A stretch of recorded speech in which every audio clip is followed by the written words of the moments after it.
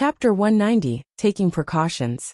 Shi Feng had already received attention, since the problem of the leveling strategy cropped up now, that he had priced the leveling strategy at a shockingly high price of 10 billion credits.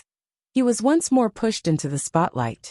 Hence, it was only natural for the White River City Guidebook to receive everyone's attention the moment it appeared. These sales had far exceeded Shi Feng's expectations. Shi Feng quietly called up the half-transparent display screen.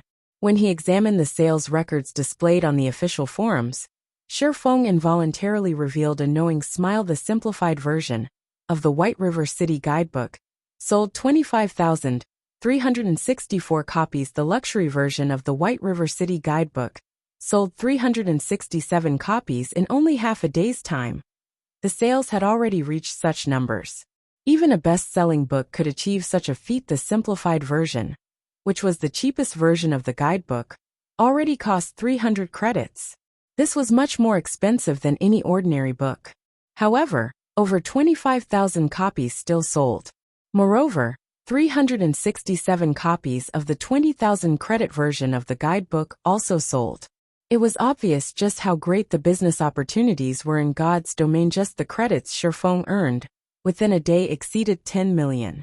It was practically faster than robbing a bank. Of course, the main contributor to such success was Shi Feng becoming too eye-catching and famous, even if most of it was infamy. Moreover, along with the passing of time, the sales of the White River City Guidebook would still increase. Although Shi Feng won't be earning as much as he was now, his daily earnings would still be considerable. Originally, Shi Feng estimated his earnings from the guidebooks would be around several million credits. Moreover, he reached this conclusion after taking into consideration that every guild within the White River City region would purchase a copy of the luxury version.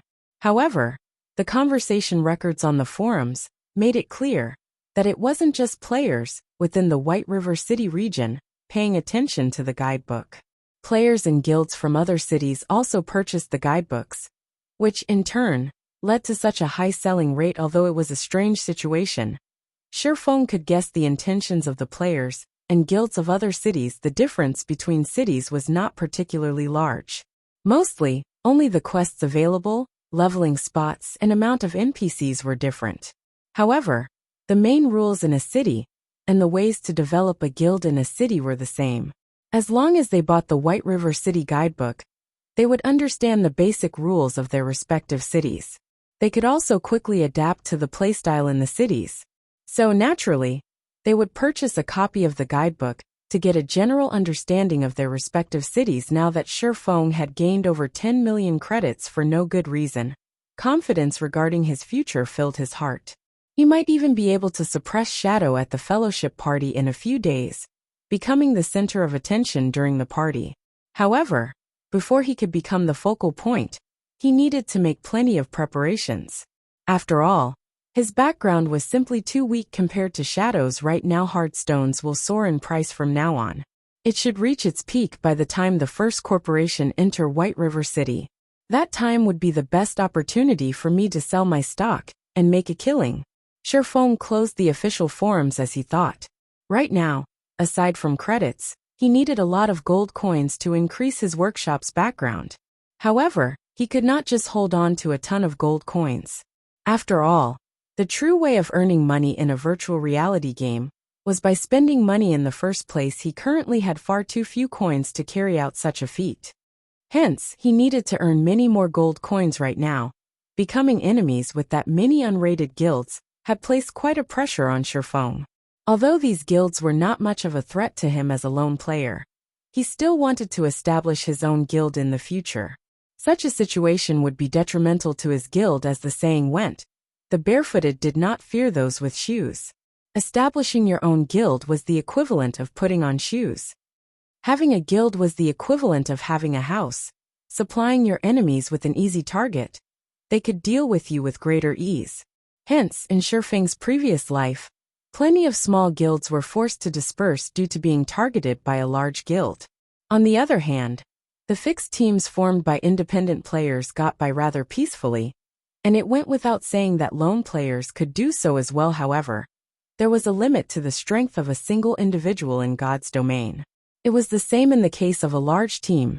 If Shifeng wanted to establish his own virtual empire, he even more was in need of the strength of a guild. Hence, establishing a guild was his only available option to reduce the pressure on himself. Shifeng needed to increase the pressure on these unrated guilds. That way, they couldn't spare any time to deal with him. Although there was still a long time until these guilds would search him out, it was wise to take precautions immediately. Shifeng contacted Stabbing Heart brother Yifeng. I am truly grateful for your help the last time. Because of your guidebook, the elite teams of our guild could prepare far more than other guilds. After we enter White River City, I believe it won't be long before our Assassins Alliance reigns supreme over the other guilds in White River City, Stabbing Heart excitedly said. However, after not meeting for some time, I never imagined that Brother Yifeng would grow even more famous. I am truly envious. If I become as famous as Brother Yifeng, I might even be promoted to an elder position during the next guild meeting. I'd rather be more ordinary. Shifeng smiled bitterly as he shook his head. The nail that stuck out would be hammered down. Although Shifeng had long since been prepared for this in his heart, he did not think that the actual situation would be so intense. Brother Yifeng, since you are looking for me, do you need help for something? Stabbing Heart asked. Normally, Shifeng would not take the initiative to contact him, unless there was something going on, of course. Moreover, it is good news for you. Shifeng laughed. Good news? Stabbing Heart grew slightly excited. He had received plenty of praises from the guild leader, due to the help he received from Shifeng the past several times. As a result, his position in Assassins Alliance had risen by quite a bit. Meanwhile, the matter of the White River City guidebook even earned him the good graces of the guild elders. They had already labeled him as one of the reserve elders of the guild. Such a promotion was rare in the Assassins Alliance, and it displayed how highly the guild leader and elders thought of him. Do you lack hard stones right now? Shifeng asked. Lack. My subordinates and I have a headache over this matter right now. Even though I'd sent many people out to grind, the amount of hard stones we obtained is merely a drop in the bucket. Does Brother Yifeng need some hard stones right now? Stabbing Heart breathed out a tired sigh when he heard the words hard stone. He then immediately said, if Brother Yifeng needs them, I should be able to gather 3 to 4 stacks for you. I truly can't spare any more than that. Stabbing Heart only spoke the truth. After all, he had prepared these hard stones for the forgers in his guild to craft whetstones. Brother Stabbing Heart, you're overthinking things. I'm not calling to buy, but to sell. Shifeng laughed. Sell? Stabbing Heart was awe-stricken. Hard stones were extremely rare right now, and it was insanely difficult for average players to obtain them. Not to mention selling them, players would normally choose to keep them for their own use. After all, if one wanted to level up quickly, whetstones were a must. How many do you have? Be it 2 or 3 stacks, I want all of them. I'll even buy them at above market price. What do you think about 9 silver coins per stack? In Stabbing Heart's mind, Shifeng was only an independent player. It was already heaven-defying for him to have 2 to 3 stacks. After all, Stabbing Heart's own team, which consisted of hundreds of players, had only managed to obtain 3 to 4 stacks after a long time. No, I have 50 stacks. However, I'm only taking coins for them. Shifeng casually responded, extended 5 fingers. Chapter 191, Starmoon's Big 10. Stabbing Heart immediately froze in shock when he heard that Shifeng had 50 stacks of hard stones. The entire Assassins Alliance could not even manage to gather up 5 full stacks. Yet, Shifeng said he had 50 of 50 stacks of hard stones were used to craft whetstones. Even if the forgers crafting them had slightly lower success rates, it could allow all the elite players in the Assassins Alliance to reach level 10. Entering White River City. Brother Yifeng, you're not tricking me, right? Do you really have 50 stacks? Stabbing Heart asked doubtfully. It was not that he did not trust Shifeng, but this number was simply too huge. Even a first-rate guild in a town could not offer up that many. It would be impressive if they could even gather 6 to 7 stacks naturally. Since when have I joked around before? Shifeng shook his head, laughing. The reason Shifeng offered Stabbing Heart this many hard stones was not purely to earn coins. A large part of the reason was to assist the Assassins' Alliance in entering White River City and starting their development at an earlier date. After all, the Assassins' Alliance's main forces were all stationed around the few cities near White River City. As long as the Assassins' Alliance grew stronger, with his relationship with Stabbing Heart could help him suppress and stamp out those unrated guilds. That way, these guilds would be too busy dealing with the Assassins' Alliance to pay any attention to him originally. Shifeng had wanted to sell some hard stones to Gentle Snow as well. However, Gentle Snow's team was simply developing too quickly. They had managed to reach level 10 in only half a day's time. And at this time, all the elite members of Ouroboros had already arrived at White River City. Naturally, they would not need his help anymore. The most important point was that Gentle Snow possessed the super luxury version of the White River City guidebook that Shifeng had sold to her.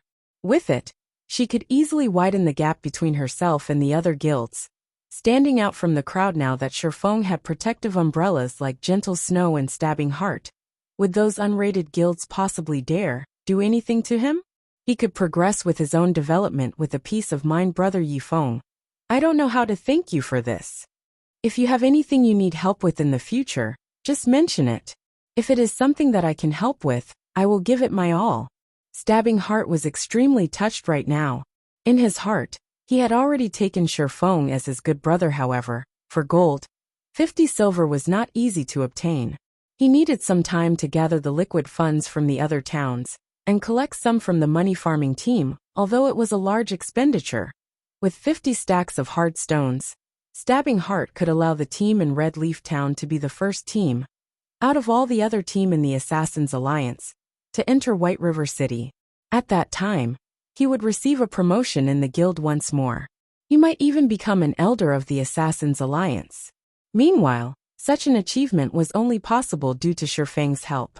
Although Stabbing Heart felt slightly ashamed of himself for not being of great help to Shifeng, he had already decided that, once he entered White River City, he would fully support Shifeng. Whoever dared to go against Shifeng would go against him as well. When will you can send someone over to Red Leaf Town to conduct the trade? Shifeng asked. As long as you are free, any time is good. Stabbing Heart answered. Alright. I have something I need to ask you. Do you know the current whereabouts of the team from Martial Union, led by Unstable Devastation? Shifeng felt that, since he was going to make a trip back to Red Leaf Town, he might as well look for Unstable Devastation to extract his revenge. This I know. They're currently at the White Sand Ruins. Are you planning on taking revenge on them? I'll call some men over to go with you. They have quite a few of players on their side, so it would be dangerous for you hunt them by yourself. Stabbing Heart was slightly surprised. He did not think that Shifeng would take revenge so quickly. Moreover, he was even going to deal with the elite team led by Unstable Devastation directly. After all, that elite team formed after Unstable Devastation merged the elite teams from 5 different towns. The number of elites in that team even far exceeded that of Stabbing Heart's own elite team, so it would not be easy to deal with them. Thanks. But I wish to deal with my own matters by myself. Let's meet up in front of Red Leaf Town's bank in 20 minutes. Shifeng thanked him. Alright. I'll send some men to investigate Martial Union's exact location. At that time, I'll pass on their exact whereabouts to you along with the 4 gold, 50 silver. Stabbing Heart naturally knew of the arrogance of an expert, so he did not pursue the matter. Otherwise, if he were to find trouble with Martial Union without Shifeng's agreement, he might even incur Shifeng's ire. 20 minutes later, Shifeng arrived in front of the bank in Red Leaf Town. Hello, Big Brother Yifeng. I am Coco, from the Assassins' Alliance. Big Brother Stabbing Heart sent me here. Here is the grinding location of Martial Union's elite team. A pure and pleasant-looking female elementalist walked over, her eyes sparkling as she looked at Shifeng. After all, the Shifeng before her was the god-ranked expert of Red Leaf Town that everybody knew about. He was a person that even team leader Stabbing Heart of Red Leaf Town treated with respect. Most importantly, Shifeng was good friends with the snow goddess that she admired greatly. There was absolutely no chance for a normal lifestyle player like herself to come into contact with such a legendary figure. She was only here today to conduct a trade, because the other forgers in the guild were too busy, while she was a newly recruited forger in the guild. Only, she did not think that she could meet such a great character. Sherfong glanced at this girl, and his expression immediately froze. Cream Cocoa. Wasn't she that famous master forger of Starmoon Kingdom? As one of the 10 great master forgers in Starmoon Kingdom, Cream Cocoa was a forging genius who was the closest to becoming a grandmaster forger. Her talent was almost comparable to that of Celiora of White River City. She was both a beauty and a forging genius. Plenty of first-rate guilds had willingly offered her an annual salary of hundreds of millions to recruit her. Unfortunately, she rejected them all, one after another, as she wanted to stay in the third-rate guild Prayer Temple. Rumor had it that she had done so to repay a debt of gratitude, as Cream Cocoa was relatively clumsy during her early days, causing her success rate to be abysmally low. Due to her clumsiness, plenty of guilds had refused to accept her. In the end, Prayer Temple was the only guild that had accepted and nurtured her, so she did not wish to leave them. Unfortunately, even with such a genius master forger in their guild, Ouroboros still destroyed Prayer Temple in the end. As a result, Cream Cocoa chose to join World Dominators, a first-rate guild in direct opposition of Ouroboros, to take revenge on the first-rate guild. However, why was Cream Cocoa in the Assassin's Alliance right now? Sherfong was slightly confused, as Prayer Temple's main force was not located in White River City, but in the capital city, Starmoon City. It was also the reason why Ouroboros destroyed them. Could it be that, after being ignored by the Assassin's Alliance, she chose to head to Starmoon City to develop herself after she reached a higher level, which then led her to Prayer Temple? Sherfong could only make guesses. If the Assassin's Alliance found out that they had chased away a master forger during their early days in God's domain, they might even kill themselves in regret. Big Brother Yifeng? When Cream Cocoa discovered that Sherfong stared at her sternly, she couldn't help but panic. Only now did Sherfong regain his senses. His actions could not be considered overreacting, as a top-tier master forger was simply too important to a guild. However, he couldn't just try to recruit Cream Cocoa to his group. After all, Cream Cocoa was still a member of the Assassin's Alliance right now. His only option at the moment was to wait for Cream Cocoa to leave the Assassin's Alliance before trying to recruit her. Oh, it's nothing. Here are the 50 stacks of hard stones. Sherfong immediately traded the 50 stacks of hard stones to Cream Cocoa.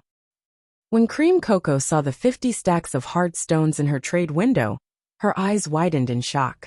She did not even dare believe her own eyes. Right now it was hard to even purchase 1 or 2 hard stones. Yet, Sherfong had easily managed to bring out 50 stacks.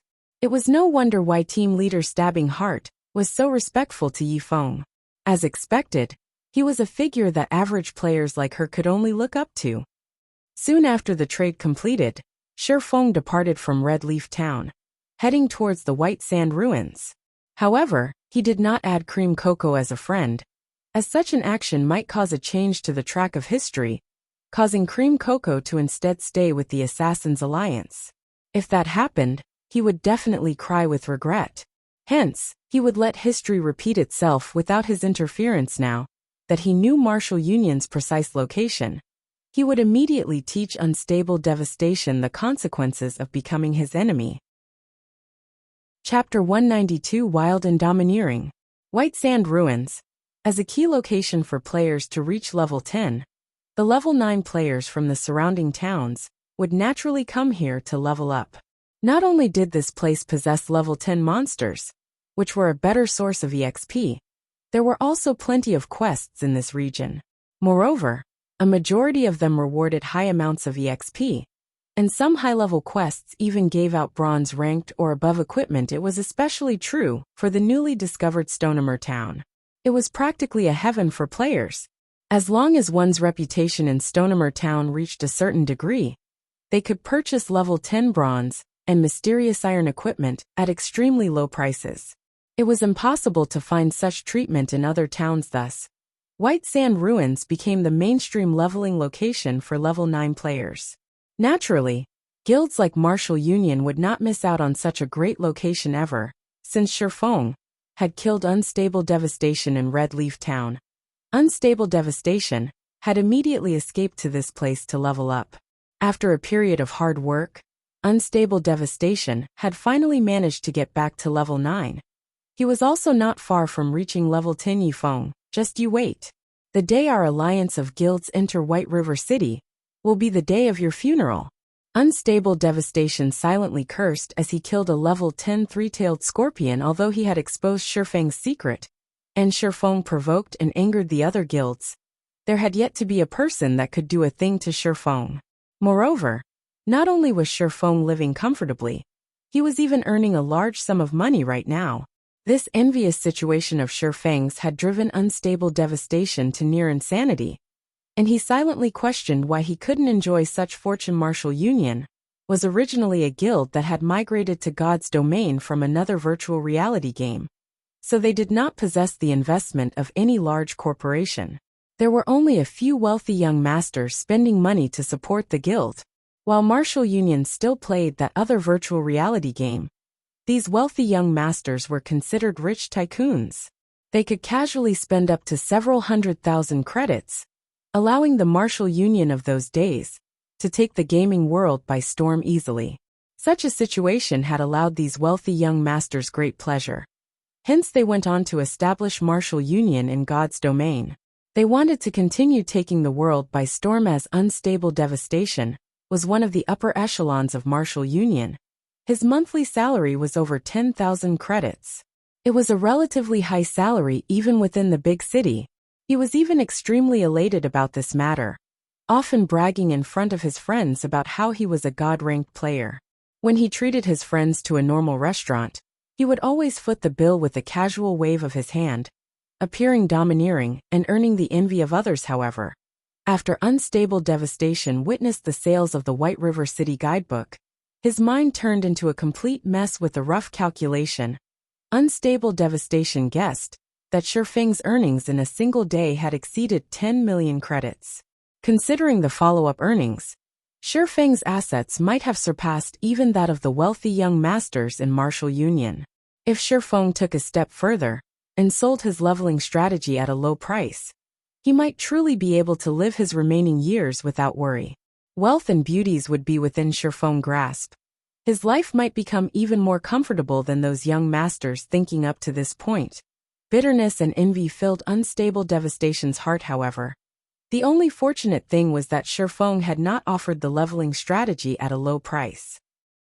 As long as he could snatch it, becoming the first one to sell it on the official forums, he wouldn't need to remain a professional player any longer. He could immediately live a rich life in the real world. Boss Unstable, I discovered a location with an extraordinarily high amount of monsters. The respawn rate is also quite fast. Our leveling efficiency could probably rise by 60% or more there. An assassin said in the team chat, report the location. We'll head there right away. Unstable Devastation grew excited upon hearing this. Right now, there were simply too many players in the White Sand Ruins, while the number of monsters was far from enough for them to grind. If there were such a valuable location available, they might make it to White River City today. These are the coordinates. That assassin immediately transmitted the coordinates into the team chat. Good. We'll head over there after we get rid of these monsters. Unstable Devastation laughed. His luck had finally arrived. In a moment, Unstable Devastation led his team of elite players to that location just like that assassin had reported. This place was extremely secluded. There were plenty of monsters here as well. There were almost more than 50 three-tailed scorpions respawning every interval. To a large elite team like theirs with over 100 players, this place was certainly a worthwhile grinding spot. The only problem was that there were already quite a few players grinding here as well. Boss Unstable, what are we going to do? A shield warrior looked towards the 60 to 70 players grinding ahead, his eyebrows scrunching as he spoke. Can't you see that they're all independent players? Unstable Devastation said disdainfully. They're merely temporary parties grinding here. How can we let them occupy such a good location? Go get rid of them. From now on, this place will be Martial Union's grinding spot. Indeed, just as Unstable Devastation said, the players here were all independent players that did not belong to any guilds. They had simply teamed up temporarily to grind. If a normal guild were to see this many players, they would not dare attempt to steal this territory. However, it was a different story for Unstable Devastation and the bunch from Martial Union. Unstable Devastation's team consisted of the elite players of 5 different towns. And even the elite team Stabbing Heart led could not outnumber them. Clear out the place. All those not from Martial Union leave. Otherwise, deal with the consequences at your own risk. Unstable Devastation glared at the group of independent players with contempt as he yelled his warning. Meanwhile, the 100+ elite players from Martial Union all wore sneers as they surrounded the location. As long as anybody dared resist, they would extinguish them without hesitation. The equipment of independent players had always been of poor quality. Even if these players had reached level 9, their equipment was still far from comparing with Martial Union's. Martial Union even had the advantage of numbers, up to 132 players, while these independent players only numbered around 60 to 70. Not to mention, these independent players were not unified in heart, so they were even less of a challenge to Martial Union at this moment. The representative sent out by these independent players said, "Brothers from Martial Union, shouldn't we do things properly? It isn't easy for everyone to level up. Why don't we do this? We'll each take half of these monsters. Scram! I'll count to 10. If all of you don't get lost by then, I don't mind letting you stay here forever." Unstable Devastation bellowed, "You guys are too arrogant. We've only managed to discover this place after much difficulty, so what right do you have to chase us away? Listen to me, everyone. Why don't we team up and fight it out against Martial Union? At most, both sides will suffer losses. I don't believe that these players from Martial Union are really so fearless as fight it out with us." Just as one of the parties tried to organize everyone else into a team to go against Martial Union, tens of fireballs blasted on the players of said party, instantly killing them all. This situation had frightened these independent players. However, they did not dare utter a word, only silently glare at Unstable Devastation. "What? Do you have something to say?" Unstable Devastation laughed coldly, waving his hand once again. Suddenly, another dozen spells fell upon them, and several more players glaring at Unstable Devastation perished. "Let's go." Unable to endure the pressure, one of the parties took the lead. Soon after, the several remaining parties looked at each other. They all shook their heads as they departed. As for the 2 parties that died, nobody cared about them any longer. Ha ha ha. They are merely a bunch of trash, yet they dare compete with us, Martial Union. Unstable Devastation watched the departing independent players, jeering. Meanwhile, the other members of Martial Union also started laughing, exhilarated at this moment. Shifeng arrived at the White Sand Ruins after running without rest. Martial Union should not be far ahead. Shifeng compared his current location to the marked location on the map, increasing his pace as he headed onward. Chapter 193, Holy Grail Knights. When Shifeng arrived at the location Stabbing Heart had provided, he couldn't even find a shadow of Martial Union. "Where are they?" Shifeng surveyed his surroundings.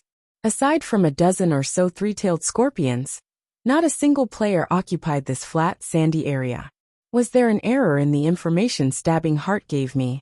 Shifeng thought the possibility of such an error was low. After all, the Assassin's Alliance was a top-tier second-rate guild. There shouldn't be any significant errors in their information gathering. Moreover, Stabbing Heart had been so confident in providing the information, so he must have had a basis for his confidence. Forget it. I didn't have much hope of finding them immediately in any case.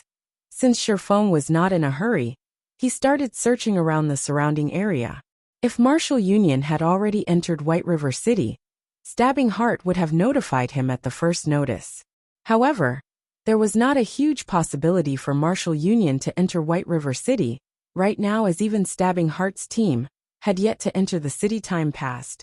Little by little, more and more players reached level 10, each of them entering White River City, one after another. Right now, the majority of the players who entered White River City were the elites and upper echelons of guilds.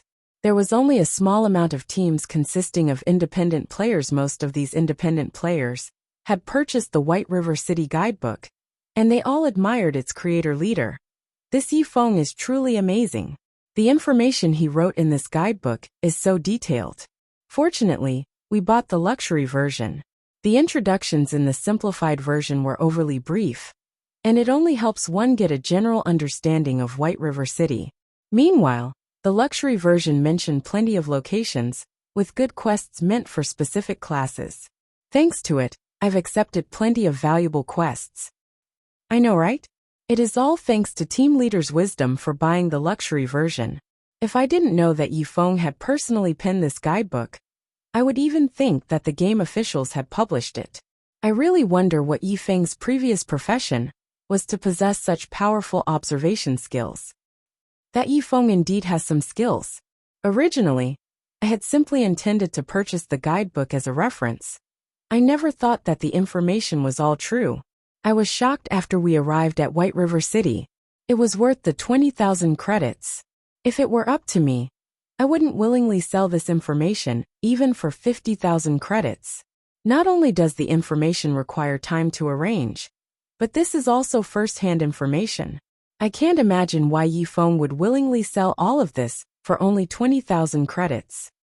In front of the teleportation hall of White River City, a non-guild team, consisting of 10+ elite players happily chatted, while waiting for their other companions. An independent team?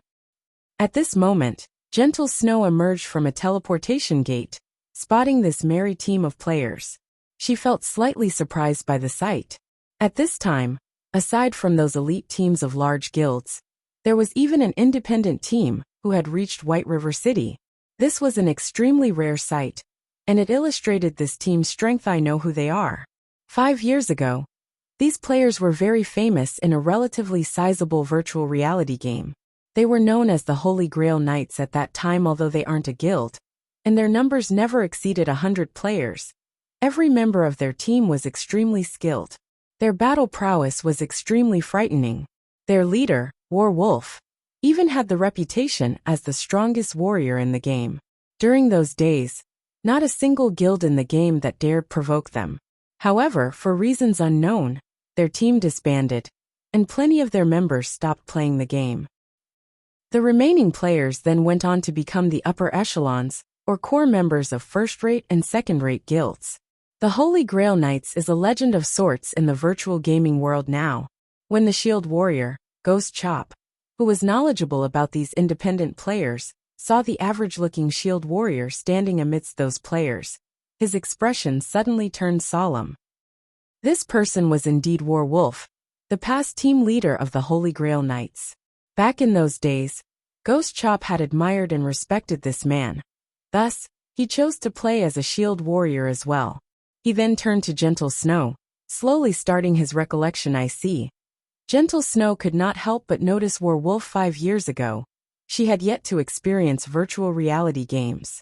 Hence, she did not know that such a person had existed. Snow, are you thinking of recruiting him into Ouroboros? Zhao Yueru asked with a smile when she noticed Gentle Snow's moved expression. Although this person seemed to lack spirit at first glance, he seemed as deep and profound as an ocean at the same time. Moreover, the equipment he's wearing is all mysterious iron rank, though his weapon slightly lacks as it is not secret silver rank. However, it should be extremely difficult for an independent team to have such a geared Shield Warrior, so it clearly displays how powerful the members of this team are. Meanwhile, a team leader capable of leading such a team is not a simple character. If we can recruit him, it should be of great help to our future dungeon raids. Gentle Snow did not directly deny Zhao Yueru's question.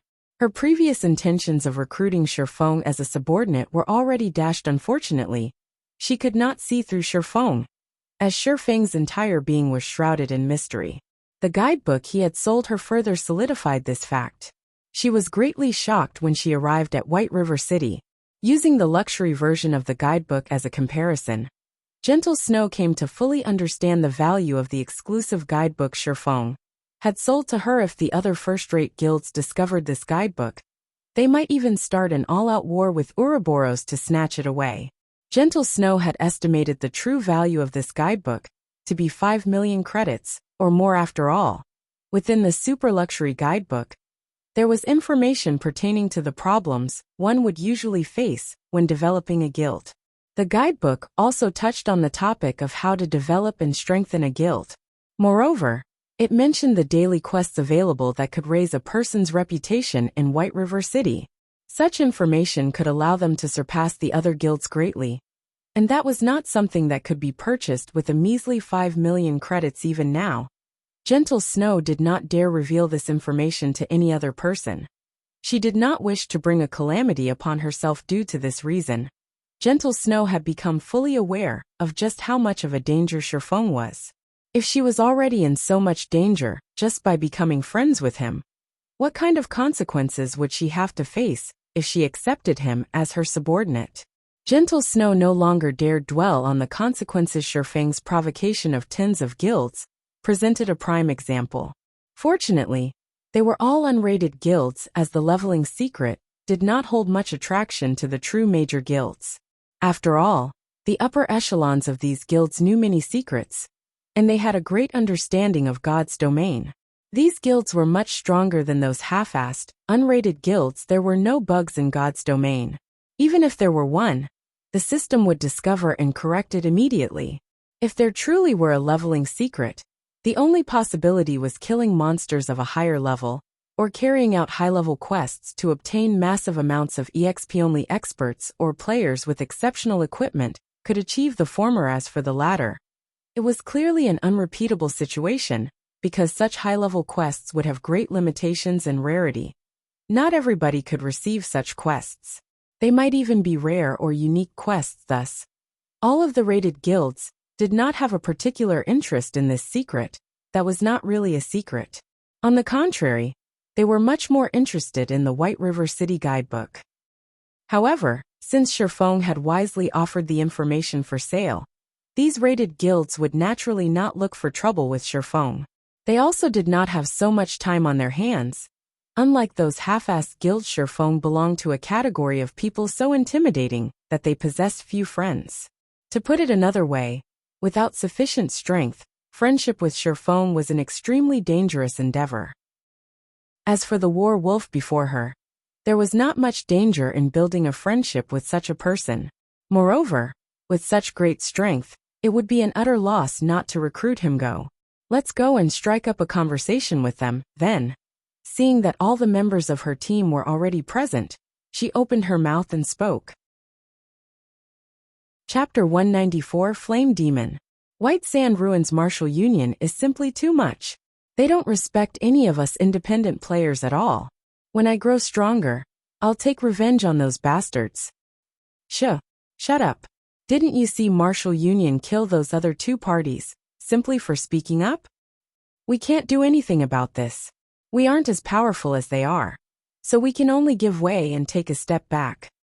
If I was a member of a third-rate guild, I don't believe that Martial Union would dare kick us around like they just did. Leader, why don't we just join a large guild? With our current technique standards, we should be able to join a large guild. A guild, is it? Indeed, we should consider it. However, let's talk about this after we enter White River City. The Assassins Alliance is currently the strongest guild in Red Leaf Town. But when we get to White River City, the Assassins Alliance would only rank above average at best. There are still a bunch of first-rate guilds we can choose from. One of the six-man party's Martial Union had chased away started a discussion as they searched for a new grinding location. They had experienced, firsthand, the strength and usefulness of a guild. If they did not join a guild, they could only compete with other independent players over locations with scarce resources. When these guilds occupied all the valuable leveling locations, excuse me, but do you know where Martial Union is? Shifeng had been searching the White Sand Ruins for quite some time, having no luck of finding any traces of Martial Union.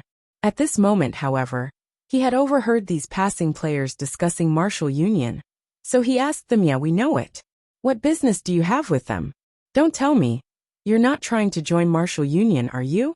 The leader of this party nodded.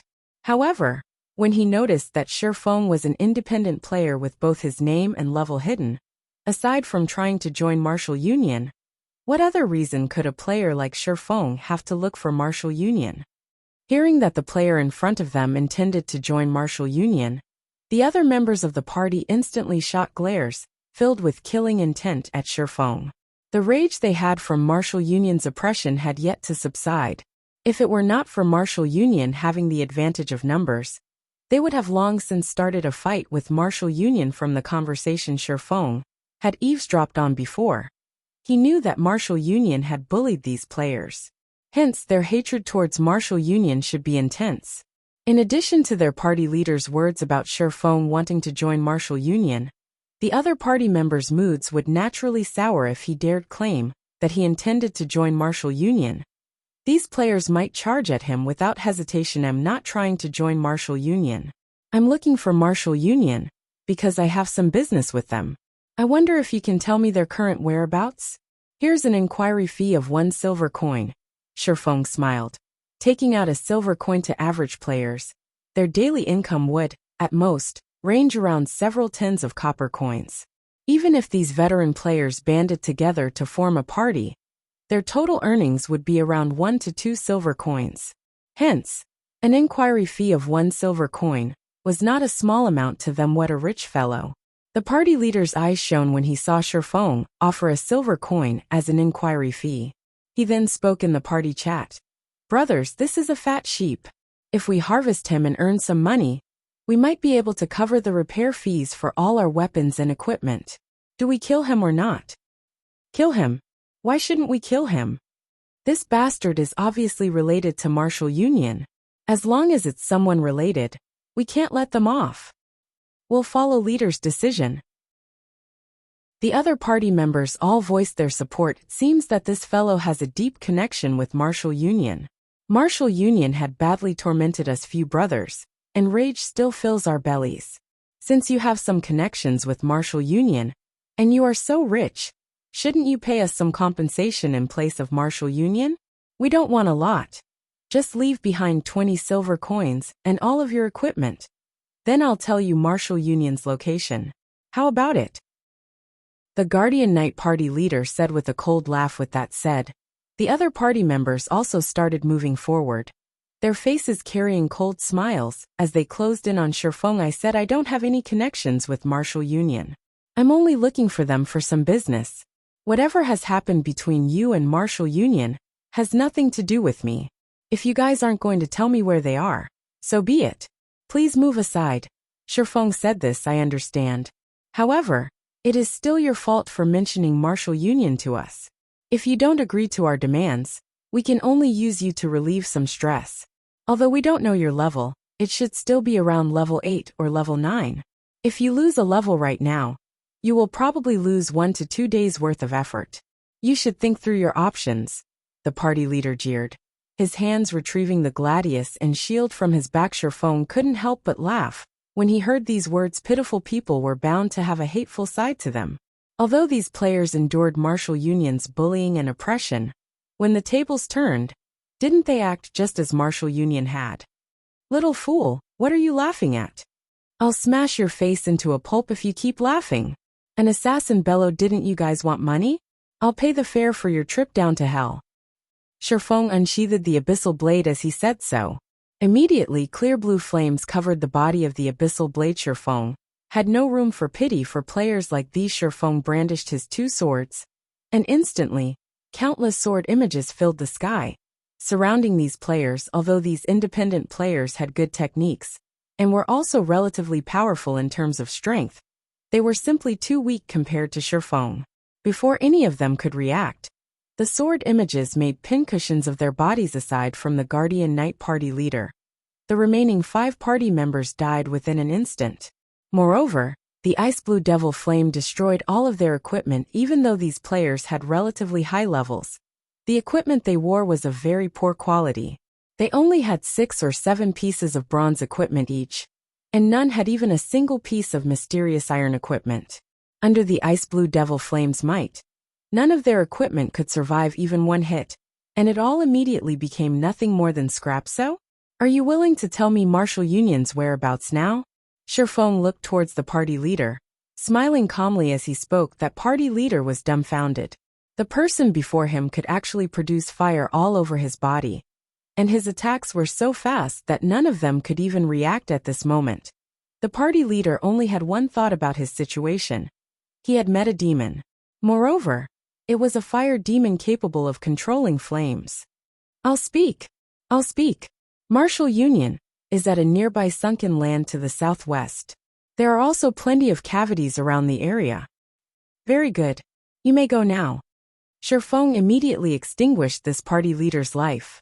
He then advanced towards Martial Union's location. By the time these independent players revived back at Red Leaf Town, they immediately filled the skies with their screams of anguish.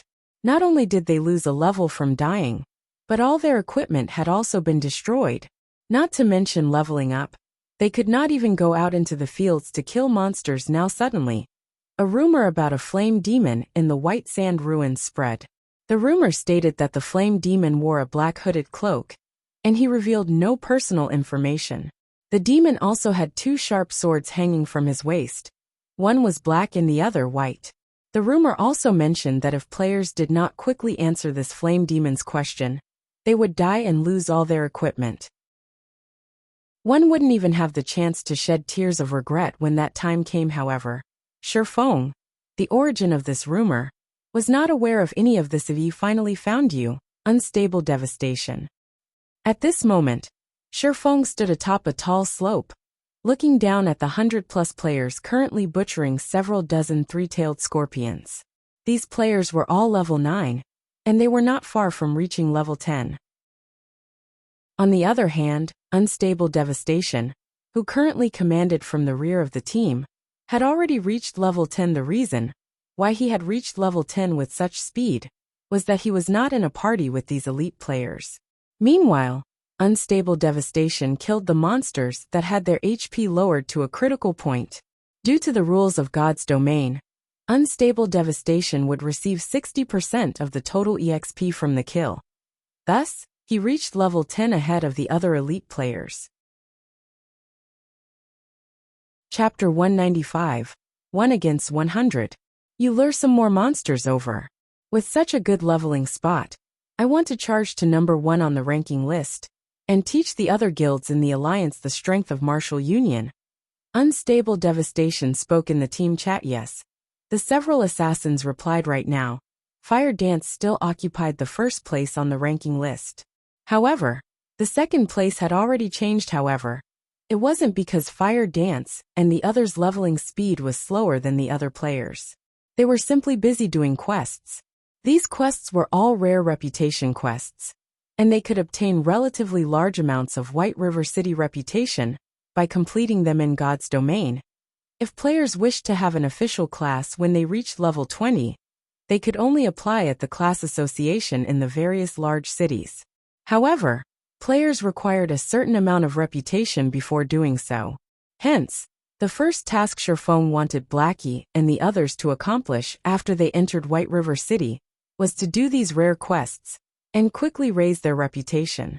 By the time they reached level 20, they would be able to change into their basic classes immediately. If they discovered this fact only after they reached level 20, they would have to waste a lot of time earning sufficient reputation, which in turn would delay their progress. Just as Unstable Devastation excitedly hunted three-tailed scorpions, Shifeng had also arrived at Martial Union's healer's position, using the Ring of Nothingness. Nobody would ever think that a single independent player would take the initiative to seek vengeance upon a guild's elite team. After all, this was simply an overestimation of one's own abilities. However, Shifeng dared to do just that because of his sufficient strength. Unstable Devastation was level 10, and the others present were all level 9. There was a 5-level gap between them and Shifeng. Moreover, equipment that could ignore an opponent's levels were extremely rare at this stage of the game. These conditions allowed Shifeng to easily sweep the floor with this group of level 9 players. Just as the healers of Martial Union were about to replenish the HP of the frontline players, Shifeng suddenly appeared before them. Shifeng cast Thundering Flash, the skill instantly devouring the group of panicked healers. Frightening damages of over -500 appeared on every healer's head, and some even received critical hits of over -1000 damage. In the blink of an eye, a majority of the healers died. However, due to the healers standing relatively spread apart, there were 3 who managed to remain unscathed after Shifeng's attack. Shifeng immediately used Wind Blade and charged over. He used chop on one of the shocked healers, killing them instantly. Shifeng then continued to brandish his sword at the two remaining healers, reaping their lives with a few sword strokes. Yifeng. Unstable devastation bellowed, countless veins surfacing on his forehead. Unstable devastation. Haven't you been trying to find me all this time? Shifeng faintly smiled as he looked at unstable devastation. Regarding the 100+ players standing around unstable devastation, glaring at him, Shifeng paid no attention to them at all. Now that I've arrived, I wonder if you've prepared to die yet. Kill me? I'm afraid that you're the one who won't leave this place alive. I lost to you the previous time, because you had a higher level. This time, however, I am level 10 as well. Do you think that I'm still afraid of you? Everyone get him. Kill him. Unstable devastation smiled disdainfully, immediately commanding all of his subordinates to get rid of Shifeng. Unstable devastation did not believe that Shifeng could leave alive when faced with his team of over 100 elite players. Not to mention, managed to kill him. The players from Martial Union revealed sneers as they looked at Shifeng. They all thought that there was a problem with Shifeng's head. However, they didn't mind teaching Shifeng a lesson 1 against 100. Did he really think he was Superman? In the past, the players from Martial Union that surrounded Shifeng were mostly normal members. There were only a few elite members of the guild present at the time. Hence, Shifeng caused such a massacre. This time, however, they were all Martial Union's elites, and they were all level 9 players. Yifeng would only meet one end today, death. Suddenly, tens of spells launched at Shifeng. The other remaining tens of shield warriors, guardian knights, berserkers and swordsmen charged towards Shifeng. Meanwhile, the assassins entered stealth, waiting for their chance to strike. Faced with the attacks of dozens of mages, Shifeng dared not be careless. He immediately activated Windwalk and the Tier 2 life shield, before proceeding to charge at the incoming wave of players. As Shifeng's speed was extremely fast, very few of the tens of spells hit Shifeng. In the end, only 3 or 4 spells actually managed to deal damage to Shifeng. Unfortunately, these spells were all fire-type and ice-type spells, such as Fireball and Frost Arrows. With Shifeng's resistances, these spells managed to cause less than -10 damage each. In addition to the life shield absorbing a portion of the damage, the actual damage these spells caused was less than -6 points. All of the mages were shocked. Even if it is a tiny amount of damage, beat him with all you've got. There has to be a limit to his HP. Without any healers, he won't last long. Melee classes, spread out and be careful of his AoE skills. Unstable devastation was similarly shocked. However, after giving it some thought, even if Shifeng had an insanely high defense, he still wasn't a boss.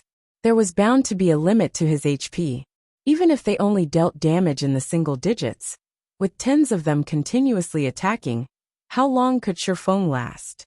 Watching his HP fall continuously, Shifeng clearly understood that he could not hold on for much longer. The difference in attributes was simply not enough to overcome the strength of over 100 elite players almost. When the distance between Shifeng and the crowd from Martial Union shrunk to less than 20 yards, Shifeng took out an intermediate frost grenade. Tossing it at the Martial Union noticed Shifeng throwing an item.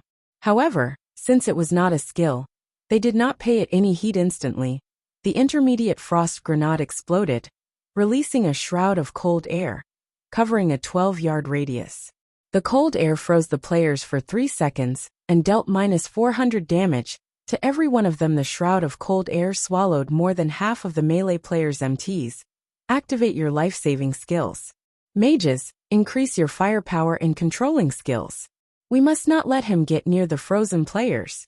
Unstable devastation hurriedly shouted. The shield warriors and guardian knights immediately activated their shield walls and protection blessings respectively after receiving the command.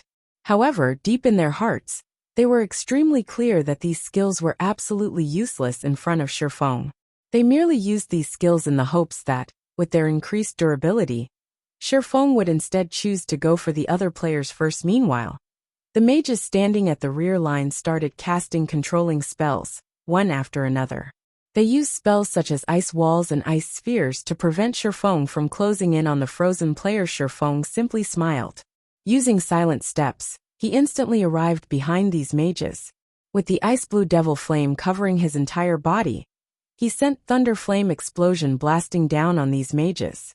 The elementalists and cursemancers, who were within the range of thunder flame explosion, were instantly wiped out of existence. Moreover, those who received critical hits of over -2,000 damage also had their equipment destroyed. A few elementalists with quick reactions had immediately activated Frozen Circle.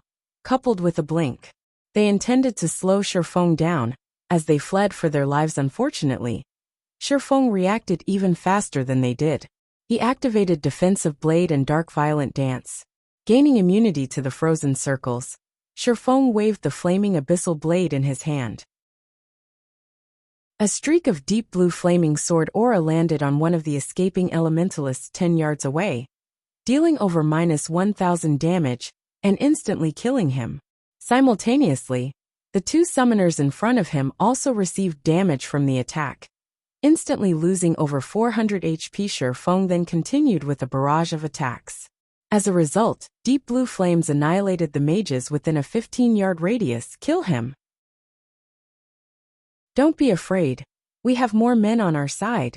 He only has half of his HP remaining. Although Shifeng only had half of his HP remaining right now, Unstable Devastation had lost much of his confidence.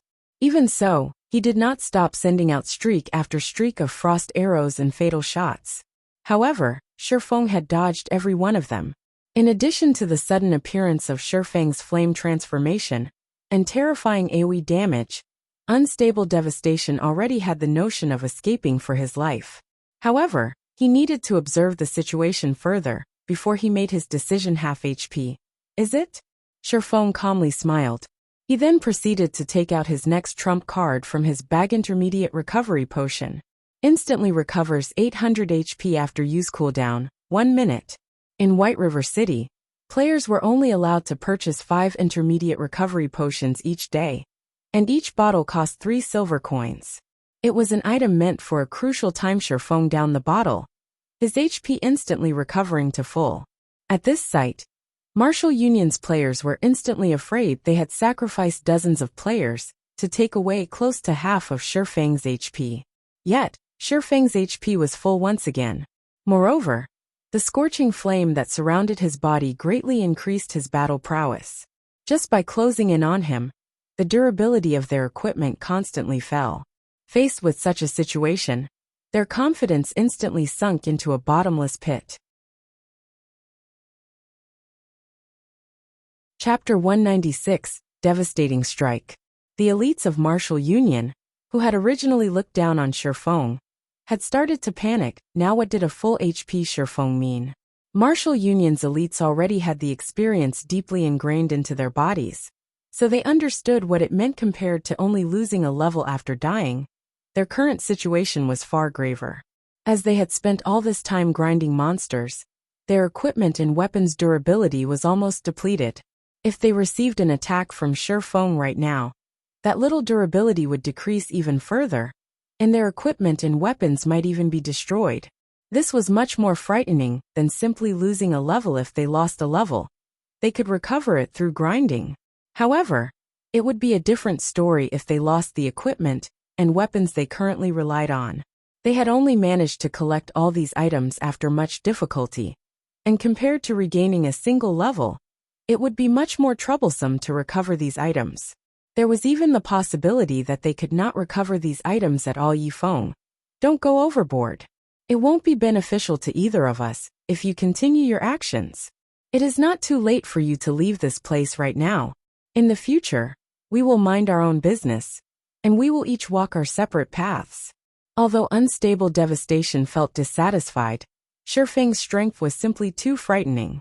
He could only grit his teeth and take a step back in this matter. If he lost everything he had right now, his dreams of rising in Martial Union would also vanish overboard. These are your last words. Shifeng laughed at the absurdity. He truly could not understand Unstable Devastation's thought process. Did he think that, after slapping someone across the face, everything could be settled just with a simple apology? Hearing Shifeng's contempt, Unstable Devastation felt humiliation for the first time. He had already taken a step back, yet Shifeng reacted so aggressively. However, he could do nothing to Shifeng right now, so he could only watch as his subordinates were butchered, one after another. This sort of helplessness had driven him close to insanity. Unstable devastation. Never thought that such a day would befall him in the beginning. He had a 100% certainty of crushing Shifeng. Now, however, due to a mystical exploding object and an intermediate recovery potion, that confidence shattered. Even if they managed to kill Shifeng today, the elites of Martial Union would receive insufferable losses. Yi Feng, you have forced my hand. Let's see which one of us will die first then. Everyone attack him together. He already has a super red name. As long as we can kill him, he will drop all of his equipment, and it will be enough to make up for all our losses. Don't be afraid. His HP potion's cooldown is definitely very long. We can exhaust him to death. Upon receiving Unstable Devastation's command, the members of Martial Union went into a frenzy. They used all their skills and techniques to restrict Shifeng, while slowly depleting his HP. Meanwhile, Unstable Devastation also reluctantly retrieved a flame-red arrow from his back, aiming and firing it at Shifeng. This was Unstable Devastation's strongest treasure. Originally, he had intended to use this arrow to deal with a Lord-ranked boss. Now, however, he could only use it to get rid of Shifeng. The flame-red arrow soared through the air, leaving behind a sonic boom as it shot towards Shifeng's heart. Extremely complicated incantations were carved on the flame-red arrow's body, causing the surrounding fire-type mana to gather around the arrow. It seemed like a consumable item. Shifeng had also noticed this flame-red arrow flying at him. He stopped paying attention to the spells attacking him, and immediately used parry to block this flame-red arrow. Boom! Boom! Boom! The moment the arrow collided with Shifeng's swords, it exploded. The force of the explosion instantly sent Shifeng flying. Fortunately, parry had managed to block the attack fully, and Shifeng received no damage from the arrow. Shortly after, Shifeng landed unscathed. Immediately, he charged towards the mages, resuming his massacre of Martial Union's elites. Just like slapping at flies, Shifeng killed one player from Martial Union with each of his attacks. Within a short moment, 4 elites had died. Watching this scene play out, Unstable Devastation's eyes nearly popped out of their sockets, even after he used his final trump card. Shifeng had taken not a threat of damage from it. On the contrary, his attack aided Shifeng in closing in on the mages, and continuing his slaughter. To begin with, Shifeng's movement speed was extremely quick. These mages had no chances of escaping him at all. Furthermore, due to the level suppression and Shifeng's magic resistance, these mages were rendered utterly helpless. They could only watch as they were slaughtered. Noticing that the frozen effect on the melee players was about to dissipate, the mages of Martial Union released a sigh of relief. They finally saw hope. Unfortunately, Shifeng took out another intermediate frost grenade from his bag, tossing it at the melee players again. The frost grenade landed precisely on the same location as before, and in the blink of an eye, these melee players froze solid once more. A damage of -400 also appeared on every one of their heads, and the assassins and swordsmen, who had low HP, fell into critical conditions. Shifeng then made a slashing motion with his sword, sending a flame blade flying at the assassins and swordsmen, ending their lives. This attack even destroyed the equipment they wore. At this stage of the game, where everyone's levels were still low, there were plenty of skills that players had yet to learn. It was especially true for high-level skills that could remove controlling effects. Thus, the elites had no defenses against Shifeng's frost grenades. They had no ways of dealing with them at all. With the melee players frozen once again, and Shifeng killing so many of their allies, these mages truly felt despair. They no longer cared about Unstable Devastation's command. They all ran, escaping in any direction they could. Nobody would have thought that Shifeng would still have a weapon of mass destruction like that. If they had known about this earlier, they would have long since fled, and not remained here for slaughter. Everyone's escaping now. Shifeng immediately felt his head ache. If he hunted them down one by one, he might let even more players escape. After all, although the frost grenades had frightening might, Nobody would be foolish enough to stand still and wait for their deaths helpless. Shifeng could only start throwing out basic frost grenades without stop. Although there was a 1-second cooldown, it could freeze a player for 3 seconds. With this, Shifeng could get rid of all these scattered players with basic frost grenades tossed out. One after another, the sandy grounds turned into a world of ice, while all of the members of Martial Union turned into ice sculptures. Shifeng then used the blazingly hot abyssal blade to end each of their lives, watching as his teammates died and their equipment destroyed. The remaining players trembled in fear as they were driven to insanity. Some of the players who could not endure the sight even tried to log off from the game immediately. However, players were not allowed to log off during combat, so they could only helplessly wait as Shifeng walked, step by step, closing in on them very quickly. Shifeng had reaped the lives of 100+ elite members of Martial Union, and only Unstable Devastation remained alive now. Unstable Devastation quietly stood still, his mind in a daze. He had even forgotten to resist. Over 100 elite players had died, and all of their equipment was destroyed. These were all of his assets, and right now, it was impossible for him to climb back up in Martial Union, even if he wanted to. He no longer had any means to compete with his rivals in the guild at this moment. Unstable Devastation only had regret filling his heart. All of this had stemmed from his own arrogance. If he had known that Shifeng was so frightening from the very beginning, he wouldn't have dared to become enemies with Shifeng, even if he were beaten to death. Even if he had to become enemies with Shifeng, at the very least, he would have waited until all members of Martial Union had entered White River City. However, it was too late now. Soon after, Shifeng killed Unstable Devastation with 2 sword slashes as well. I'm finally done cleaning up. It should also be about time to bring Blackie and the others down to a dungeon for some equipment upgrades. Shifeng took a look at his surroundings. After confirming that there weren't any members from Martial Union remaining, he used the demon mask to wipe clean his name. He then took out a return scroll, chanting the incantation, and returning to White River City after killing Unstable Devastation and the elite players under him. Even if Unstable Devastation wanted to do anything to Shifeng in the future, he would need to wait until these elite members recovered before he could.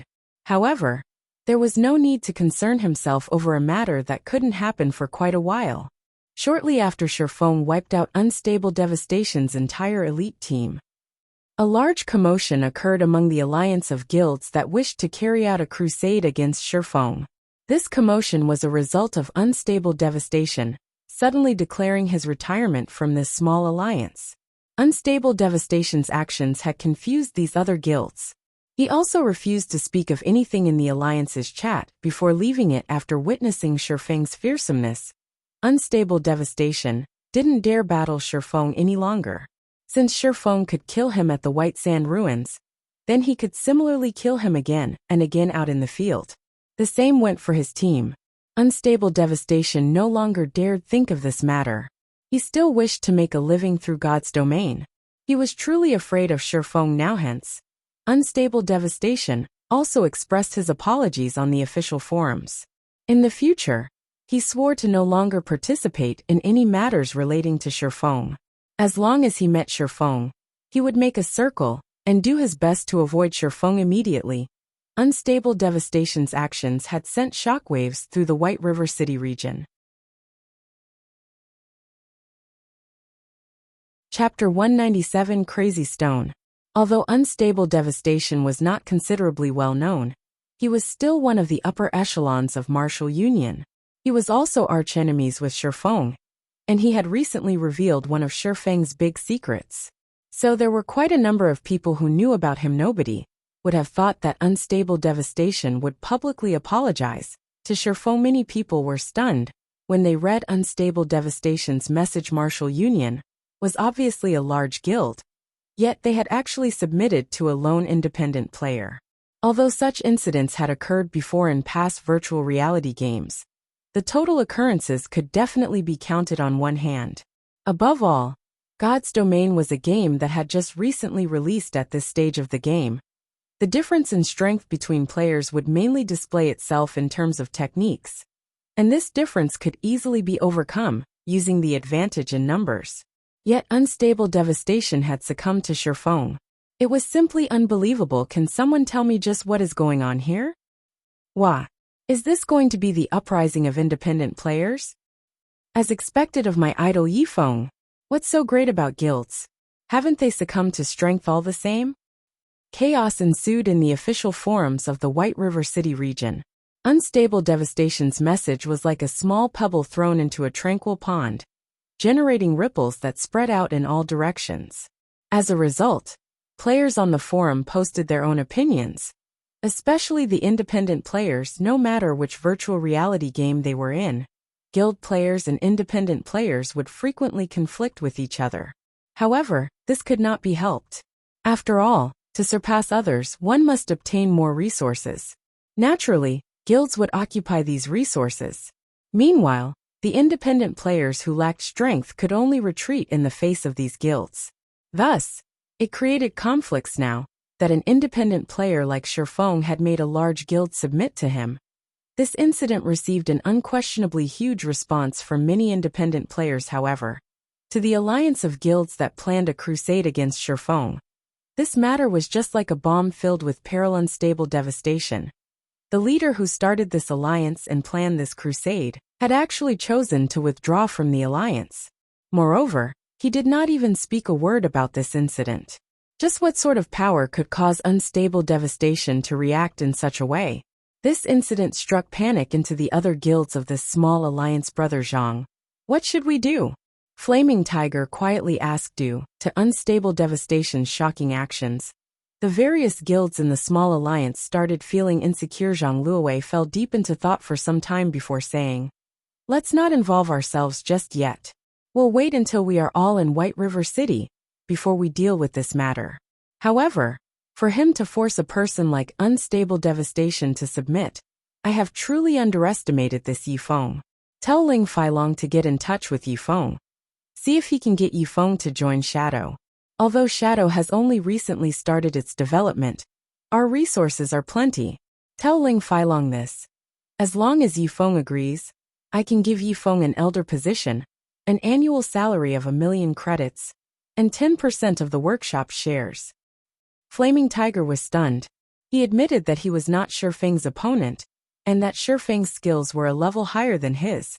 But wasn't this promise a little too great? Not only could an elder of the guild live leisurely, but the authority they wielded was also great. Aside from Brother Lan and Zhang Luowei, Shifeng would have the highest authority in Shadow, not to mention an annual salary of 1,000,000 credits and 10% of the workshop shares. Even Flaming Tiger only had a minimum monthly salary of 20,000 credits. Flaming Tiger simply could not understand why they had to pay such a huge price to recruit Shifeng. However, he did not have a say in this matter, so he could only do as he was told. White River City, trade area. After returning to White River City, Shifeng first headed towards the bank. He retrieved 500 stacks of hard stones, intending to sell only a portion of his stock for now. Due to the great increase in the hard stones demand, the price had already reached Shifeng's estimation of 10 silver coins per stack. Although this price would still rise later, it was already close to the limit. Players could handle these 500 stacks of hard stones, were only a small portion of the hard stones Shifeng owned. Just based on the amount of hard stones that Shifeng had constantly purchased before, his stock exceeded 10,000 stacks. This was also one of the reasons why the various large guilds in White River City could not purchase any hard stones. Shifeng had purchased all of these hard stones when the prices were at their lowest, and he only paid around 30 gold coins for them. However, their current value far exceeded their initial cost after selling these 500 stacks. It should be about time to bring Blackie and the others to raid the level 10 team dungeon, the Goblin Factory. Shifeng inwardly planned. Although Blackie and Lonely Snow's levels were high, the overall equipment they had was subpar at best. The same went for Shifeng's equipment.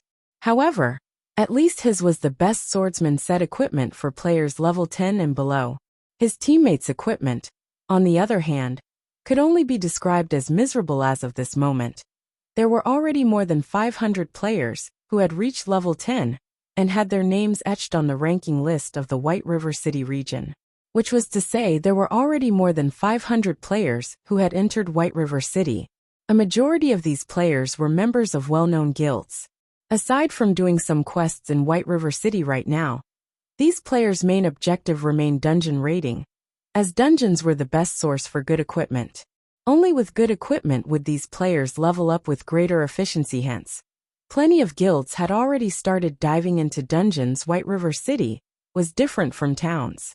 God's domain only truly began after players reached level 10, and the city. As for the town life players experienced at the start of the game, it was merely an introduction to life in God's domain. There were plenty of level 10 dungeons throughout the White River City region. The number of level 10 to level 12 party dungeons exceeded 20, and their rating difficulty varied greatly. Meanwhile, 10-man level 10 team dungeons numbered slightly lower, but there were still 12 such dungeons available. As for level 10 large-scale dungeons, there were 3 within the White River City region. As long as one successfully raided one of these 3 large dungeons, they could activate the card set exchange system. The value of card sets would also be at their highest when that time came. Meanwhile, after entering White River City, the normal raiding procedure for players began with the party dungeons to upgrade their equipment. They would then proceed to small-scale team dungeons and finally, the level 10 large-scale dungeons. Right now, many guilds had already started raiding small dungeons and were continuously upgrading their equipment. Eventually, all the guilds in White River City would have only one goal: obtaining the first clear of one of the 3 large-scale team dungeons. A team could only obtain the first clear by clearing the hell mode of the dungeon.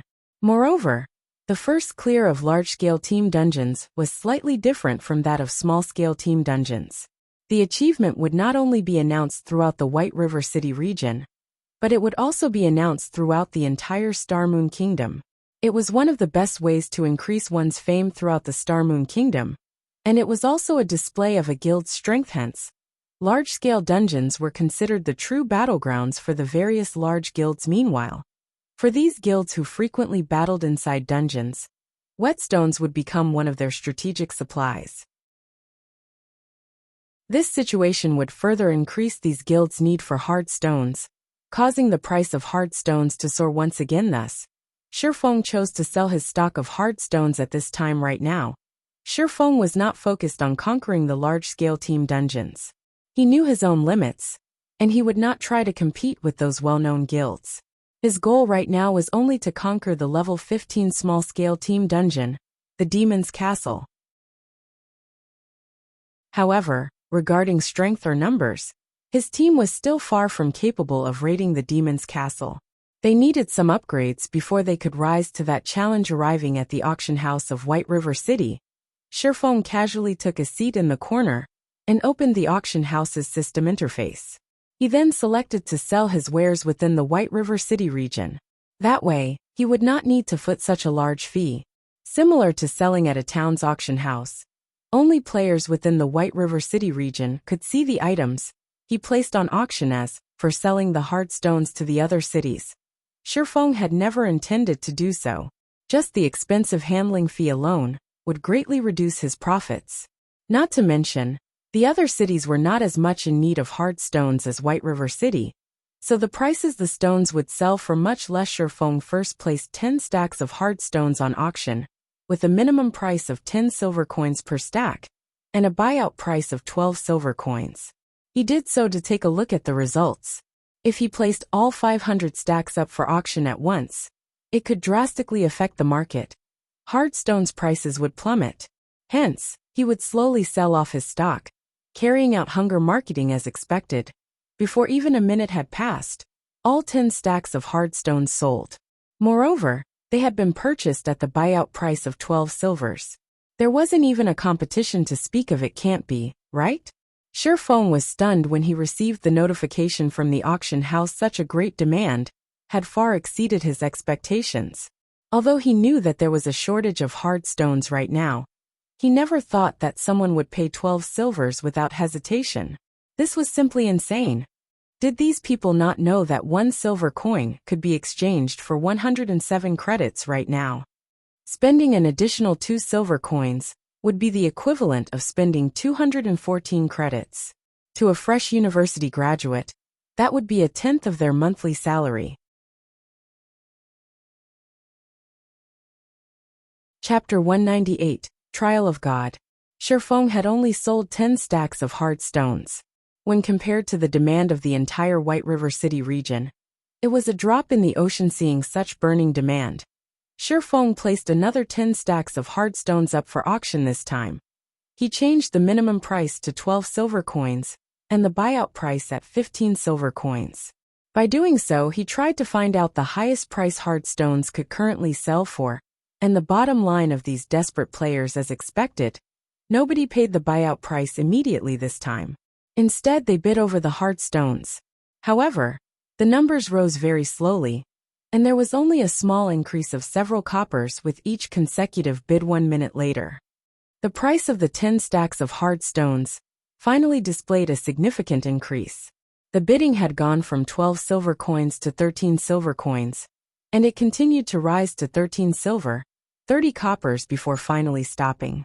Obviously, this was the final price these desperate players were willing to fork out. Their bottom line should be around 13 silver coins. Huh? Still, this has surpassed my expectations. In the future, I can simply sit tight and wait for the money to roll in. Shifeng also felt that 13 silver coins was the limit for hard stones. If the prices further increased, then aside from guilds, average players could not endure such an expense. Moreover, Shifeng had only paid around 30 coppers for each stack of hard stones when he purchased them in bulk. Now he sold them for 13 silver coins per stack. Their value had increased over 30 folds. One could not be too greedy. Shifeng was currently satisfied with the results. Shifeng then continued removing hard stones from his bag, setting them up for auction. He sold 20 stacks per batch, and each batch would be available every 10 minutes or so.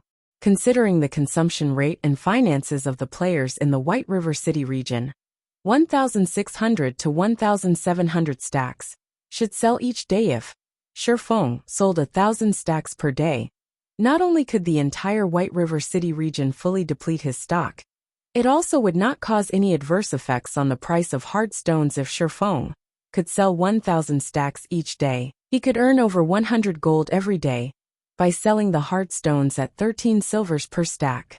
Moreover, these were genuine gold coins and not credits. Such a daily income was more than 10 times higher than the daily income of first-rate guilds.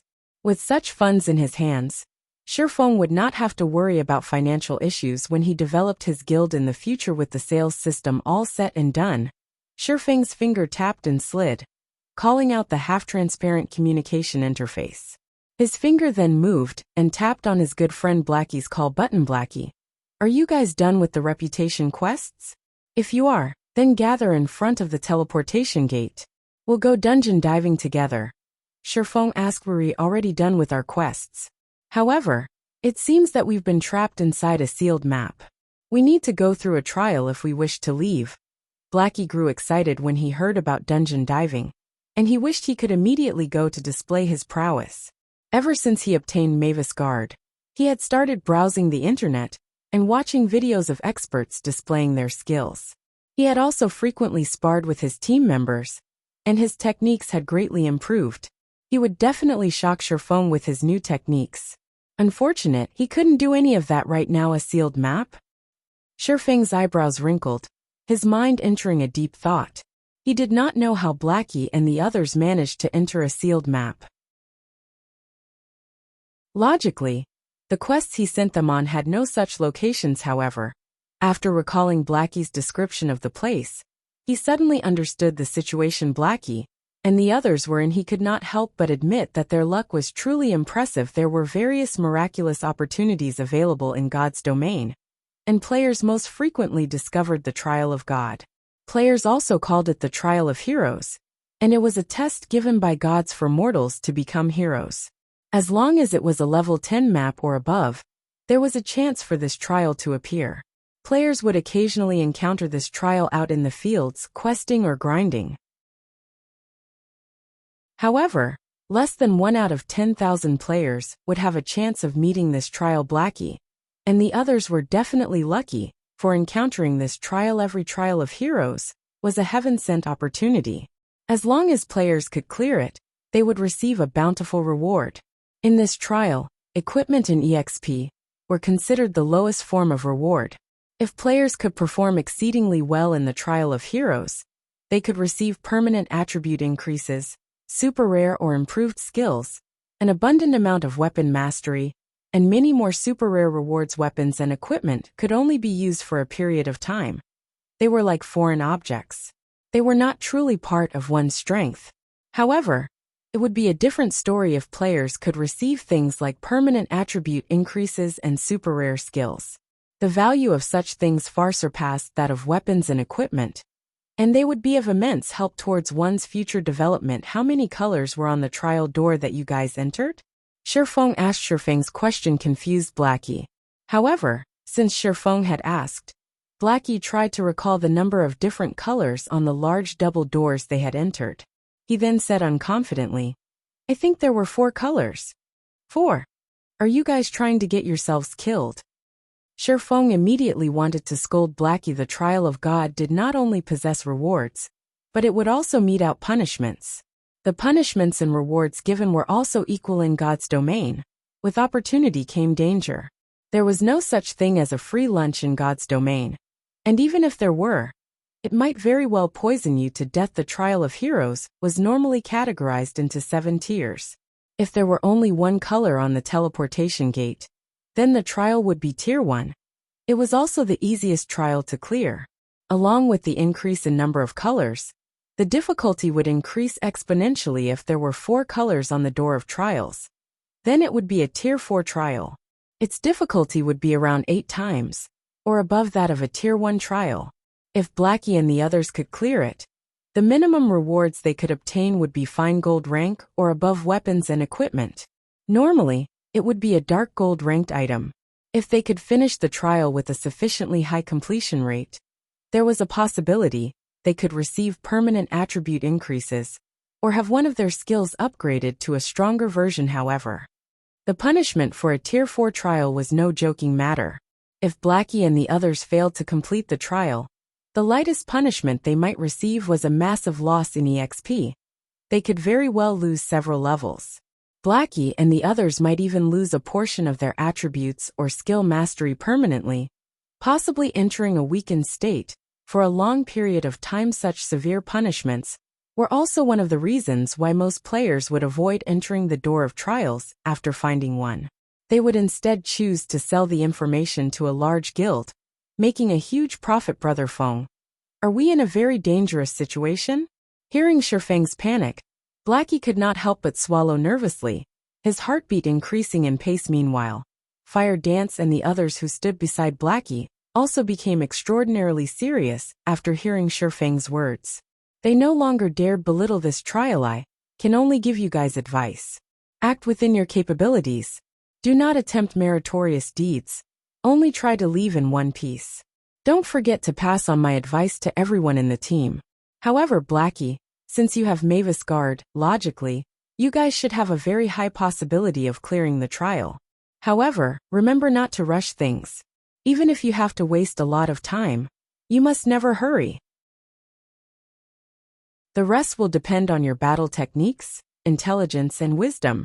Shifeng then continued to pass on all his knowledge about the trials onto Blackie. As for whether or not they could clear the trial, it would depend solely on Blackie and the others. The tests of the trial of heroes had never repeated, so there were no known strategies to conquering one. However, in Shifeng's previous life, after collecting the knowledge and wisdom of many predecessors, he managed to form a strategy that was not an actual strategy, which was to act within one's own capabilities and plan before taking action. One must not rush when carrying out the trial of heroes. Other than that, there was no true strategy for conquering the trial of heroes. With Fire Dance, Cola, and Blackie's Mavis Guard, they should be able to clear a 4-colored trial. However, they should not be able to leave the trial in a short time. Shifeng felt a headache building. He originally intended to upgrade their equipment by raiding a dungeon. However, that plan had gone down the drain now. He did not even know if Blackie and the others could manage to leave the trial, Within a week, the trial of heroes was never simple, and it was an extremely time-consuming trial. In Shifeng's previous life, it wasn't unusual if players spent more than a month clearing a trial in the past. A top-tier expert had once made a fair evaluation of the trials. A 5-colored trial had the difficulty rivaling an epic quest. A 6-colored trial had the difficulty rivaling a legendary quest. As for a 7-colored trial, it had the difficulty rivaling a top-tier legendary quest in Shifeng's previous life. Even after God's domain had been in operation for over a decade, there had yet to be a player that could clear a 7-colored trial. Of course, part of the reason was that no true Apex expert had encountered a 7-colored trial in the past. The highest tiered trial cleared was a 6-colored trial. Meanwhile, one of the conquerors of a 6-colored trial was the cleric god, Violet Cloud, one of the publicly acknowledged top 10 cleric gods in God's domain. Thinking that Violet Cloud was currently with Blackie and the others, Shifeng hesitantly released a sigh of relief. Although Violet Cloud had yet to grow into her prime, her potential could not be ignored. For a 4-colored trial, Blackie and the others might possibly be able to clear it. Forget it. No point worrying about it too much. It seems that I can only upgrade my own equipment for now, Shifeng sighed. Habitually, he opened up the auction house interface, searching for items under the miscellaneous section. The miscellaneous section of the auction house was just like Taba. Oftentimes, players would auction some good things without realizing their actual value, or things that they felt were not valuable at all. Hence, Shifeng often browsed through this section, hoping to find a lucky catch. Just as Shifeng casually flipped through the pages. Flaming Sun Scripture. Shifeng incidentally discovered a flame-red book displayed on the item interface of the auction house. Shifeng's expression trembled at the sight of this book, and he could not help but wish he could immediately snatch this book into his hands. Someone dared to sell even this item? This is simply ludicrous. Shifeng's sight then shifted towards the price tag displayed on the upper left corner. The ancient book. Chapter 199, Flaming Sun Scripture. Displayed on the half-transparent pale blue screen, the price of the Flaming Sun Scripture was similarly striking. Crap. This seller must have been dropped on his head as a child. Shifeng loudly cursed the moment he saw the price. In actuality, Shifeng wasn't the only person who loudly cursed when they saw the price for this Flaming Sun Scripture. Some players would even couple their curses with a few finger motions. 1,000 gold coins. This person was simply insane. Shifeng then took a look at the seller's name, Sinfully Handsome. Shifeng could only look at this person with respect when seeing this exotic name. Just how much of a narcissist was this person?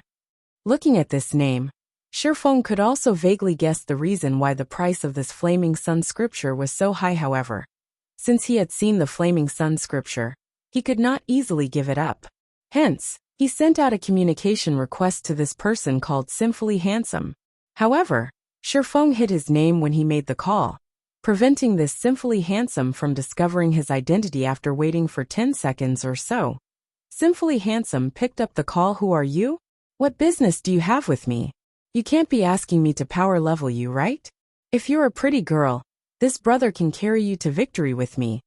Narcissism filled Sinfully Handsome's voice when he spoke, and he gave others the hint of being a hooligan. Shifeng was instantly dumbfounded when he heard Sinfully Handsome's words. Girl. Carry you to victory? Just who was this person? Even a person like this could obtain the Flaming Sun Scripture? Was this world already in such a mess? Hey, speak a few words, why don't you?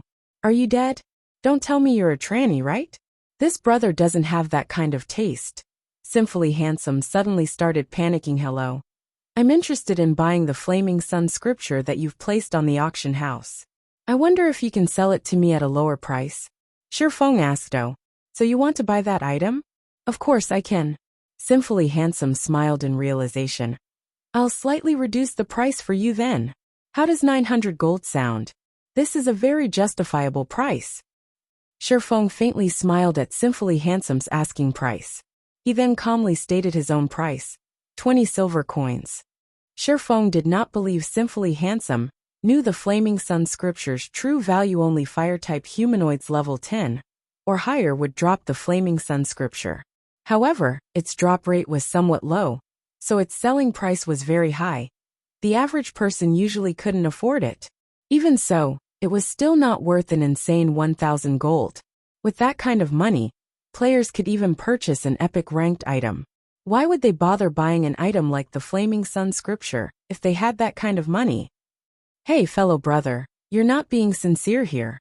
You are the one who took the initiative to contact me, yet you're offering such a price? Do you know which guild I belong to? Sinfully Handsome beamed a smile, proudly saying, "Have you heard of Dark Star before? It's an apex third-rate guild in White River City. With this name alone, shouldn't you at least offer 100 gold?" Dark Star. It was indeed a powerful guild in White River City, however. What did that have to do with Shifeng? 1 gold coin.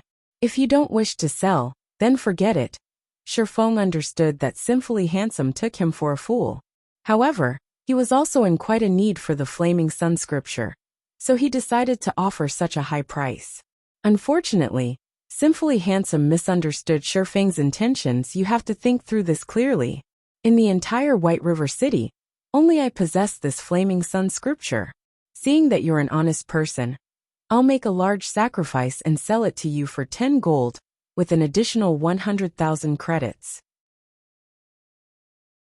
If you still don't want it, I can only look for another buyer. Sinfully Handsome confidently said goodbye. Shifeng immediately disconnected the call. Sinfully Handsome suddenly panicked when Shifeng disconnected the call. He did not think that Shifeng would be so decisive. At least try to bargain.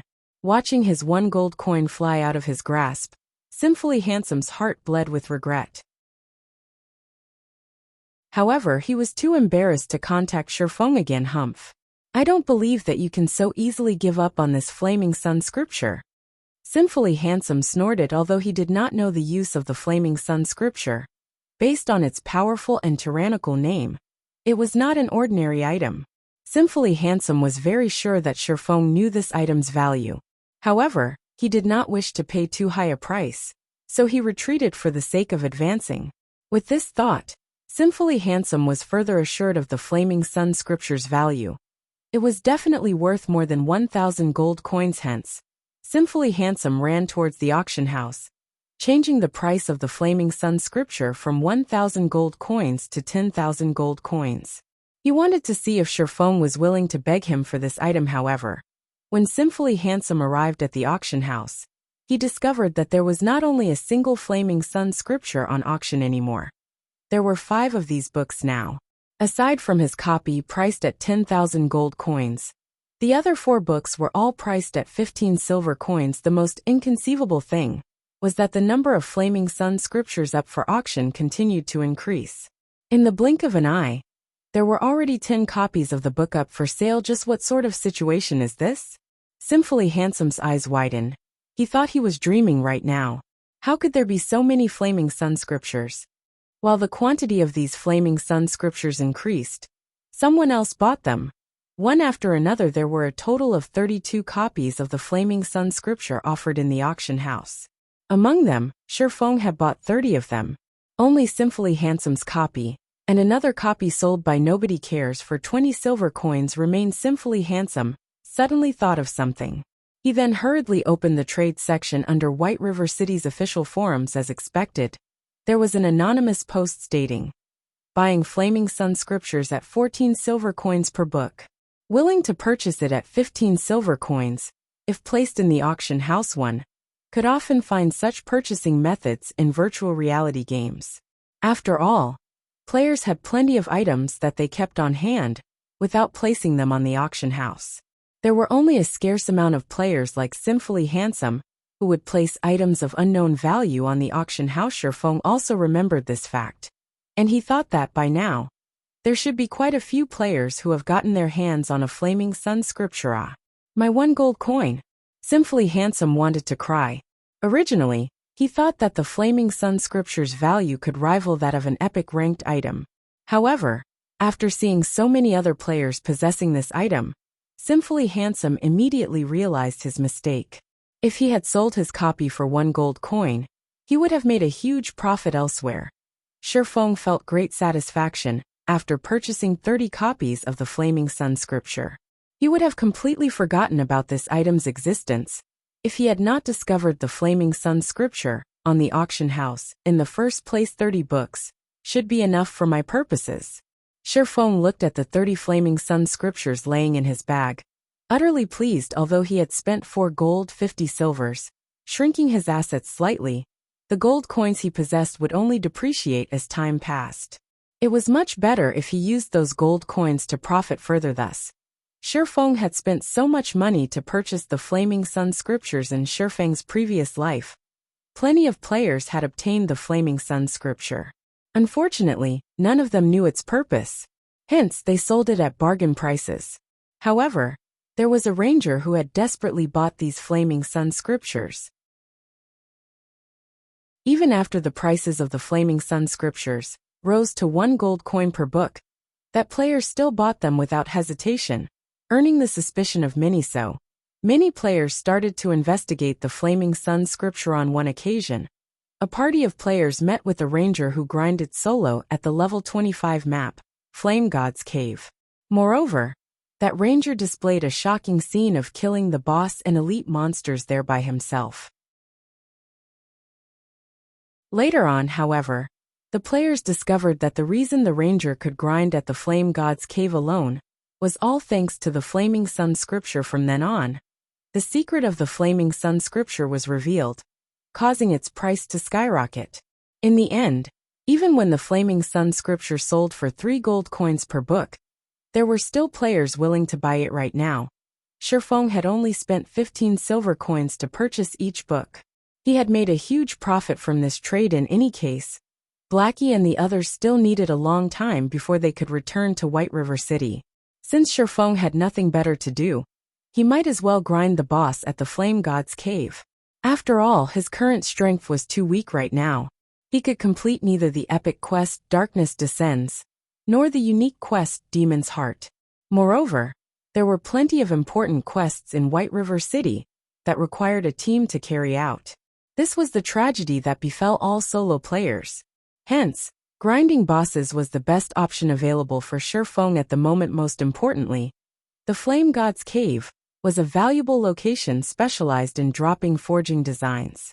These forging designs had made that ranger into a rich man, and he had earned over 600 gold coins from all the forging designs he sold, becoming the envy of countless players. Soon after, Shifeng hurried towards the teleportation gate.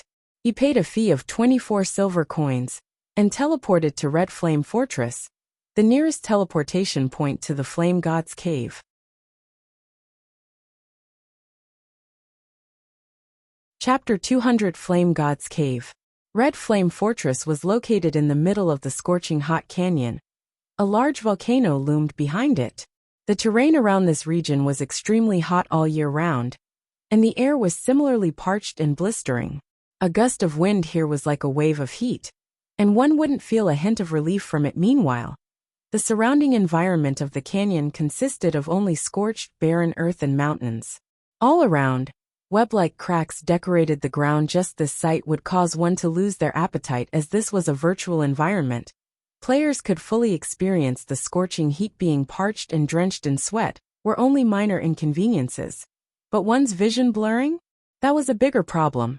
Moreover, battling in such an environment was extremely taxing to a player's stamina due to such a brutal environment. Many players did not like grinding or questing here. Moreover, the scorching hot canyon wasn't the only level 20 to level 25 map. There were more than 20 such maps within the White River City region. The millions of players within the White River City region could simply choose any one of these other locations to grind and do quests. For example, the cooling lakeside, the shady forest, and such were all good locations. There was no need for them to torture themselves by coming to the scorching hot canyon for Shifeng. However, such a brutal environment did not affect him much. In addition to having activated the hidden passive skill, Basic Body Strengthening, Shifeng also had 20 points of fire resistance. As a result, the high temperature of the scorching hot canyon did not have any effect on Shifeng. Shifeng would not greatly exhaust his stamina by fighting in this hot environment either. Moreover, the majority of the monsters in the scorching hot canyon dealt fire-type damage, So this place was suitable for players like Shifeng, who had high fire resistance to level. Shifeng's leveling efficiency would increase by at least 20% compared to leveling up at other maps in God's domain. Nature's power was very strong. If players wanted to level up quickly, they needed to overcome many of such natural environments.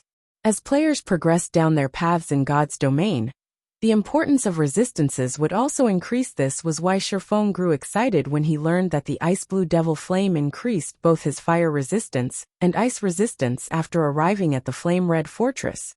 Shifeng opened the system map. Confirming the location of the Flame God's Cave, Shifeng advanced towards it along a red dirt road. Although there were plenty of level 20 and higher monsters, such as the Fire Raging Bull and Violet Flame Wolf, along the way to the Flame God's Cave, Shifeng walked on the official road. There were normally high-level NPCs patrolling the official roads, and these NPCs were usually 15 levels higher than the map they occupied. Moreover, they patrolled in small parties rather than individually. If there were any foolish monsters that dared come close to the official road, these level 40 NPCs would immediately dispatch the offending beast. The moment they came within a 40-yard distance to the official road, the patrolling NPCs would discover these monsters and turn them into soup. Hence, all the surrounding monsters did not dare come within 40 yards of the official road at all, allowing players to travel safely through it. Around half an hour later, Shifeng finally arrived at the Flame God's Cave. The Flame God's Cave was situated close to a volcano at the outer edges of the scorching hot canyon. Plenty of elite monsters and chieftain-ranked bosses resided within the cave. However, even when players discovered this location, they would normally choose to turn around and leave as the monsters here were simply too strong. If monsters had not chased that party, they would not have run to the Flame God's Cave, incidentally discovering the ranger's secret of grinding bosses and elite monsters. However, only Shifeng knew of this secret. Right now the monsters in the Flame God's Cave were all level 25, and generally, only players who had reached level 20 would grind here. However, Shifeng's equipment had the ignore levels attribute, so he could barely grind here as well, though with much lower efficiency. Regardless, he would still be grinding level 25 monsters. Even if his speed were slower than a level 20 player, his gains would still be much greater compared to grinding level 14 monsters. As for why the monsters in the Flame God's Cave were so amazing, it was mainly because of the extraordinarily high damage of their fire-type attacks. Even if it were only a level 25 common monster, it could still kill an MT of the same level with just 2 or 3 moves. Not to mention, the monsters in the Flame God's Cave all lived in groups, and one would usually meet 5 or 6 monsters at the same time. Even an MT with top-tier equipment could not handle so many monsters at once. There was also a large amount of elite and special elite monsters here. They could practically one-shot an MT of the same level. Hence, even when players knew about the Flame God's Cave, there was still nobody daring enough to grind at this place. However, it was a different story when one had the Flaming Sun Scripture. The Flaming Sun Scripture could grant players a Flaming Sun's blessing effect. The effect was closely related to the surrounding environment. The denser the fire-type mana present in a location, the greater were its effects. The effect lasted for 2 hours. However, the introduction of the Flaming Sun Scripture did not reveal such an effect, so players in the past couldn't discover its exact purpose. The Flame God's Cave could be considered as one of the locations within Scorching Hot Canyon that had the densest fire-type mana. As a result, the fire-type damage of the monsters inside was extraordinarily high.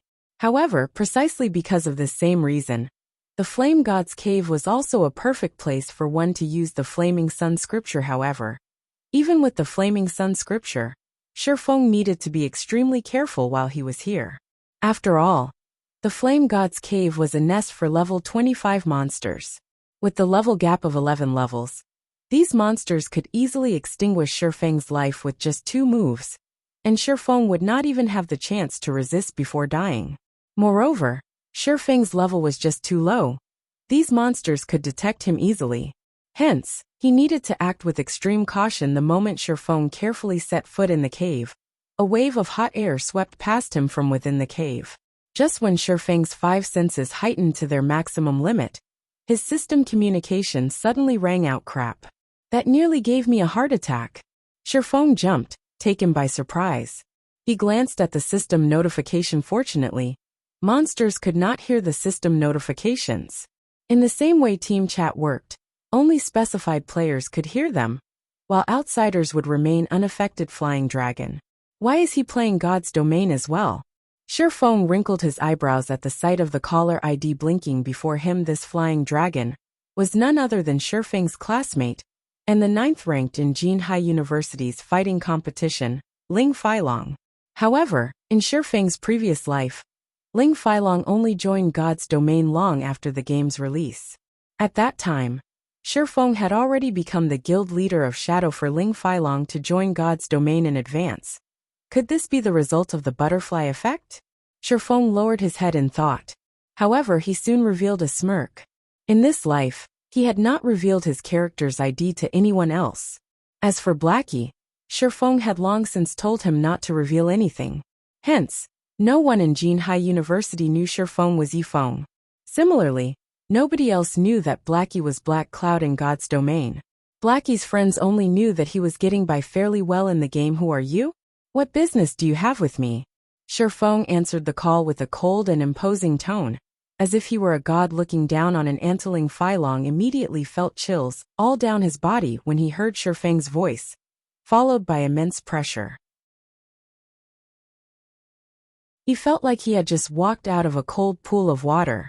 His heartbeat instantly soared to 180 beats per minute. This is Yifeng, the god-ranked expert that caused even Martial Union to submit? His voice alone is already so imposing and threatening. The pressure he gives off is even stronger than Brother Zhang's. It's as expected of a god-ranked expert. No wonder Brother Zhang wanted me to recruit him. Ling Feilong was inwardly shocked, and he grew even more respectful towards Shifeng. Originally, Zhou Yuhu should have been the one to contact the god-ranked expert. However, Zhou Yuhu previously had a falling out with the god-ranked expert, so the responsibility had been pushed onto him, Ling Feilong, instead. Ling Feilong felt that his chance to shine had arrived as long as he could deal with this matter appropriately and gain the favor of such a god-ranked expert. His position in Shadow would rise quickly in the future. He would surely surpass Zhou Yuhu. After all, Zhou Yuhu had once found conflict with this god-ranked expert. In the future, Zhou Yuhu would certainly have difficulty getting by in Shadow before Ling Feilong had personally felt Yifeng's imposing aura. He always thought that nobody could be as strong as Brother Zhang. However, Ling Feilong was now completely certain that if this god-ranked expert joined Shadow, even Zhang Luowei would have to submit to his strength. Meanwhile, Shadow would similarly fall under the control of this expert. "How are you, expert? I am Shadow's representative, Flying Dragon. We sincerely want to recruit a god-ranked expert like yourself into Shadow. As for the treatment you will receive, please rest assured, we at Shadow will certainly not mistreat you." Ling Feilong's tone was both soft and respectful when he spoke.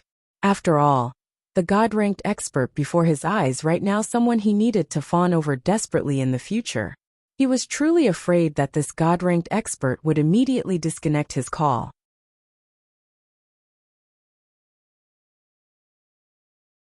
Chapter 201 Scripture's Might.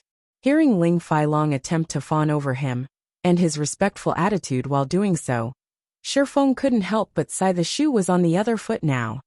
Fate truly knew how to toy with people. Judging from Ling Feilong's tone, Shifeng could discern that Ling Feilong intended to ride on his coattails. "If you wish to recruit me, tell me what sort of benefits you plan to offer first," Shifeng calmly asked. "Brother expert, I guarantee that you'll be satisfied. As long as you join Shadow, you'll immediately become an elder of the guild. Moreover, our guild has a large backing behind us, and we have plenty of funding, so we can temporarily set your annual salary at 1 million credits. In addition, we'll give you 10% of Shadow's shares. I think you should know the value of guild shares, right? As long as Shadow rises to glory in the future, this 10% will far exceed tens of millions of credits. No other guild can offer you this kind of treatment," Ling Feilong explained, very satisfied with himself. His words even moved his own heart that was 10% of the guild's shares. Right now, all of the guilds out there only offered high annual salaries when recruiting an expert. None of them would willingly hand over a portion of the guild's shares. Along with the guild's growth, the value of its shares would continuously rise. In addition to God's domain's growth potential, if Shadow properly developed as time went on, this 10% could represent billions of credits or more. Hence, all the large guilds would not simply offer their shares, and instead, choose the wise decision of offering a static salary. Who's making this promise? Shifeng was slightly bewildered. He did not think that Shadow would be so decisive in their actions in Shifeng's previous life. Although he was the guild leader of Shadow, he did not possess any shares of the guild. However, Shifeng had only recently become the guild leader at that time, so he did put too much thought into the matter. In the end, the guild kicked him out. One could say that the shares of a guild were the true proof of one's authority. If Shifeng had 10% of the guild's shares at that time, Lan Hailong would not have dared to casually expel him from the guild and sever all connections with him. Our guild leader made this promise. Of course, with your strength, the position of guild leader will doubtlessly be yours in the future. Ling Failong unwaveringly started flattering Shifeng. Very well. Shifeng calmly laughed. He then, with a tone as cold as ice, arrogantly said, "Return and tell your guild leader this. If you want me to join Shadow, then I want 60% of the guild's shares and the position of guild leader. Otherwise, there's no deal." Finished speaking, Shifeng disconnected the call. Of course, he only said those words as a joke to toy with Ling Failong. Even if Shadow were willing to hand over 100% of its shares, Shifeng would still reject the offer without hesitation. He swore that would never again wear the hateful name of Shadow. He simply said those words because he knew that Ling Failong, Zhang Luowei, and Lan Hailong could never truly agree to such a request. After all, with 60% of the guild's shares, Shifeng would become the head honcho of Shadow. His word would be final. Whether it was Zhang Luowei or Lan Hailong, neither could endure being a subordinate of someone else. Such a domineering tone. No wonder he could force Martial Union, who is even stronger than Shadow, to take a huge loss. Unfortunately, he isn't a broad-minded person. If he had accepted the offer, based on the strength he possessed, he could have easily become the Shadow's true boss in the future if he wanted to. Although Ling Failong admired Shifeng, he sneered disdainfully as he determined Shifeng to be a boorish fellow. Yet, without a backer to rely on, it was impossible for Ling Failong to climb further up the ranks of Shadow. Zhang Luowei trusted Zhou Yuhu much more than Ling Failong. Ling Failong was simply an elite member of the guild in Zhang Luowei's eyes, so it was imperative that Ling Failong looked for a reliable backer. Meanwhile, a boor like Shifeng couldn't be a better backer.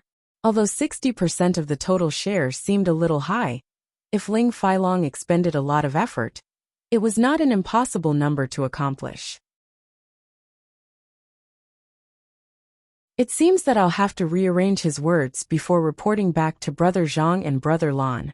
At this moment, Shifeng would have never imagined that his casual remark meant to anger Lan Hailong, and Zhang Luowei would become Ling Failong's new goal. Inside the Flame God's cave, Shifeng took out one of the Flaming Sun scriptures from his bag. He then opened the book, reading the incantations inside. All of a sudden, the Flaming Sun scripture ignited, emitting dazzling golden flames. As if the fire-type mana within the Flame God's cave had transformed into soldiers, it all charged towards the golden flame, submitting to it. The golden flame was like an emperor among flames. In reality, it wasn't just the fire-type mana that was affected. Even Shifeng's ice-blue devil flame felt restless, giving off the notion of submission. Just what kind of flame is it? Shifeng looked at the bundle of golden flame, his heart filled with curiosity.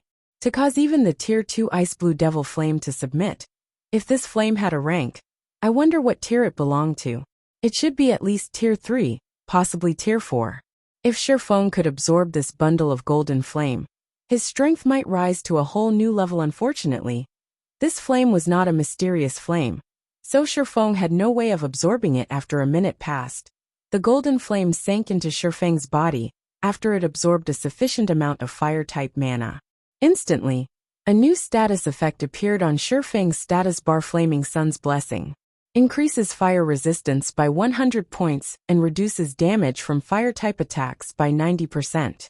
All fire-type damage received has a 20% chance to recover an equivalent amount of HP. Damage dealt towards fire-type monsters increased by 100%. Duration of 2 hours, effective only within the Flame God's Cave. In reality, the Flaming Sun Scripture's original purpose was simply for the convenience of players when grinding in a hot environment. However, when used inside the Flame God's Cave, where the density of fire-type mana was extremely high, its effects increased by many-fold. Hence why the ranger in Shifeng's previous life was able to solo the elite monsters and chieftain-ranked bosses here to begin with. Shifeng already had 20 points of fire resistance. Now that he gained an additional 100 points, normal fire attacks would only be an itch to him. Not to mention, there was also the 90% damage reduction to fire-type attacks. This increase was just too awesome. With the Flaming Sun's Blessing, Shifeng boldly advanced deeper into the Flame God's Cave. There were multiple pathways in the Flame God's Cave, and it was extremely spacious. Players could easily get lost in the cave. This, however, was not a problem for Shifeng. The Flame God's Cave was like his own backyard, and very quickly, he located a lone level 25 lava hound lying on solidified, blackened lava hound, common monster. Level 25. HP 5, 400/5, 400. The lava hound was several sizes larger compared to a normal lion. Its entire body emitted red flames. Its skin was a dark yellow, and it had a pair of large crimson eyes. Detecting Shifeng's presence, the lava hound abruptly stood. Its blood-red eyes glared at Shifeng as it let out a low, angry growl. The lava hound's sharp claws easily shattered a chunk of charred rock just as Shifeng unsheathed the abyssal blade in Silver Lake. The lava hound spat a mouthful of flames at Shifeng without holding anything back. Shifeng activated the ice blue devil flame, covering his entire body with a deep blue flame. He then charged at the ball of flames head-on. The lava hound's attack could originally devour close to half of the HP of an MT of the same level. However, when struck Shifeng, the attack merely caused around -10 points of damage. The damage the lava hound's attack dealt was even less than the attacks of a level 10 common monster as expected. With 120 points of fire resistance, my resistance has reached extraordinary levels. Finished experimenting with his durability, Shifeng arrived in front of the lava hound and sent a chop slashing at its nape, drawing a pool of piping hot blood. A damage of -345 points appeared above the lava hound's head. The damage was barely within Shifeng's acceptable range. Moreover, due to the lava hound being 11 levels higher than himself, Shifeng's skill proficiency also soared with lightning speed. Every usage netted him 3 proficiency points. Although the lava hound was powerful, Shifeng only needed to take note of its AoE skills like the Flame Breath and Flame Explosion. Without the threat of these powerful skills, Shifeng only needed to deal with the lava hound's sharp claws. With Shifeng's extraordinary evasive techniques, in addition to his very high agility, he could easily dodge the attacks from the lava hound's sharp claws before even a minute had passed. Shifeng had killed the level 25 lava hound, the monster leaving behind a flame crystal and several copper coins after it died. System. Level 25 lava hound killed. Level difference of 11. EXP obtained increased by 1,100%. Obtained 16,500 EXP.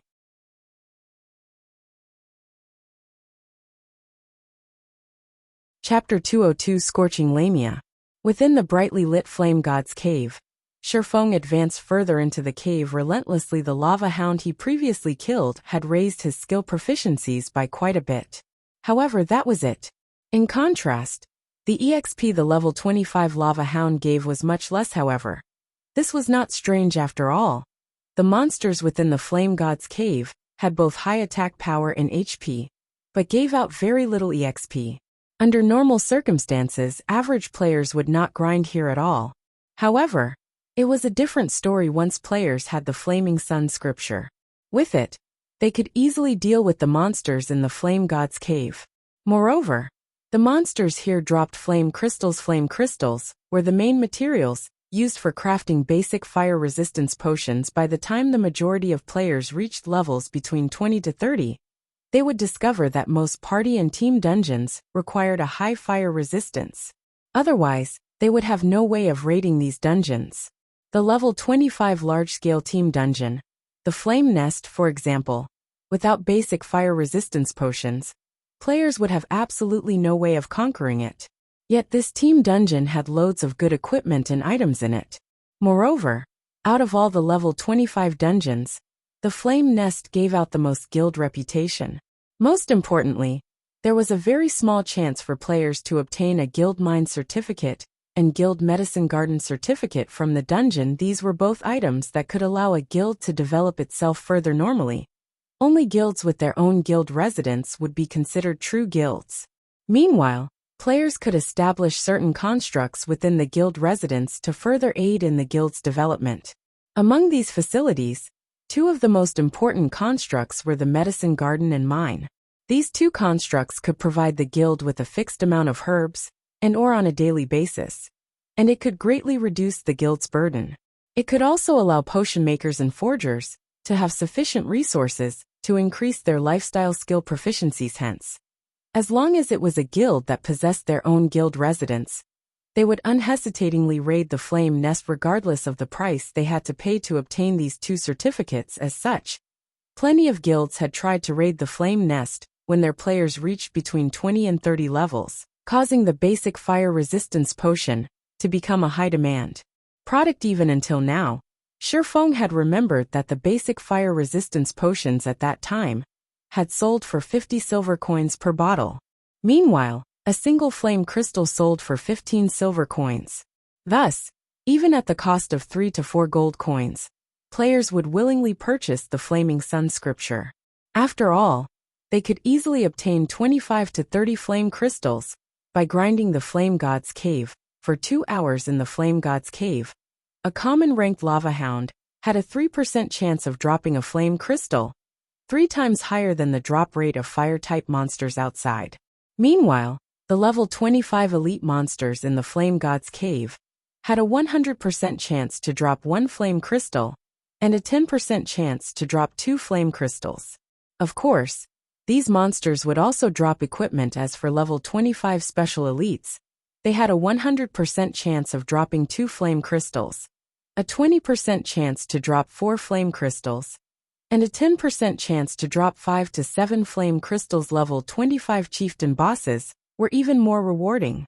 They had a 100% chance to drop 10 flame crystals, a 30% chance to drop 13 pieces of flame crystals, and 20% chance to drop 20 to 25 flame crystals.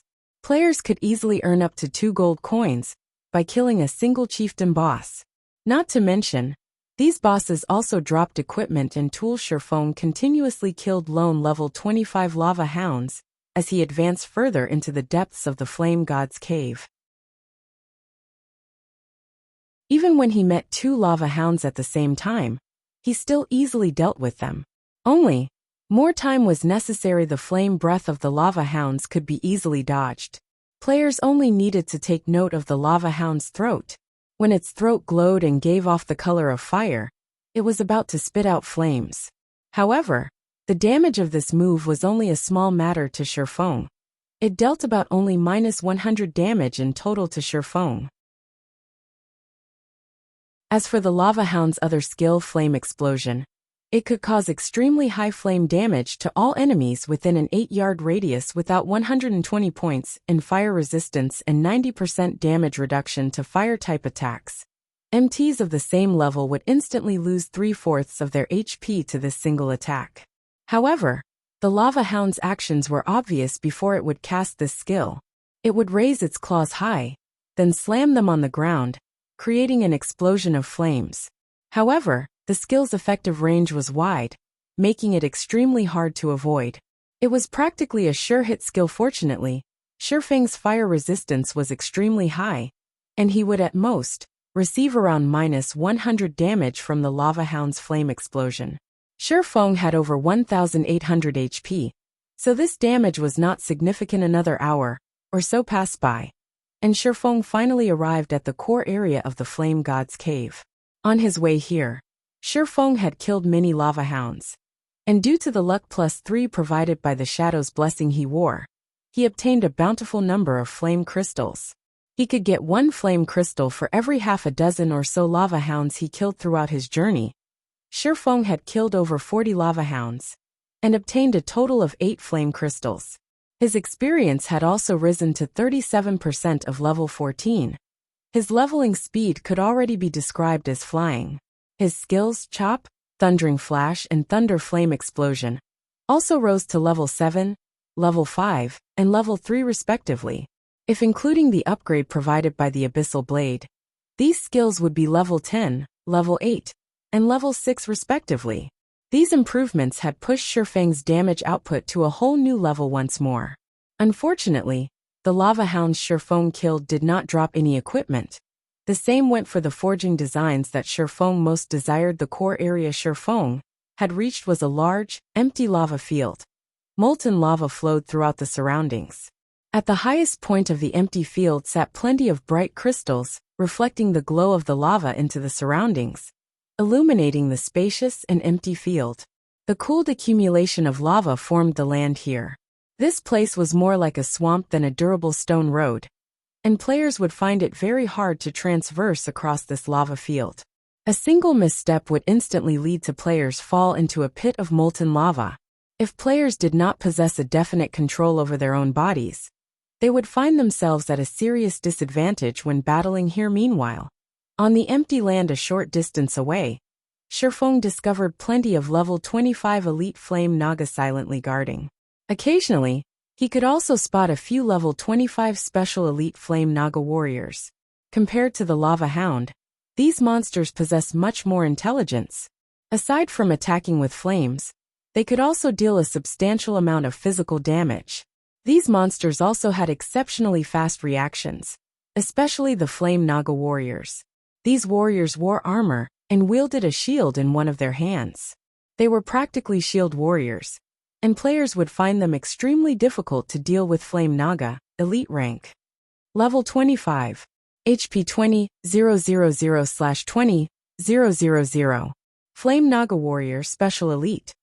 Level 25. HP 50,000/50,000.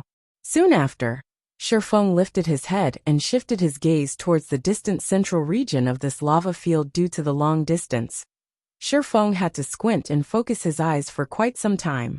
Only after activating his extraordinary vision could he discover a beautiful figure laying atop a stone altar that was a lamia.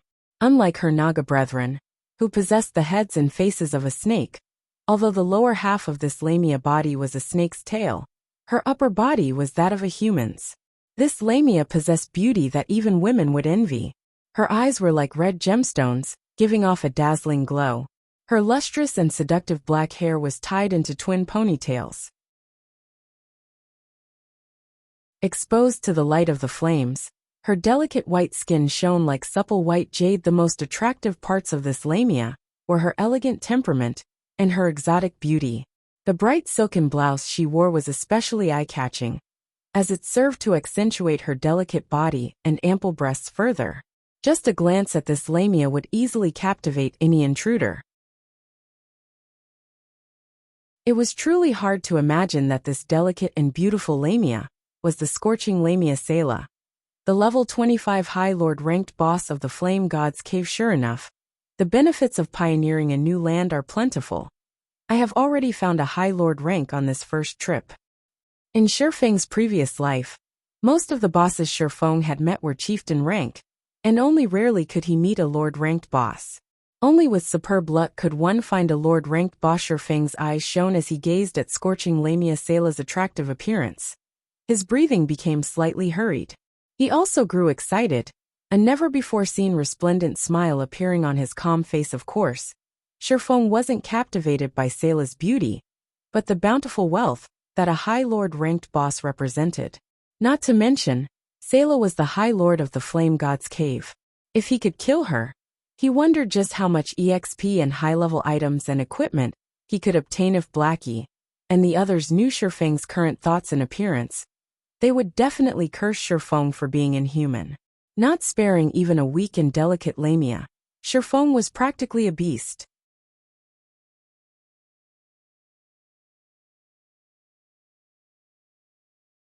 Chapter 203, Scorching Heart. Molten lava slowly flowed across the vast, empty field. Meanwhile, the scorching Lamia Sayla paid no particular attention to the intruder, Shifeng. She simply swished her tail, slithering to a pool of lava. With a splash, Sayla dove straight into the scorching pool. Frolicking with a content expression, if a normal player copied Sayla's actions and jumped into the lava pool, they could lose their lives in a given minute. Even if they activated the Flaming Sun's blessing and received an additional 100 points to their fire resistance, they would still lose 300 HP every second they submerged in the lava pool. Taking a good long look, Shifeng finally decided upon a plan. Scorching Lamia Sayla. High Lord rank. Level 25. HP 500, 000/500, 000. A Lord ranked boss was not as easy to deal with as a Chieftain ranked boss.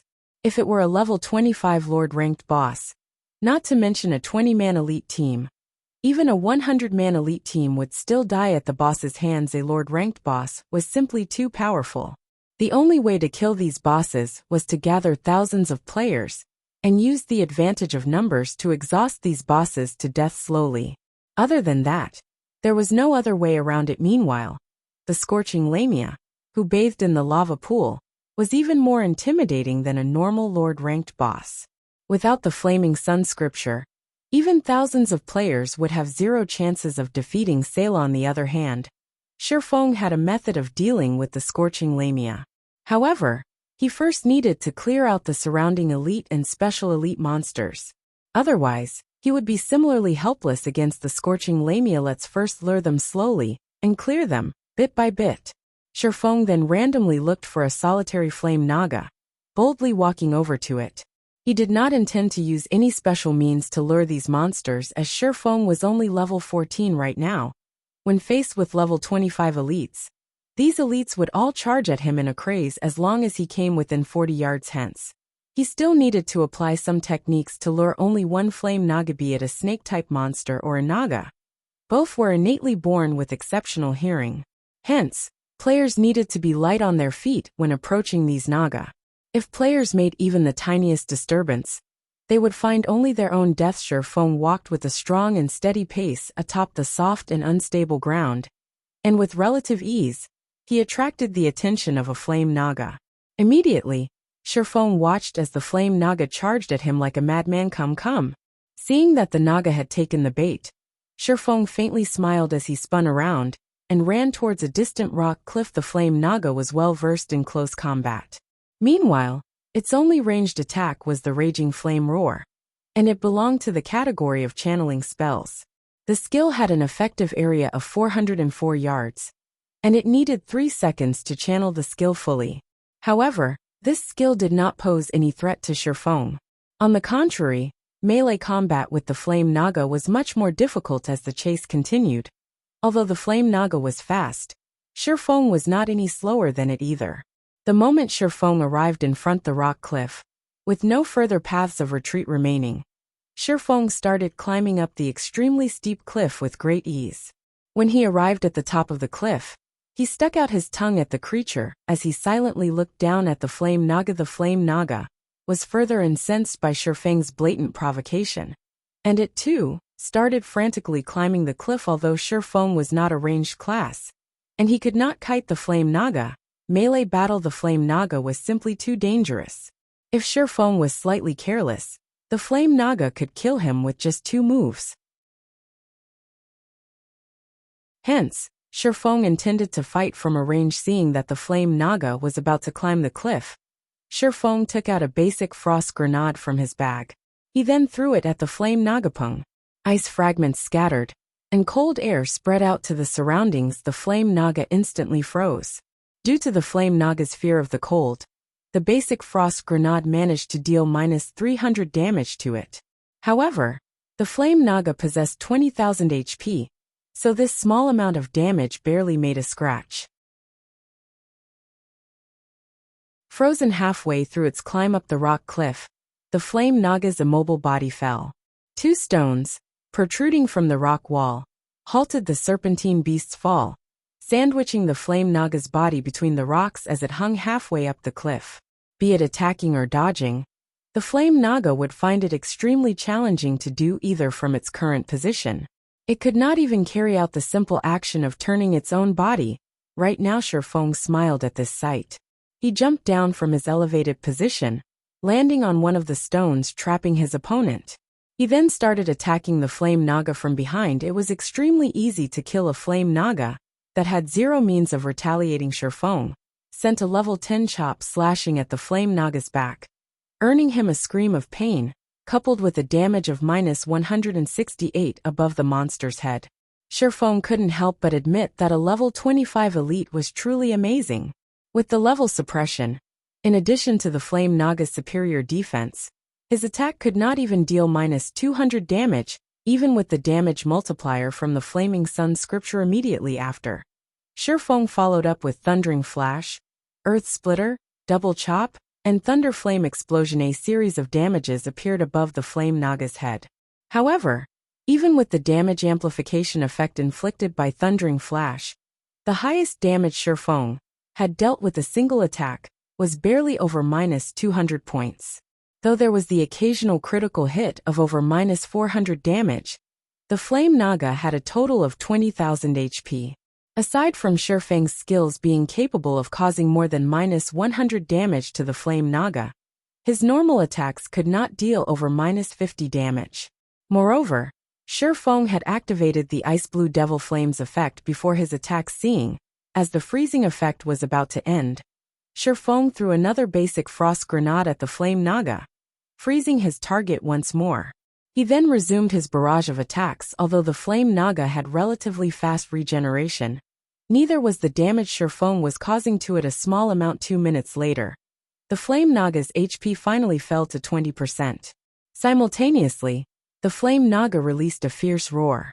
Flames covered its entire body, and shortly after, its body started trembling. Shifeng had long since been prepared for it. Immediately, he hid behind the corner of a rock boom. Countless flying flame blades shot out from the flame naga's body. These flame blades were the beast's scales, and their appearance signaled its ultimate move, flame bullets. The damage these flame bullets dealt was a combination of physical and fire-type damage. With Shifeng's current HP that was slightly over 1,800 points, these bullets could instantly send him into a critical condition. However, with the iron-like rock blocking these blades for him, Shifeng received no damage at all. After the waves of flame bullets ended, Shifeng threw out another frost grenade before resuming his attack. In the end, Shifeng killed the level 25 flame naga with relative ease. The instant the flame naga died, Shifeng's experience bar increased by a small portion. Shifeng was already level 14, and he needed an extremely large amount of EXP to reach level 15. His experience bar rising by a noticeable chunk showed just how bountiful the EXP the flame naga provided was. The flame naga also dropped 2 flame crystals, 1 bronze ornament, and tens of copper coins. Ornaments were the rarest of all equipment. Compared to jewelry such as rings and necklaces, ornaments were far more valuable. In God's domain, every player could equip 3 ornaments at most. As of this moment, however, Shifeng's ornament window was still a big, empty space. He truly did not imagine that he would inadvertently obtain a bronze ornament. His luck was simply too good. Scorching Heart, ornament bronze rank. Equipment requirement: Strength 80, Strength plus 10, Agility plus 10, Endurance plus 10, Fire Resistance plus 3. Can be activated to cast a Tier 2 Flame Shield that can absorb a maximum of 1,000 flame damage. Although this ornament did not offer a large increase to his attributes, ornaments that could increase one's resistances were extremely rare. Every such ornament was valued at 6 gold coins, or more. This is too great. I'm now level 14, and I have 114 points in strength, and 131 points in agility. If I equip this Scorching Heart, it will increase both my strength and agility by 10 points, just enough for me to meet the requirements of 120 points in strength and 140 points in agility for the blazing meteor. Shifeng was ecstatic as he held the flame-red-colored scorching heart. Shifeng did not think that he could equip the pseudo-extraordinary weapon within such a short period after obtaining it. If he could equip the blazing meteor right now, his strength would definitely receive an explosive increase. He might even reach the standards of an official Tier 1 swordsman.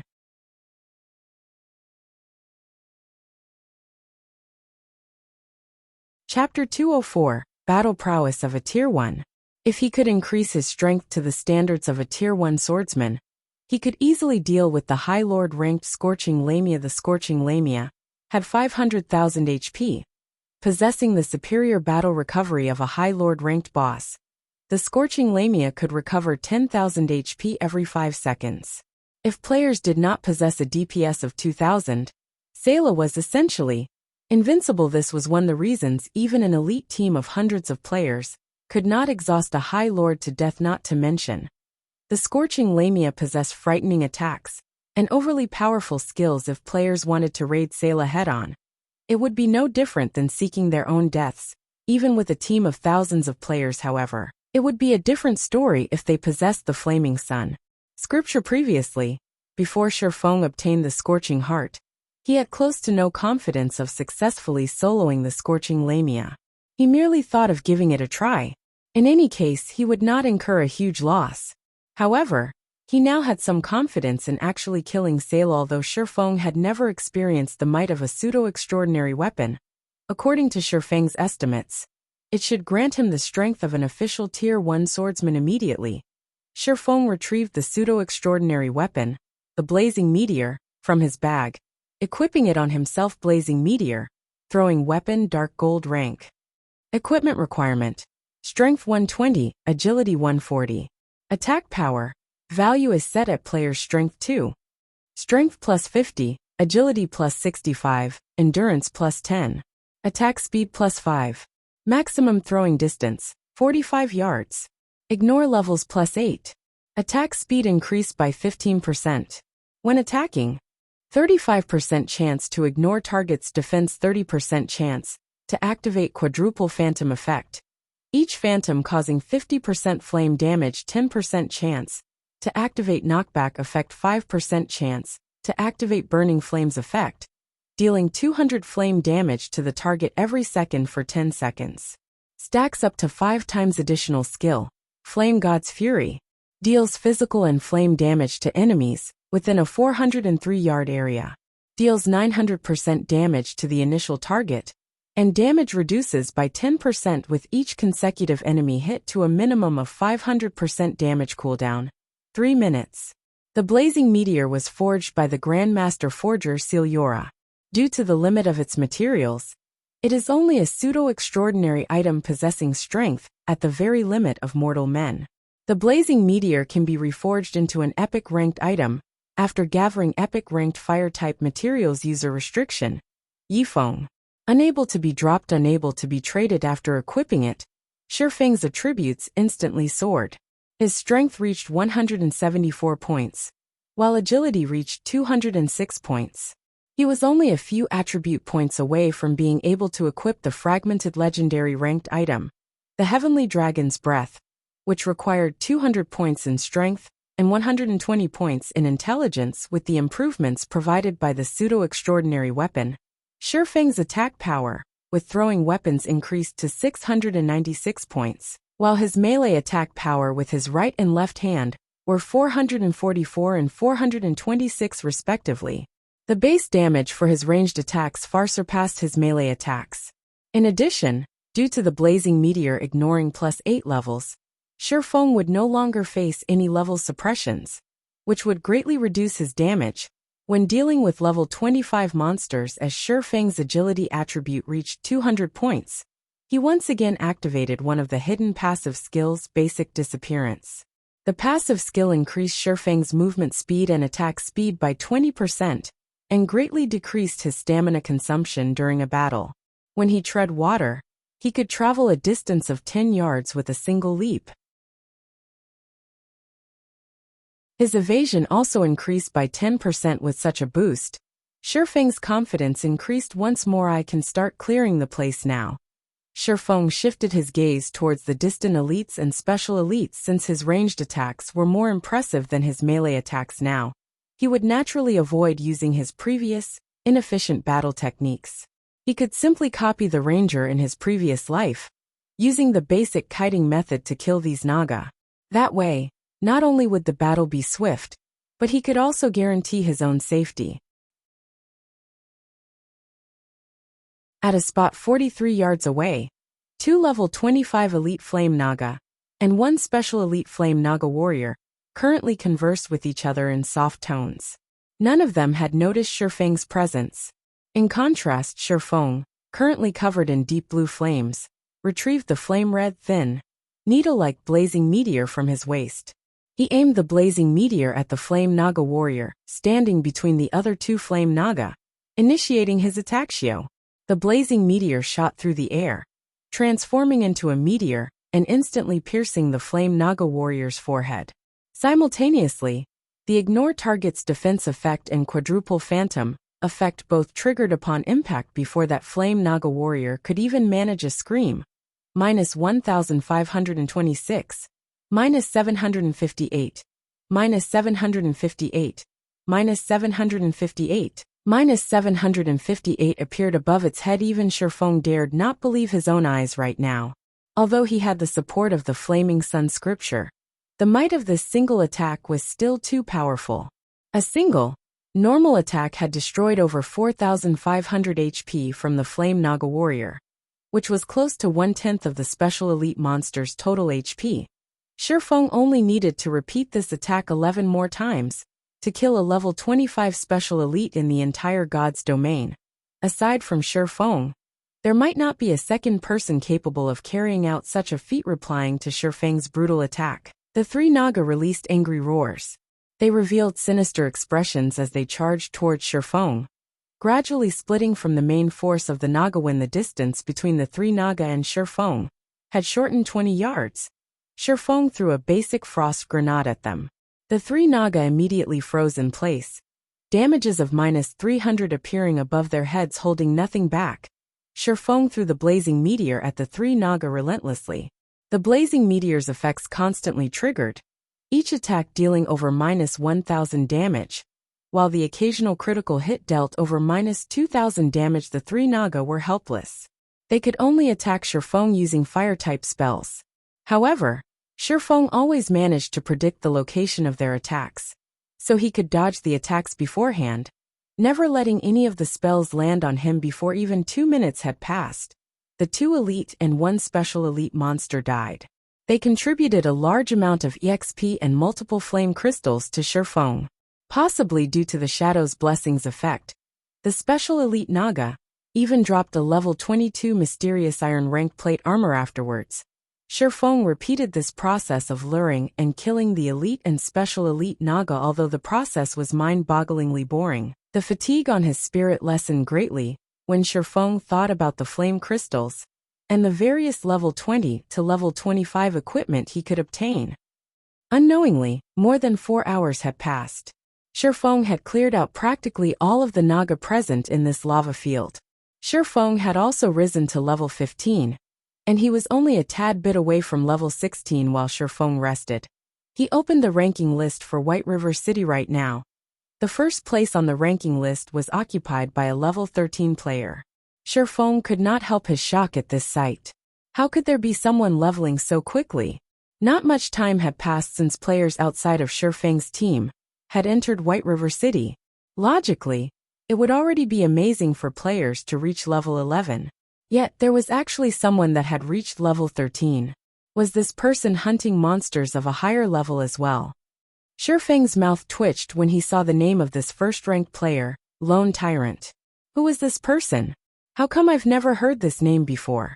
Meanwhile, the snow goddess, Gentle Snow, occupied the second place on the ranking list. She was level 12 right now.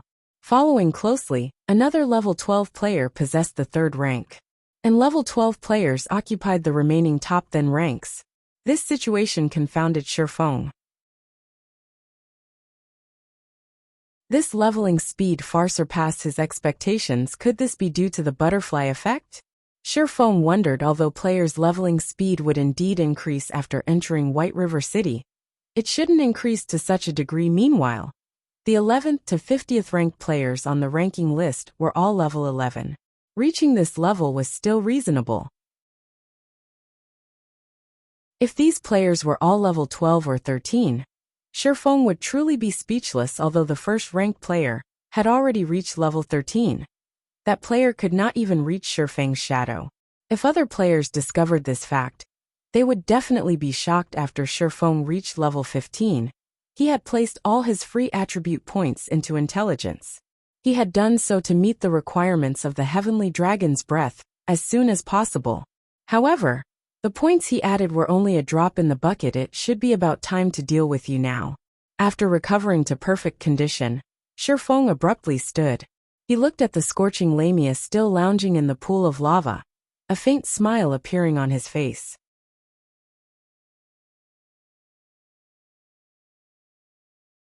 Chapter 205 Queen's Rage. Just when Shifeng contemplated raiding the delicate and weak-looking scorching Lamia, the entire White River City region flew into an uproar. The cause was no other than the White River City region's ranking list. A level 13 player actually held the first place. What is this? I've only managed to reach level 10 and enter White River City after much difficulty.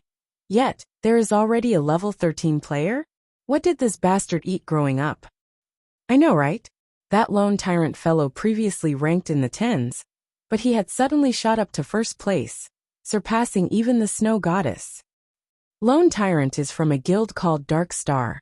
Isn't that a third-rate guild? How could they be so strong as to surpass the Snow Goddess?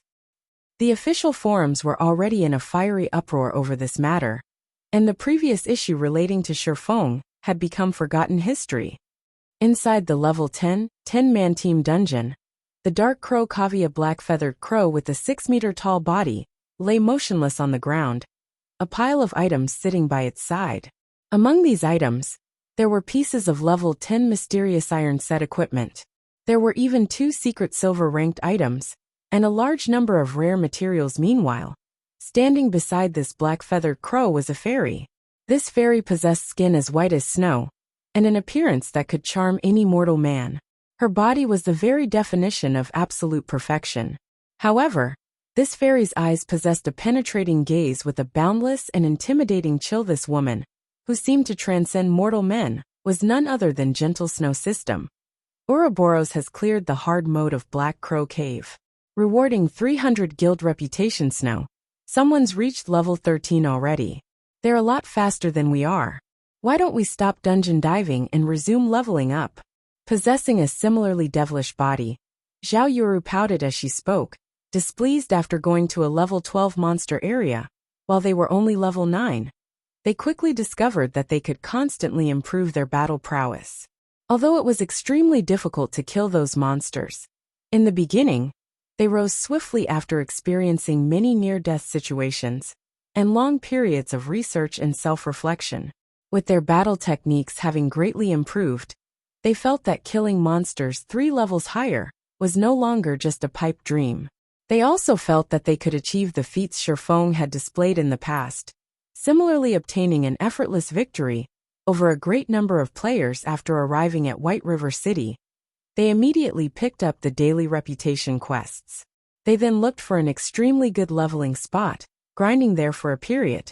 However, due to their equipment being slightly outdated, they decided to raid a dungeon to upgrade their equipment, making preparations to obtain the first clear of one of the level 10 large-scale team dungeons. Otherwise, a player from a measly third-rate guild wouldn't have surpassed them. Ignore him. Compared to levels, the first clear of a large-scale team dungeon is far more important. Moreover, after exceeding level 15, it won't matter, even if we manage to clear the hell mode of a level 10 large-scale team dungeon. Our equipment should be close to ready now, so let's start with obtaining the first clear of a level 10 party dungeon. When Gentle Snow noticed Lone Tyrant's name occupying the first position on the ranking list, a calm smile appeared on her pure and untainted complexion. Gentle Snow's team members revealed excited smiles, When faced with Gentle Snow's decision, they could finally display their prowess for all to see after all. They had all been experts in the past virtual reality games. Throughout this period, they had constantly strived and battled against high-level monsters. During their breaks, they would research the videos of experts, especially Shifeng's battle footage. Although the video was short, it held great significance. The more they studied Shifeng's battle, the more shocked they became. Unknowingly, their own battle techniques also began to improve madly. To put it another way, they had started to familiarize themselves with the realistic battle methods of God's domain. Simultaneously, they had also grasped a hold of their body's true strength. The hard mode of a team dungeon could not fully sate their thirst for growth. It was especially true after they familiarized themselves with their extraordinary condition. Right now, only Hell mode could truly excite them, just like when they were in the Hell mode of Dark Moon Graveyard. They wished to experience the feeling of having every single cell within their bodies tremble. In the past, they believed that their trembling represented fear. In reality, however, that trembling resulted from the excitement that grew in their hearts. Meanwhile, the other large guilds were similarly shocked by the sudden appearance of Lone Tyrant, but quickly dismissed this matter from their minds. The average players, however, were astonished. This incident had allowed the apex third-rate guild, Dark Star, to firmly establish a foothold in White River City. Even the second-rate guild, the Assassin's Alliance, was a step behind them. None of the top 10 players on the ranking list belonged to the Assassin's Alliance. Contrary to expectations, the Assassin's Alliance had 3 members ranked within the top 30. One of them was the guild leader, ranking 18th. The second person was Stabbing Heart, who ranked 26th. Finally, the Assassin's Alliance's top elementalist ranked at 29th. Yet, to the majority of the players within the White River City region, having such a rank was no different than having no rank at all. The fame of having such a rank was worlds apart from that of being in first place. Flame Gods caveat this moment. Shifeng had lured the level 25 High Lord ranked Scorching Lamia to a corner absent of any lava. Half of the Sayla's amazing prowess relied on the presence of lava. Hence, by luring her away from the lava, the raid difficulty of the Scorching Lamia instantly reduced by half. However, even with such a reduction, Sayla was still a High Lord ranked boss. She was not something average players could afford to provoke. Kneel before me and receive your punishment of flames. The Scorching Lamia's finger trembled, and suddenly, a whip of flames appeared from her finger. She then abruptly cracked her whip towards Shifeng's skull. The flame whip transformed into a streak of flowing light as it swung towards Shifeng's cranium. Queen's whip. This was the melee skill that the Scorching Lamia often used. If an MT of the same level did not possess the Flaming Sun's blessing, this single whip could instantly kill him. In addition, this skill was a wide-range AoE skill, and it had a maximum attack range of 25 yards. If players wished to use the advantage of numbers to deal with the Scorching Lamia, they would quickly find themselves cremated by her whip. After all, even an MT could not block this attack, let alone the other fragile classes faced with the incoming flame whip. Shifeng sprung himself into the air and threw himself to the ground. Although he easily avoided the flame whip, the whip's flaming trail still singed Shifeng, dealing slightly over -70 damage. However, Shifeng took this chance to pull quite a distance away from the Sayla. He then jumped and twisted his body in the air, throwing the blazing meteor at the Scorching Lamia. A red glow shot forth, accurately piercing the left arm that the Scorching Lamia was about to lift. The attack activated the rarely seen burning flames effect, immediately causing -754 damage, and inflicting a negative status effect that caused -400 flame damage per second for 10 seconds. Simultaneously, the attack also interrupted the rhythm of the Scorching Lamia's next attack. Despicable human! I will capture you and make you my pet. Rage surfaced on the Sayla's beautiful face. Immediately, she swung her tail with all her might.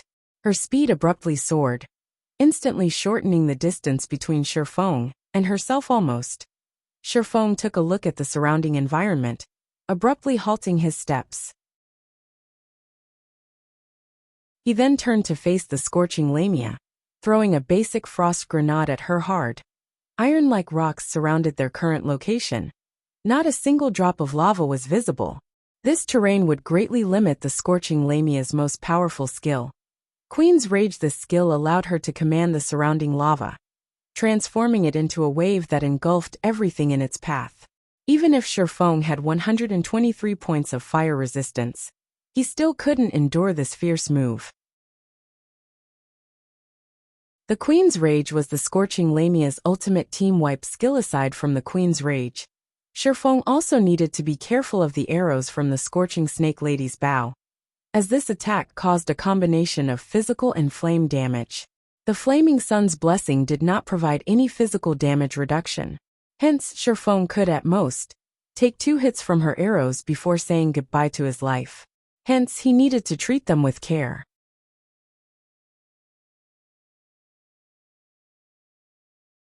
Chapter 206, High Lord Ranked Battle. Due to the Frost Grenade's effects, a layer of snow covered the black, charred land. Meanwhile, the Scorching Lamia's tail had frozen to the ground. Her motions halted as a result. A hint of fury surfaced on her beautiful countenance. She raised her right hand, pointing a finger at Shifeng. Immediately, a large gathering of violent fire-type mana collected at her tender, jade-like finger. This was one of Sayla's skills, Flame Burst. Flame Burst had a 2-second cast time, and it was a continuous attack skill that caused extremely high fire-type damage to the target. It could practically instant kill a top-tier MT with full HP, and even if that MT possessed the Flaming Sun's blessing, he would still receive a ton of damage. Watching the flames gathering at the Scorching Lamia's fingertip grow more violent, Shifeng immediately activated Defensive Blade. His eyes focused on the ferocious flames, and the instant she launched her attack, Shifeng simultaneously attacked with the blazing meteor. He intended to interrupt, or at least delay, the Scorching Lamia's assault in God's domain. Players could dodge spell attacks. However, they needed an accurate grasp on the timing of the attack. Otherwise, whether dodging a second too late or too early, the attack might land on its target. As casting spells would provide the caster with a lagging advantage, the caster could gain a clear grasp of their target's movements before launching their attacks. If players dodged before the spell released, they would become an easier target.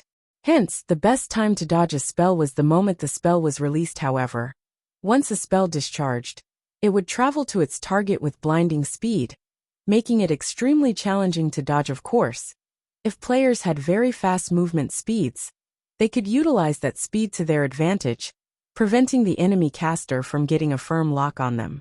When faced with the High Lord ranked Scorching Lamia, however, it was beneficial to have such thought. Shifeng sent attack after attack with the blazing meteor, causing a series of damages of -743, -1502, -751, and -749.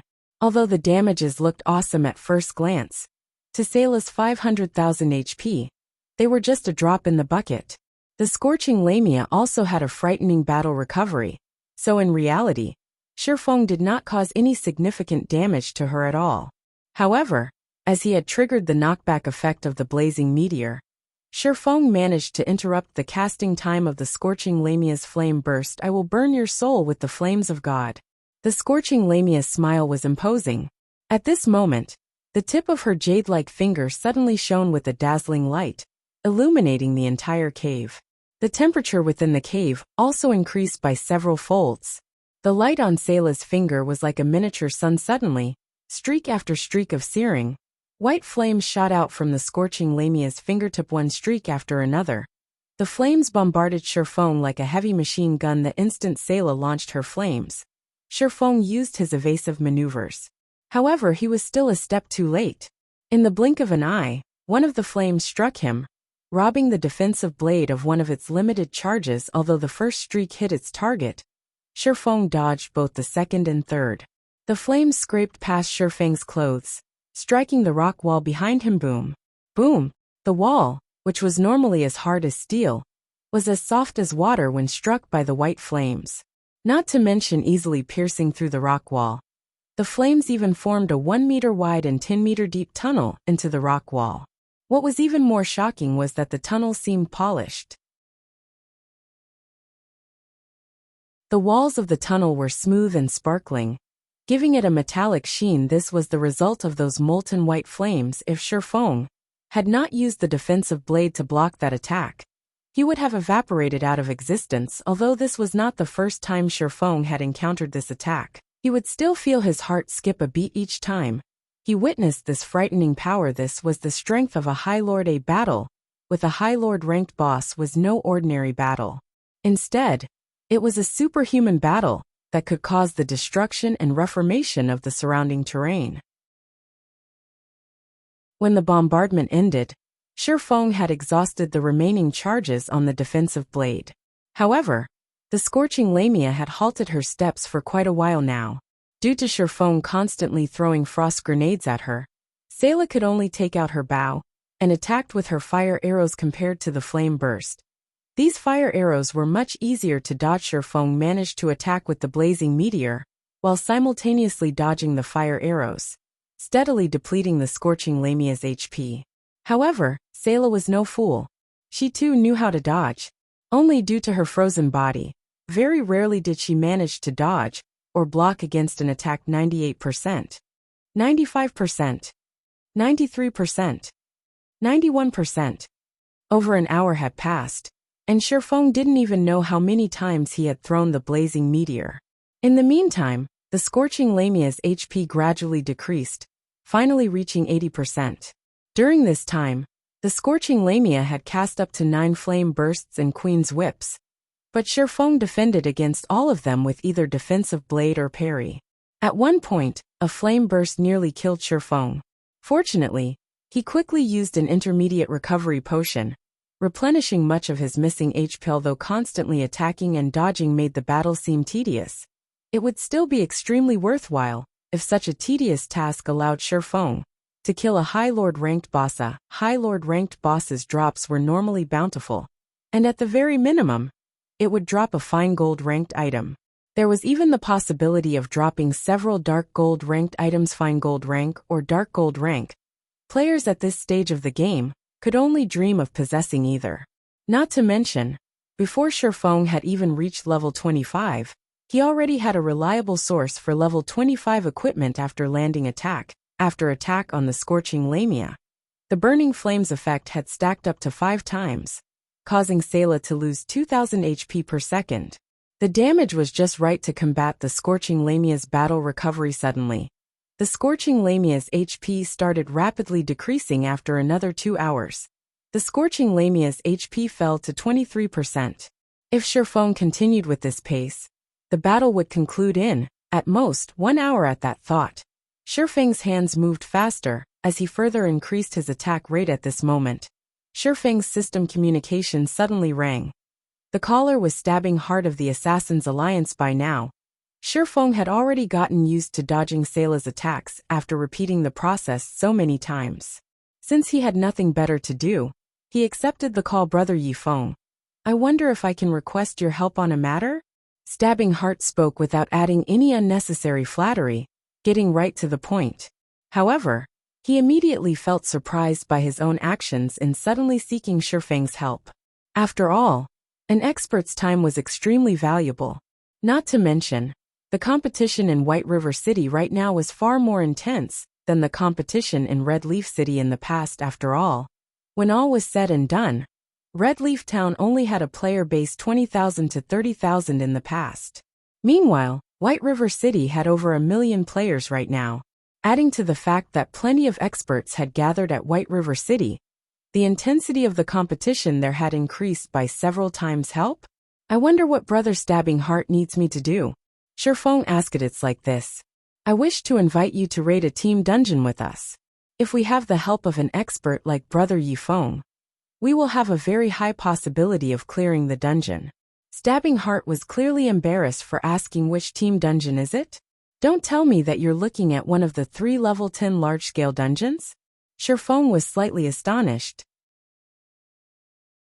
He did not think that Stabbing Heart would look to him for help with a dungeon. Regarding the 3 large-scale dungeons, Shifeng had no intentions of involving himself with them. After all, it would have a huge impact on the course of history. His first clear of Dark Moon Graveyard had already affected the progression of history. if he helped the Assassins' Alliance obtain the first clear of a large-scale team dungeon. God knew if something out of his control would happen in the future large-scale team dungeons, were worlds apart from normal team dungeons. Their difficulty was directly increased by 2 to 3 levels even if Shifeng gave his help. With the current state of the Assassins' Alliance, they could not even clear the normal mode of the dungeon. Chapter 207, Killing the Queen. Shifeng did not want this timeline to develop out of his control. If Stabbing Heart really wanted to raid one of the 3 great dungeons, he could only sternly refuse. Stabbing Heart shook his head, faintly exclaiming, "It isn't one of the 3 great dungeons. It is just one of the 20-man team dungeons, the Beastman Munition Factory. That is a level 10 to level 13 team dungeon, and the equipment dropped there would be of great help to us when we raid the 3 large-scale dungeons. Although we've already cleared the normal mode of that dungeon, the hard mode is simply too difficult. We have been stuck at the first boss all this time, so we wish to seek your aid." Shifeng's heart was slightly moved when he heard of the words Beastman Munition Factory. That dungeon did indeed possess a lot of valuable items, especially the basic fire resistance potion recipe, and the level 10 swordsman set equipment. Wind extinguisher. It would not be a bad idea to make a trip there for these items. Fine. But I have a demand, Shifeng said. Brother Yifeng, there is no need to hold back. Stabbing Heart released a sigh of relief after hearing Shifeng's agreement. He was deeply afraid that Shifeng would refuse. "I want all the recipes and forging designs we obtain from the dungeon. In addition, I want priority over all swordsman equipment. If you can agree to these conditions, I will have no problem offering my assistance." Shifeng listed his demands. Stabbing Heart carefully considered Shifeng's words. If he were the one leading the team this time, he wouldn't hesitate to agree to Shifeng's demands. However, the leader of the team this time was the guild leader of the Assassins' Alliance, Cruel Sword. So, Stabbing Heart had no authority to make this decision. "Brother Yifeng, I have to consult with the guild leader about this matter. Can I give you a reply sometime later?" Stabbing Heart said with less confidence. "Sure." In any case, Shifeng was not in a hurry. There was still some time before he could kill the Scorching Lamia.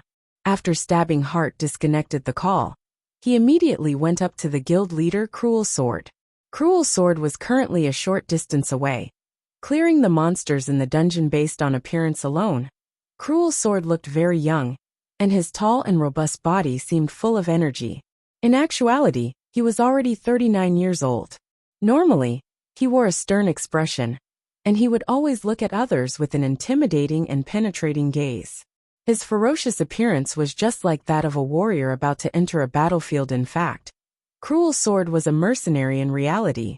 However, he had long since retired from his squad.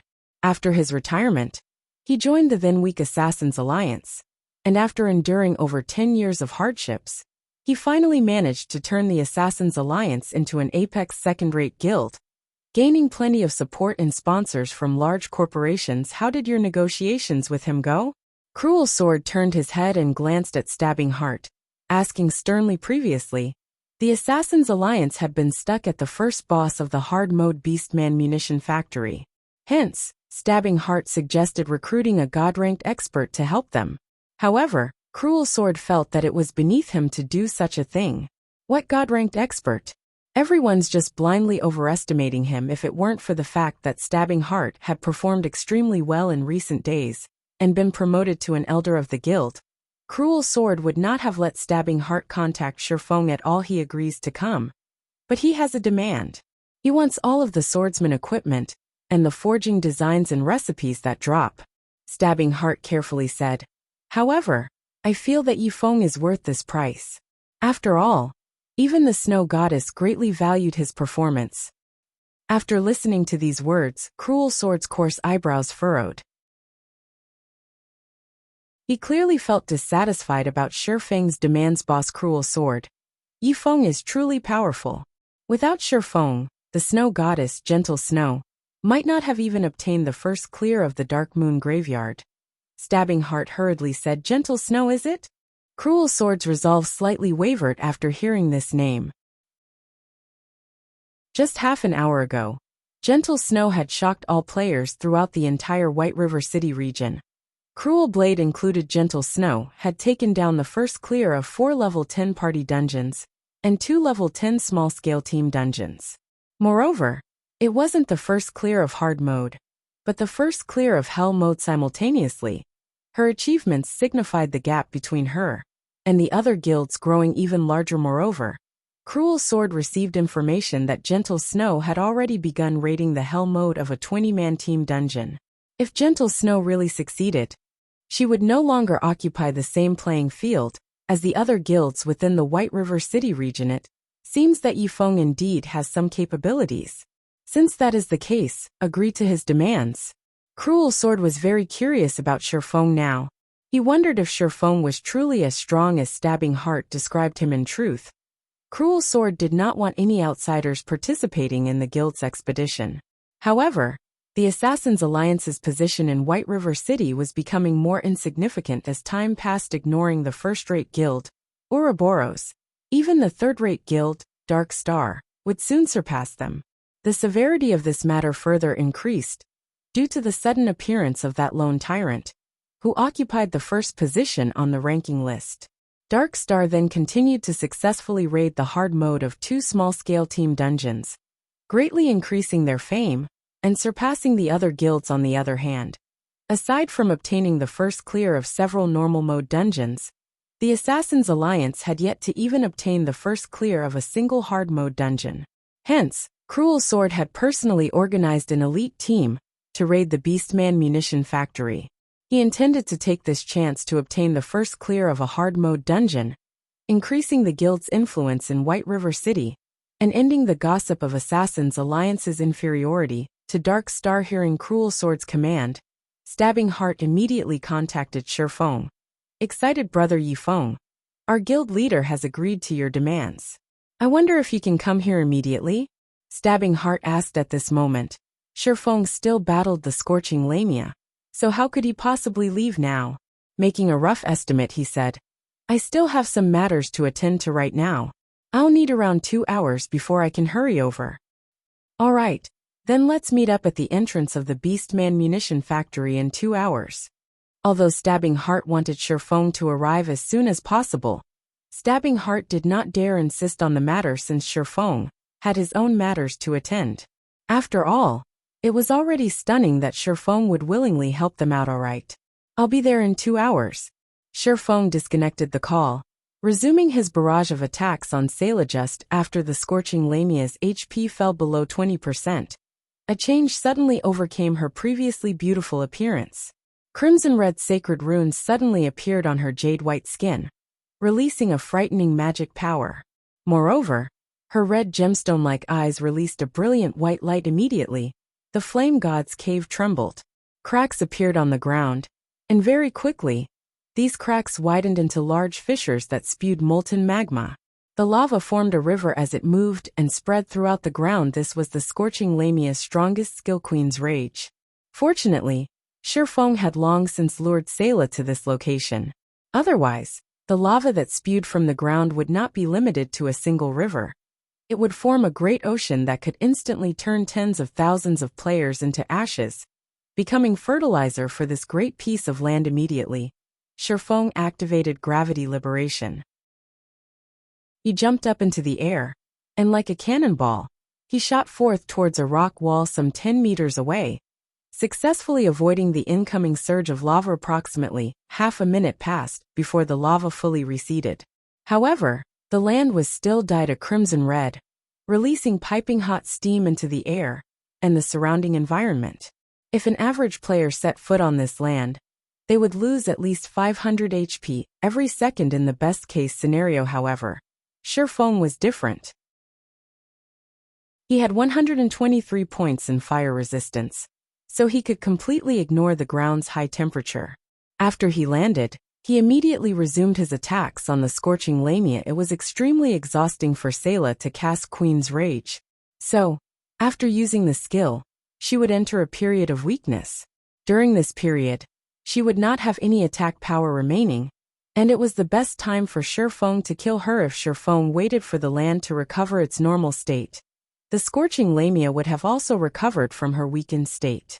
In addition, her HP would also recover to 30% or above. The scorching lamia in a weakened state stood no chance against Shifeng. The blazing meteor caused over -1,500 damage to Sayla with every strike, with the occasional critical hit causing over -3,000 damage. 18%, 16%, 14%, 12%.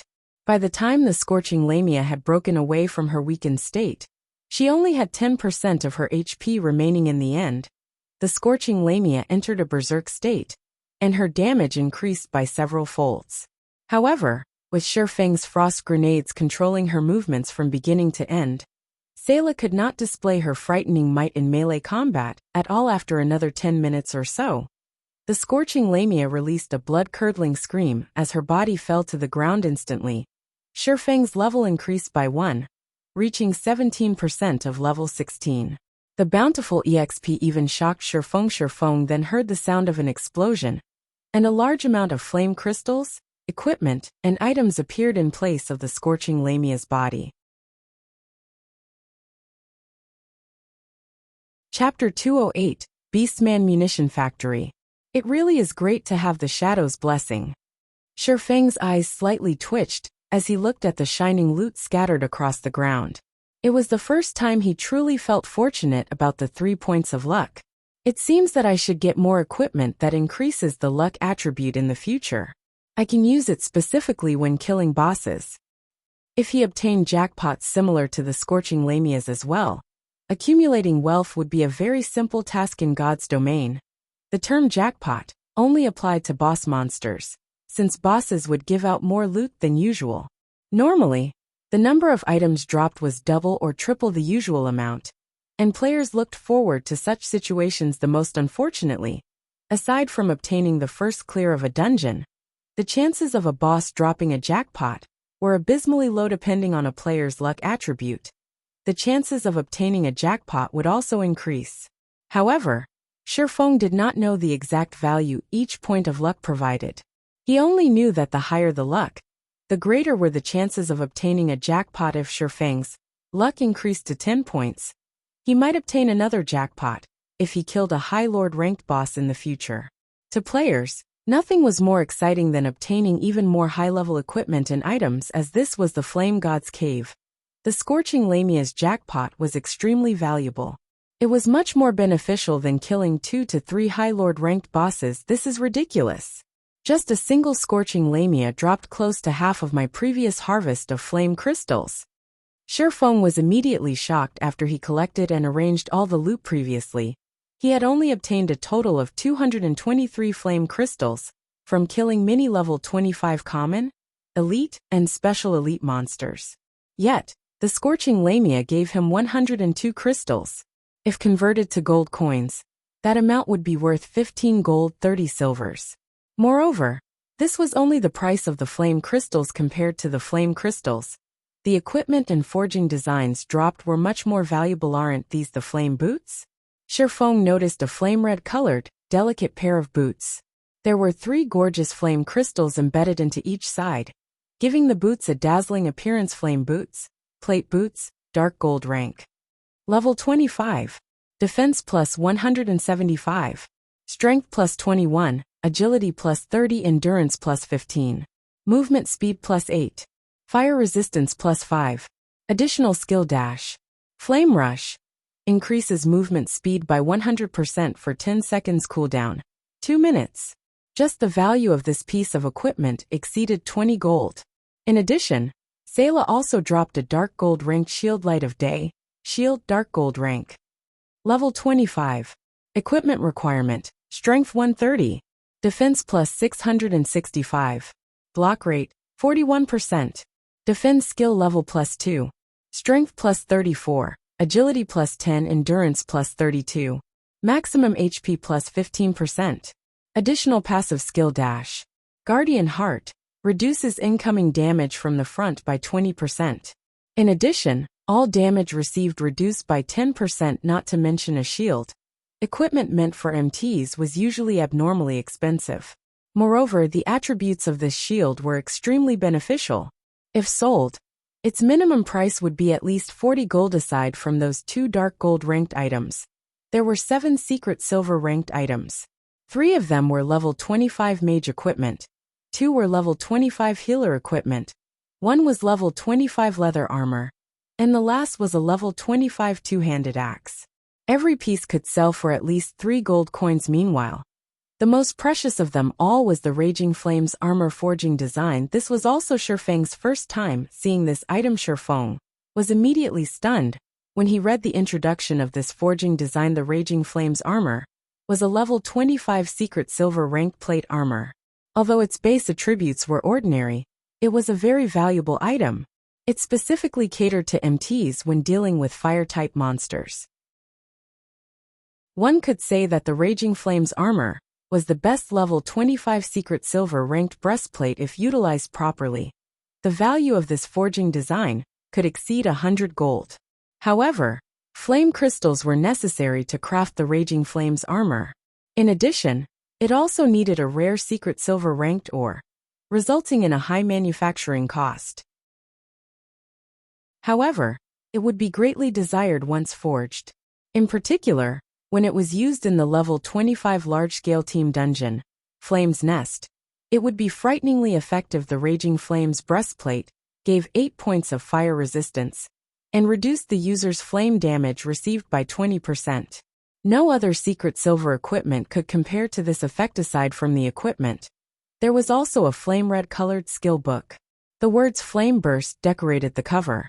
This was the same skill the Scorching Lamia had used on Shifeng. Shifeng had personally witnessed this attack, and knew full well the frightening might of that skill. Yet, such a skill was unexpectedly a universal skill that any class could learn without hesitation. Shifeng chose to learn the skill. He then called out the skill interface. Flame Burst. Level 1 requires 100,000 EXP to upgrade to level 2. Channeling time, 2 seconds. Gathers the power of flames to a single point, and causes 300% damage to the target. Attack count, 4 times. Cooldown 5 minutes. Compared to other skills that required skill proficiency to level up, Flame Burst belonged to the special skills category. Instead of skill proficiency, it required EXP to level up. Shifeng greatly admired Sayla's Flame Burst. If he could possess a similar might to the Scorching Lamia when he used the Flame Burst, he needed only a single move to instant-kill a player of the same level. Just the thought of achieving such a feat invigorated him. However, the skill level was too low right now. It could not achieve such an effect in all since his level was relatively high right now, and his leveling speed was also very fast. Shifeng did not feel much heartache towards such a small amount of EXP. Hence, he immediately supplied 100,000 EXP to the skill, upgrading it up to level 2. The Flame Burst damage increased to 350%, while the attack count remained unchanged. There was also no change to its cooldown. This time, 300,000 EXP was needed to upgrade the skill to level 3. However, Shifeng chose to upgrade it without hesitation. He needed several million EXP just to level up now, so 300,000 was not a significant amount. Instantly, Shifeng fell back down to level 15. The damage of the level 3 Flame Burst increased to 380%, while its attack count increased to 5 times, and cooldown decreased to 4 minutes 30 seconds. This was a more noticeable improvement. Meanwhile, it now required 800,000 EXP to upgrade to level 4. Yet Shifeng still chose to upgrade it. The damage of the skill increased to 400%, attack count remained at 5 times, and cooldown decreased to 4 minutes. The skill needed 2 million EXP to upgrade to level 5. This time Shifeng similarly upgraded it to level 5 without hesitation.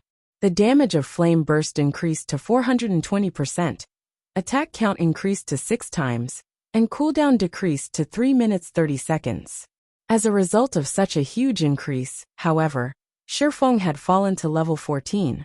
If he wanted to upgrade the skill to level 6, he needed to supply 4 million EXP. Even if he dropped back down to level 0, he could not raise Flame Burst to level 6. It seems that I can only wait until after level 20 before upgrading the Flame Burst again. Shifeng felt it was unfortunate. However, a level 5 Flame Burst was sufficiently amazing already. It was certainly a very useful trump card. Feng had spent quite a sum of money on his trip to the Flame God's cave this time. Not to mention using more than 2 stacks of basic frost grenades, he also used the Flaming Sun scripture. However, with such an astonishing harvest, the losses he incurred were negligible. There's still some time left. I'll get some rest before heading to the Beastman munition factory. Feng called out the system clock, discovering that he still had some time before the appointed time. Seizing this chance, he could get some repairs done to his equipment and store his loot into the bank. He would return to the Flame God's cave again in the future, when he had the time. The boss of the Flame God's cave had a respawn time of 2 days. In other words, Feng would return to the Flame God's cave to kill its boss once every 2 days. Not only could he level up quickly by doing so, but he could also obtain plenty of high-level equipment. This place was sacred ground for players. It was no wonder the ranger, who was the first person to discover this place, made a huge earning. Outside of the Beastman munition factory, Cruel Blade and the others had already gathered at the dungeon's entrance. They currently discussed their strategy to raid the dungeon. During the time they spent waiting for Feng, they challenged the dungeon twice more. However, the end result was still the same. Obtaining the first clear of a hard mode team dungeon was much more difficult than they had imagined. Although they had managed to clear the hard mode of a 10-man team dungeon, some other guild was already a step ahead of them by the time they cleared it. Right now, only the first clears of 20-man hard mode team dungeons were available. However, the hard mode of a 20-man team dungeon was obviously more difficult compared to a 10-man team dungeon. No matter how much thought they put into it, they could not come up with any methods to clear the dungeon. They could only wait for Feng's arrival at the dungeon's entrance. This was also a good chance for the team to get some rest. Although Stabbing Heart had continuously recommended Feng, Cruel Blade did not place much hope in him after all. The Assassin's Alliance was an apex second-rate guild. Experts were a dime a dozen within the guild. Meanwhile, they had gathered 20 experts to raid the Beastman munition factory, but they still died under the first boss feat. What difference would an additional, independent player with good techniques make? Guild leader, someone's coming. One of the guild's scouting assassins suddenly spoke in the team chat.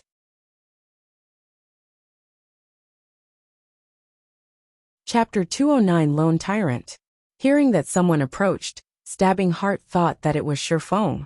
Hence, he turned his gaze towards the entrance. However, the person walking over was not Feng at all. Moreover, it was not just a single player, but a group of players. This was a 20-man team. The members of this team all wore impressive equipment.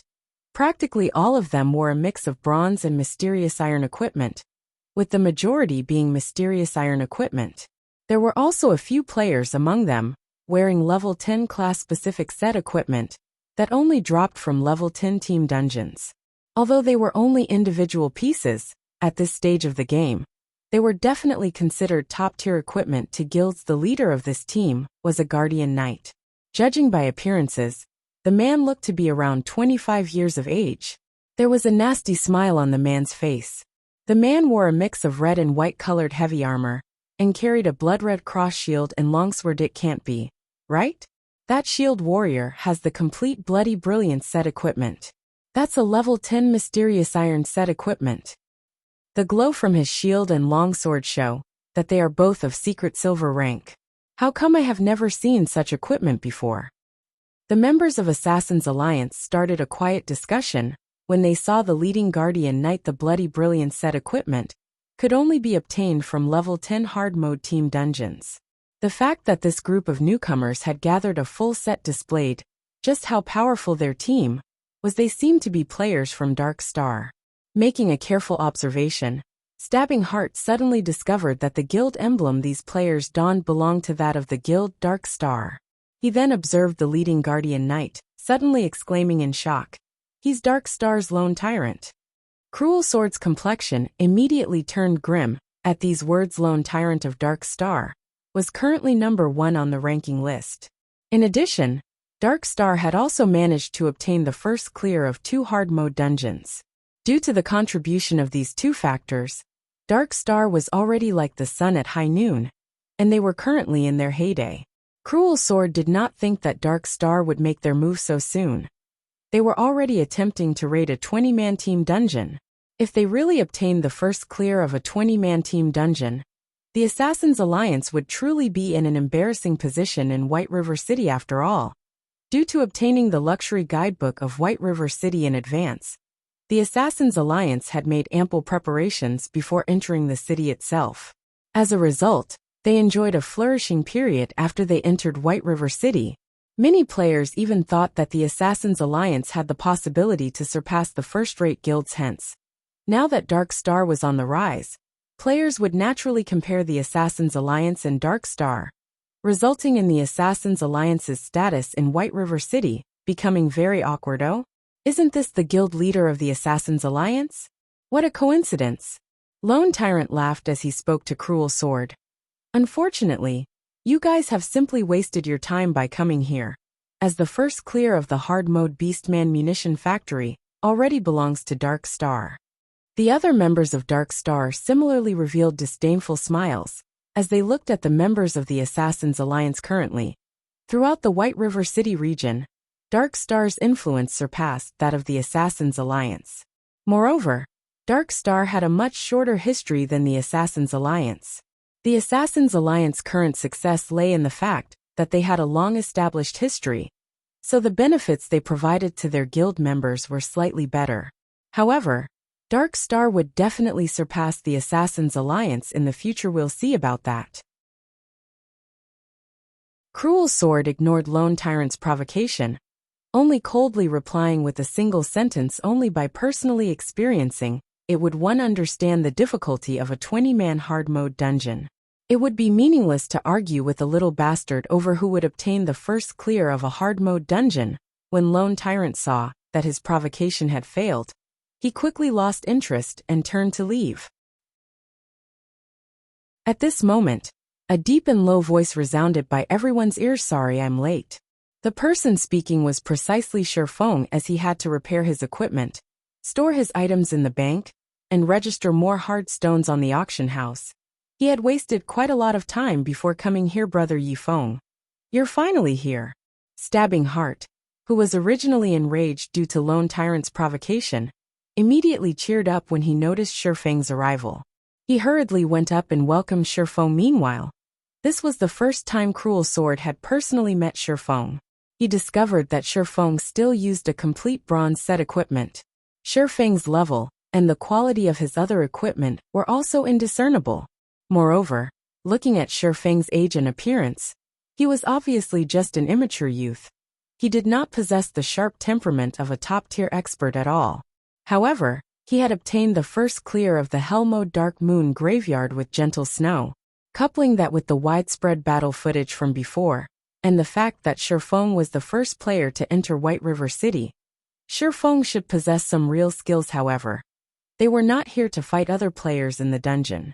Although Shifeng had impressive combat capabilities, one could not clear a dungeon by depending on combat capabilities alone. Hence, Cruel Sword did not look favorably upon Shifeng. Ha ha ha ha. What a joke. So even the famous Assassin's Alliance has to invite someone to raid a team dungeon. Moreover, you've even invited an independent player. It seems that the Assassin's Alliance only amounts to this much. To think that I've always thought of the Assassin's Alliance as an actual opponent, I was truly blind. Lone Tyrant looked at Shifeng, then turned to look at Cruel Sword again, before involuntarily laughing. You. Stabbing Heart wanted to flare up in rage. However, he had no counter to Lone Tyrant's words. After all, what he said was true. The other Assassin's Alliance members had also lowered their heads in shame. At this moment, their hearts harbored dissatisfaction towards Stabbing Heart. They were already disappointed with Stabbing Heart's previous decision of inviting Shifeng, so the humiliating situation now only made it worse. Yet, although they wished they could immediately chase Shifeng away, they dared not voice their opinions after making fun of the Assassin's Alliance. Lone Tyrant's gaze shifted towards Shifeng.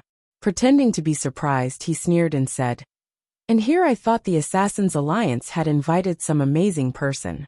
Isn't this Yifeng, the first player to enter White River City, and the previous first place on the ranking list? I am truly sorry about this. I never imagined that you would be so easy to surpass. So I accidentally snatched away your first position. Oh, that's not right. Why can't I find your name within the top 100 of the ranking list? It seems that there is a limit to a person's good luck. Without any real strength, one would quickly be surpassed by others. Isn't that right, little brother Yifeng? Although Lone Tyrant could not see Shifeng's current level, he did not think that Shifeng was anything amazing. Otherwise, why would he choose not to display his level? There was only one possibility for such an action, and it was because he was too shameful to show his level.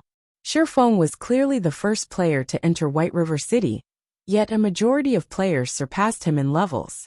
So it was very logical that he would choose to hide his level and shame brother Yifeng. Let's just ignore him and enter the dungeon. Afraid that Shifeng would grow angry and leave, Stabbing Heart hurriedly dragged Shifeng away from the players of Dark Star. The players within the White River City region have constantly used the Assassin's Alliance as a comparison to Dark Star. Previously, I had felt proud of this matter, but now, I can only feel embarrassment. Please don't associate Dark Star with you all anymore in the future. We really can't bear this sort of shame. Lone Tyrant did not care much about an expert who was already past his prime. He shifted his gaze once more to Cruel Sword, mocking him an apex second-rate guild? Pah, they aren't even comparable to a third-rate guild. The Assassin's Alliance has truly declined. If I were them, I would have long since killed myself to avoid the embarrassment. They have actually allowed a lucky noob to join their team. Did they think that, by doing so, they could obtain the first clear of the hard mode Beastman munition factory? Who are they trying to kid? How could you say such a thing? This is known as birds of a feather flocking together. A trash of a guild would naturally seek out a trash player to aid them. If this situation happened in our guild, we would have long since expelled such noobs from the guild. Allowing such trash to join our team would definitely lower our intelligence and strength. Hey, you've got that wrong. In reality, the Assassin's Alliance is so powerful that they are not afraid of having a noob as a team member. They could still clear the hard mode Beastman munition factory with no problems, even with such a member on their team. This is definitely something Dark Star can't dream of comparing with. The relationship between Dark Star and the Assassin's Alliance had long since been similar to that of fire and water. Now that there was such a good opportunity, the members of Dark Star took this chance to ridicule the Assassin's Alliance immediately. The atmosphere on the Assassin's Alliance's side became abnormally depressing. The players from the Assassin's Alliance all resentfully glared at Stabbing Heart. Contrary to expectations, however, Stabbing Heart did not feel any heartache due to these hateful gazes. Instead, he felt apologetic to Shifeng. Originally, Dark Star merely directed its ridicule at the Assassin's Alliance. Now, even Shifeng had been dragged into this matter at this moment. Shifeng could no longer stomach this situation. If this situation continued, they would have no chances of raiding the dungeon, and he did not wish to lose the opportunity. After all, he planned to obtain the wind extinguisher set equipment and basic fire resistance potion recipe from this trip. He did not wish to see Dark Star spoil this opportunity. Having no better choice, Shifeng stood out from the crowd. With pupils as deep as black holes, he gazed at Lone Tyrant. He then calmly said with a smile, "I'm very curious about something. If the nobodies that you've looked down on suddenly obtain the first clear of the hard mode beast munition factory a step ahead of you, then what would you all amount to?"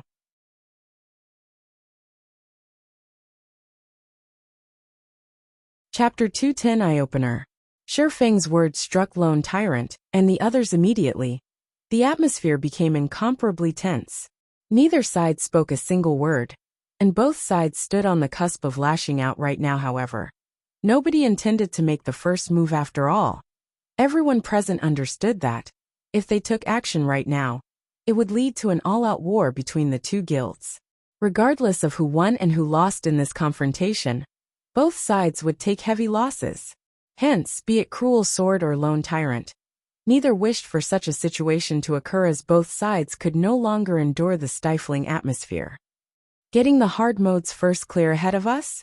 With trash like you? Lone Tyrant's complexion abruptly turned cold. With a ridiculing smile, he spoke with contempt. Good, very good. Let everyone see the truth then. I really want to see if your strength is as good as that mouth of yours. After he finished speaking, Lone Tyrant led his team into the Beastman munition factory. Moreover, they chose to immediately start with the dungeon's hard mode without warm-up or preparation. They clearly wished to prove to Shifeng and the Assassin's Alliance just how wide the difference between them was. Why are they trying to act so bold? They will suffer defeat when the time comes. Stabbing Heart curled his lips, revealing a cold smile without personally experiencing the 20-man hard mode Beastman munition factory. One could not truly gauge the difficulty of the dungeon. Otherwise, they would not have sought Shifeng's help. They had only chosen this method as a last resort. After all, the Assassin's Alliance was in a precarious position right now, and they were in dire need of a breakthrough. Hence, they had to obtain the first clear of a hard mode dungeon. That's right. Dark Star is nothing. They'll cry with regret once they enter the dungeon. Guild leader, let's hurry and enter. We must teach those bastards from Dark Star the strength of the Assassin's Alliance. That's right. Guild leader, we must get the first clear this time. The players from the Assassin's Alliance wiped away their depression from before. They all cracked their knuckles as their thirst for battle grew. Shifeng remained silent as he listened to everyone's enthusiasm, with a faint smile on his face. However, due to Shifeng's actions, the guild leader of the Assassin's Alliance, Cruel Blade, viewed Shifeng in a new light. Cruel Blade considered that Shifeng might not just be all talk due to Shifeng's provocation. The team's originally downcast mood underwent a complete change. Right now, everyone was indignant over the injustice they had received rather than depressed, and they immediately wanted to charge into the dungeon and slaughter the boss within. They wanted to obtain the first clear of the hard mode dungeon, letting the players from Dark Star witness their might. However, Shifeng did not give much thought to Cruel Sword's renewed opinion of him. After all, he had been a guild leader in his previous life as well. If one wanted to increase the unity of a team, they only needed one thing. They needed an enemy. In fact, Lone Tyrant was already an enemy of the Assassin's Alliance. Shifeng merely poured some oil on the already burning fire, further raising their fighting spirits naturally. High fighting spirits were only a mental boost, and it would not help the Assassin's Alliance to clear the dungeon. If the Assassin's Alliance wanted to clear the hard mode team dungeon, they still needed some other key elements. However, Shifeng did not reveal this fact. He merely quietly joined the Assassin's Alliance's team, entering the Beast Munition Factory with Cruel Sword and the others. The Beast Munition Factory was a dilapidated weapon manufacturing factory. Hence, the terrain inside the dungeon was not particularly complicated. Players only needed to walk down a single path to reach the boss. There were a total of 3 bosses throughout the dungeon. Although the number was low, each boss was extremely powerful. In 20-man hard mode team dungeons, the bosses were all high chieftain rank. Every one of them had powerful skills, and it was a normal occurrence for these bosses to instant kill an MT.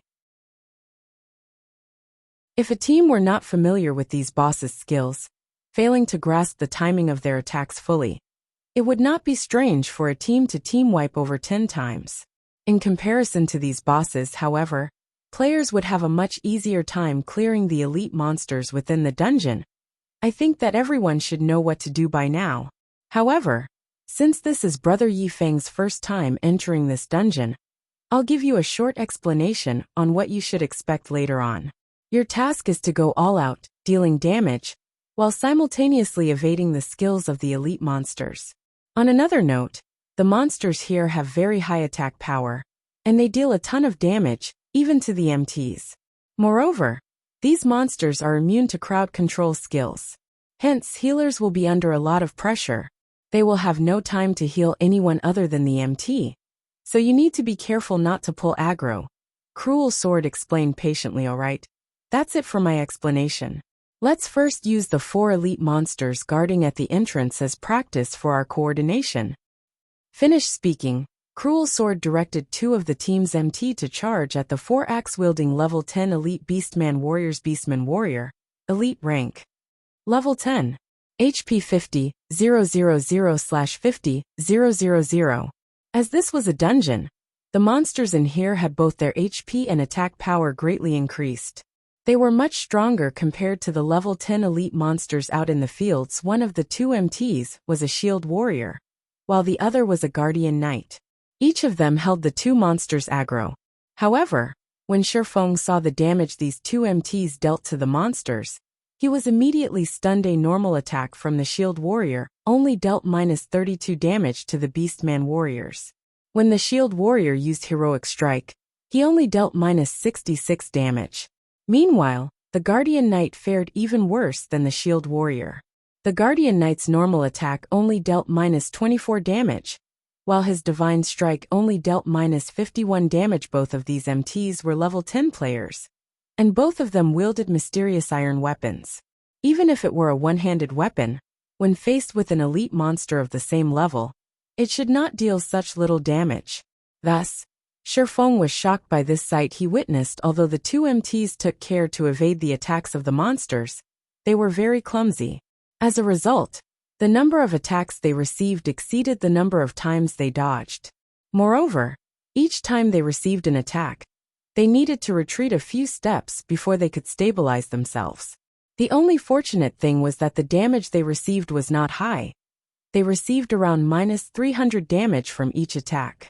Meanwhile, each MT possessed around 2,400 HP. With two monsters attacking each MT simultaneously, each MT received a rough total of -600 damage, a quarter of their total HP. This situation resulted in the healers suffering. However, Shifeng was similarly shocked when he discovered that both MTs possessed around 2,400 HP. What the heck? Isn't their HP a little too high? They both couldn't have only added their free attribute points into endurance, completely ignoring strength and agility, right? However, this was the only explanation that made sense. It explained why, even though both MTs were clearly gaming experts, they required so much effort just to dodge an attack, and why their damages were so pitiful. In contrast, a level 10 assassin, who similarly used a one-handed weapon, could deal over -100 damage to an elite monster like the Beastman Warrior. They could even deal over -200 damage if they used a skill. The MT's strength was just abysmal. Their agility was similarly too low, preventing them from dodging attacks that they could have clearly evaded. It was obvious that the players of the Assassin's Alliance have yet to adapt to the battle methods of God's domain. They clearly possess plenty of expert players, yet they were unable to exhibit their full potential. It was no wonder the Assassin's Alliance became an obscure existence during the early stages of the game. Only after half a year had passed since God's Domain's launch did they gain some achievements. If the Assassin's Alliance battled the boss of the Beastman munition factory like so, Shifeng would be surprised if they didn't team wipe. It was truly a wonder as to how they managed to clear a 10-man hard mode team dungeon. I wish to say something. Is that all right? Shifeng looked at Cruel Sword, asking softly. Although the Assassin's Alliance now possessed Lone Tyrant as a great enemy, the members of the team still had negative opinions of Shifeng. They only kept their mouths shut due to his relationship with Stabbing Heart. However, if Shifeng dared push his luck, they would not sit idle. Speak your mind. As long as it benefits the dungeon raid, we will not reject it. Cruel Sword had managed to discern Shifeng's capabilities somewhat. He could somewhat understand why Gentle Snow would take a fancy to Shifeng. After all, Shifeng indeed possessed strength. Can we replace the two MTs? Shifeng asked, holding nothing back. Chapter 211 Brilliant Effect. Although Shifeng's tone was soft, power filled his voice. It caused the female healers nearby to tremble, nearly failing to cast their heals on the two MTs. The two MTs, tanking the four elite monsters, were similarly shocked stiff, receiving a direct hit from the giant steel axes of the Beastman warriors. Damages of over -400 points appeared above both MTs, and the two retreated close to half a dozen steps before they managed to stabilize themselves. The other damage-dealing team members also froze. They all stared at Shifeng with dumbfounded gazes. thinking that their ears had played a trick on them, replaced the MTs. What kind of joke was this? The two players tanking the elite monsters belonged to the top 3 MTs of the guild. Yet, Shifeng wanted to replace them with someone else? Wasn't he just looking for trouble? Shifeng's decision would be understandable if the two MTs had made an error while luring the monsters, or lost the monsters' aggro. However, neither of the MTs made such mistakes. So why should they be replaced? Did they do something wrong? Cruel Sword asked. MTs were the core of a team. A powerful MT could greatly reduce the rating difficulty of a dungeon. A team should never rashly replace their MTs. Nothing. Shifeng shook his head. Indeed, the two MTs did not make any mistakes up until this point.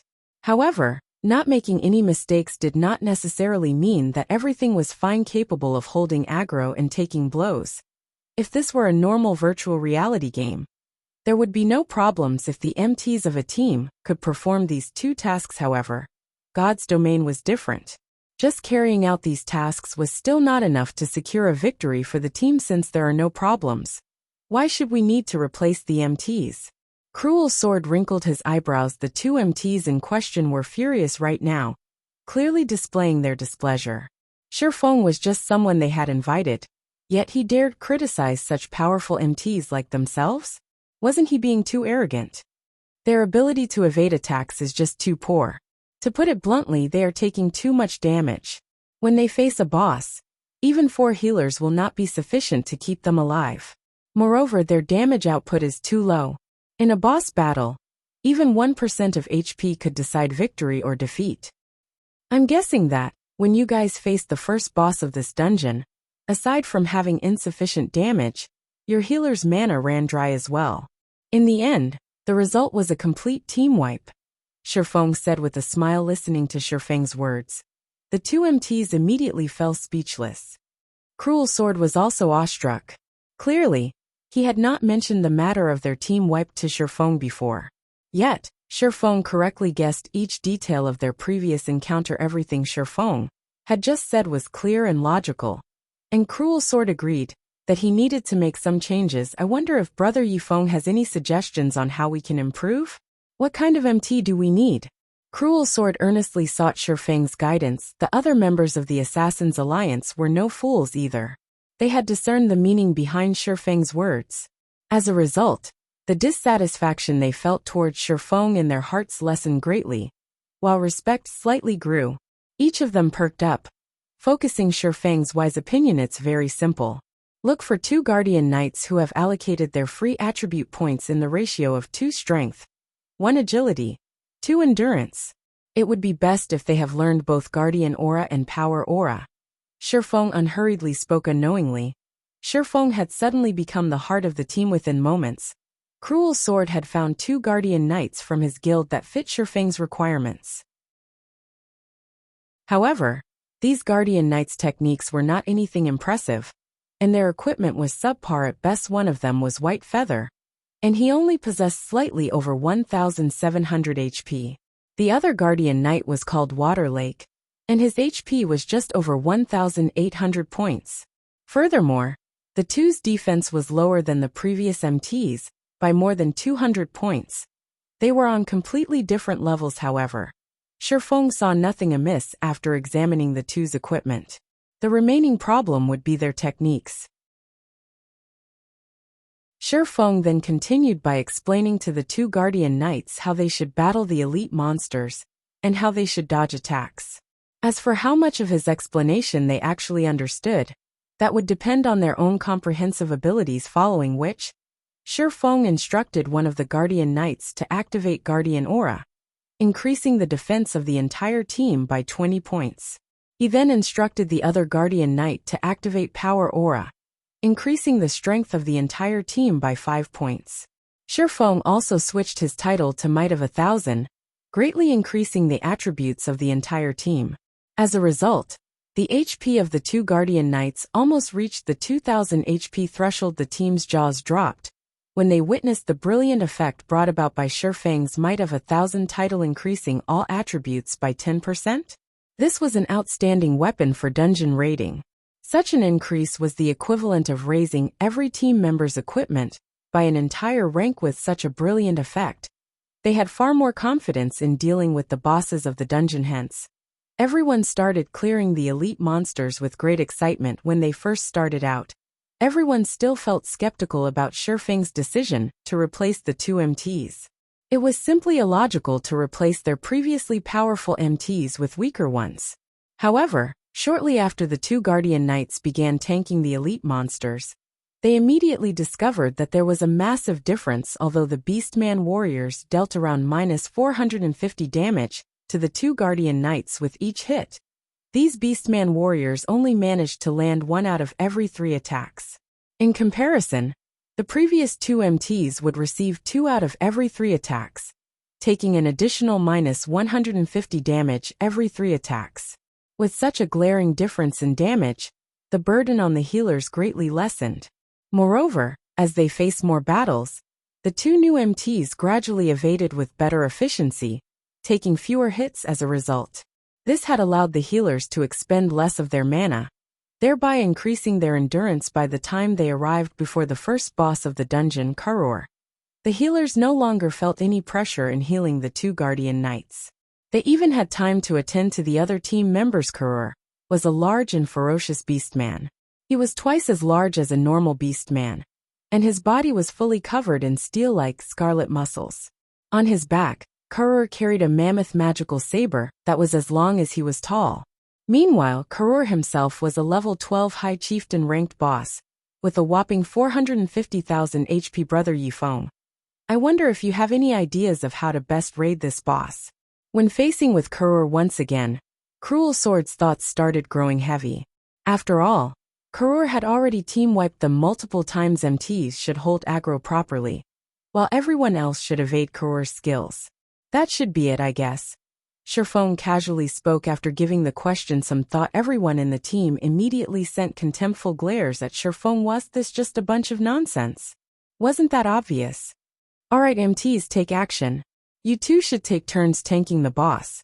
Whoever's HP falls to a critical state should immediately back off and let the other tank. As for everyone else, try to use your attacks to assist the two MTs, Shifeng instructed shortly after. The two Guardian Knights charged at Kuror. According to Shifeng's knowledge, the hard mode Kuror only had 2 moves. One was the Blade Storm. It was a skill that turned Kuror into a tornado, causing -600 damage per second to all enemies within a 12-yard distance. The skill had a duration of 20 seconds. The other skill was Avatar Slash. When Kuror used this skill, he would immediately vanish from everyone's sight. He would then randomly reappear behind 3 to 5 players, attacking them and causing -500 static damage. Simultaneously, he would inflict players with a damage amplification effect, causing them to take 10% more damage for 2 minutes. To make things worse, this effect stacked with these 2 skills at Kuror's disposal. The boss prevented players from turning this raid into a prolonged battle. Otherwise, once the damage amplification effect stacked so many times, Kuror's Avatar Slash could instant kill any player. At that time, there would be no way for the battle to continue. Hence, there was only one requirement when facing Kuror: resolve the battle in the shortest time possible. The longer the battle dragged on, the more difficult it would become taking the lead. The Guardian Knight, Waterlake, brandished his sword, sending a punishment at Kuror's head. The attack only caused -126 damage. Compared to the elite monsters from before, Kuror's defense was clearly a notch higher. Moreover, such a small amount of damage was practically negligible in the face of Kuror's massive 450,000 HP. By contrast, as Waterlake failed to dodge Kuror's counterattack, the boss's saber sent him flying. A frightening damage of -1,134 points appeared above Waterlake's head, instantly devouring over half of his total HP. Following which, White Feather promptly dashed forward and activated Righteous Fury. He then used Shield of Vengeance to attract Kuror's aggro. The 4 healers on the team did not dare make any mistakes. They immediately cast their heals on Waterlake. +234, +215, +221, +225. A cleric then released an instant cast skill, Recover, on Waterlake. Every 3 seconds for 15 seconds, the target would recover 70 HP. Simultaneously, a druid also used Life Bloom on Water Lake, recovering 43 HP every 2 seconds for 12 seconds immediately. Water Lake's HP recovered to 90%. He then returned to his position on the front lines, coordinating with White Feather to tank the boss. Chapter 212, Raiding Kurur. By taking turns attacking Kurur, the two Guardian Knights quickly established a strong hold on Kurur's aggro. However, compared to when they battled elite monsters, the pressure on the healers had visibly increased. Moreover, both Water Lake and White Feather were clearly unfamiliar with the boss's attack patterns. Their movements were somewhat stiff when dodging attacks. Right now they could only dodge every other sent at them. Even so, compared to the last time the Assassin's Alliance had raided Kurur, the healers were having a slightly easier time keeping these MTs alive. The healer's mana consumption made this obvious originally. Cruel Sword still worried that the two Guardian Knights could not manage. However, based on the results before him, it was clearly an unnecessary thought. The healers managed themselves with perfect order right now. Unlike the several raids before where they had to cast their heals desperately, without caring about any proper order. The four healers couldn't even catch their breaths, unless they wanted the previous two MTs to die instantly. In reality, such failures were very common. In God's domain, level 10 players had a large threshold to overcome. The levels before level 10 were merely an adaptation period. Once players reached level 10, they would no longer receive any preferential treatment.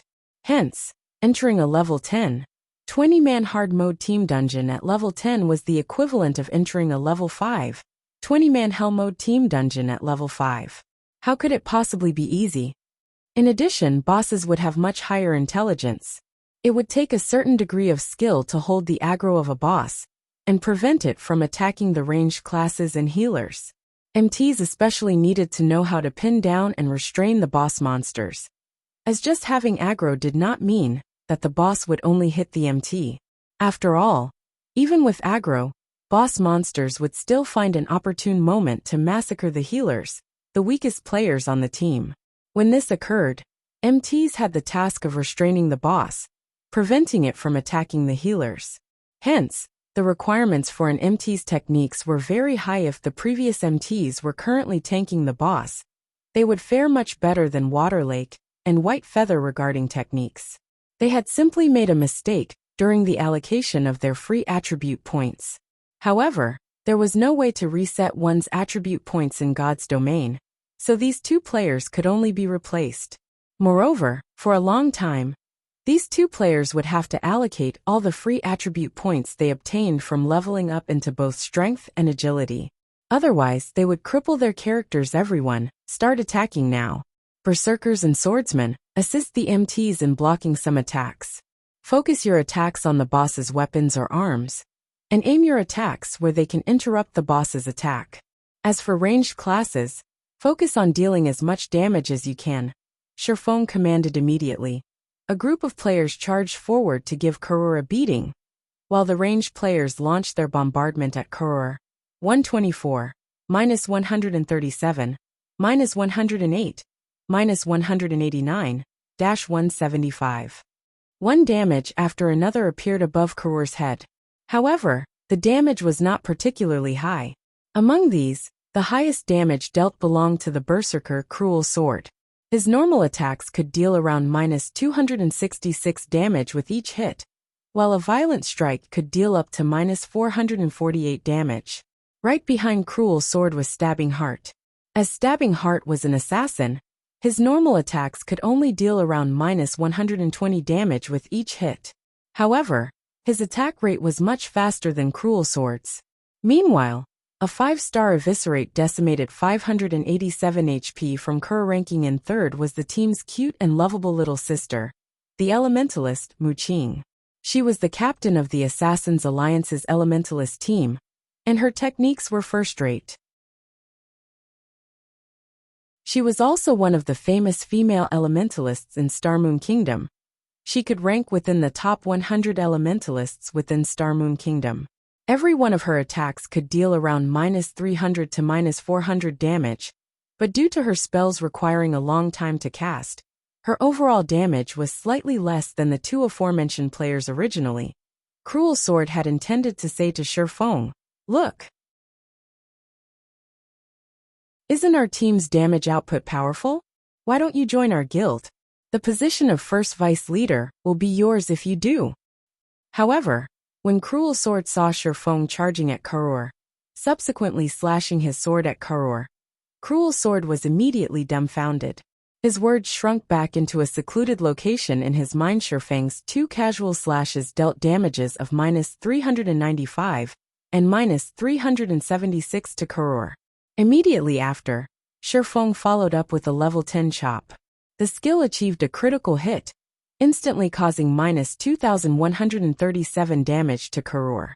He then continued by using Thundering Flash, dealing damages of -643, -832, and -1,102 to Karor, as well as inflicting a damage amplification effect. Shifeng then abruptly jumped up into the air. As he descended, he smashed the abyssal blade covered in the power of thunder and fired down onto Karor's head. Suddenly, Karor let out a soul-piercing scream of pain. Thunder Flame Explosion instantly caused -3,312 damage, and everyone on the team, aside from Shifeng, became slack-jawed when they witnessed the scene. If Waterlake had not reacted quickly by using Mach, followed by Righteous Punishment, Shifeng might have snagged most, if not all, of Karor's aggro-stabbing heart. Just where did you find a swordsman expert as amazing as him? Mu Qing's exquisite lips parted as she gaped and involuntarily questioned Stabbing Heart, as Mu Qing had not started out in Red Leaf Town. She was not particularly knowledgeable about Shifeng. Since the launch of God's Domain, she had always focused on leveling up and raiding dungeons. Even after she entered White River City, she had not met many players who could surpass her. Hence, Mu Qing naturally considered herself as a top-tier expert. However, Shifeng had utterly shattered that belief. The highest damage she could deal was only around -700 points, and that was when she achieved a critical hit. Meanwhile, Shifeng could casually deal over -700 damage with a single hit.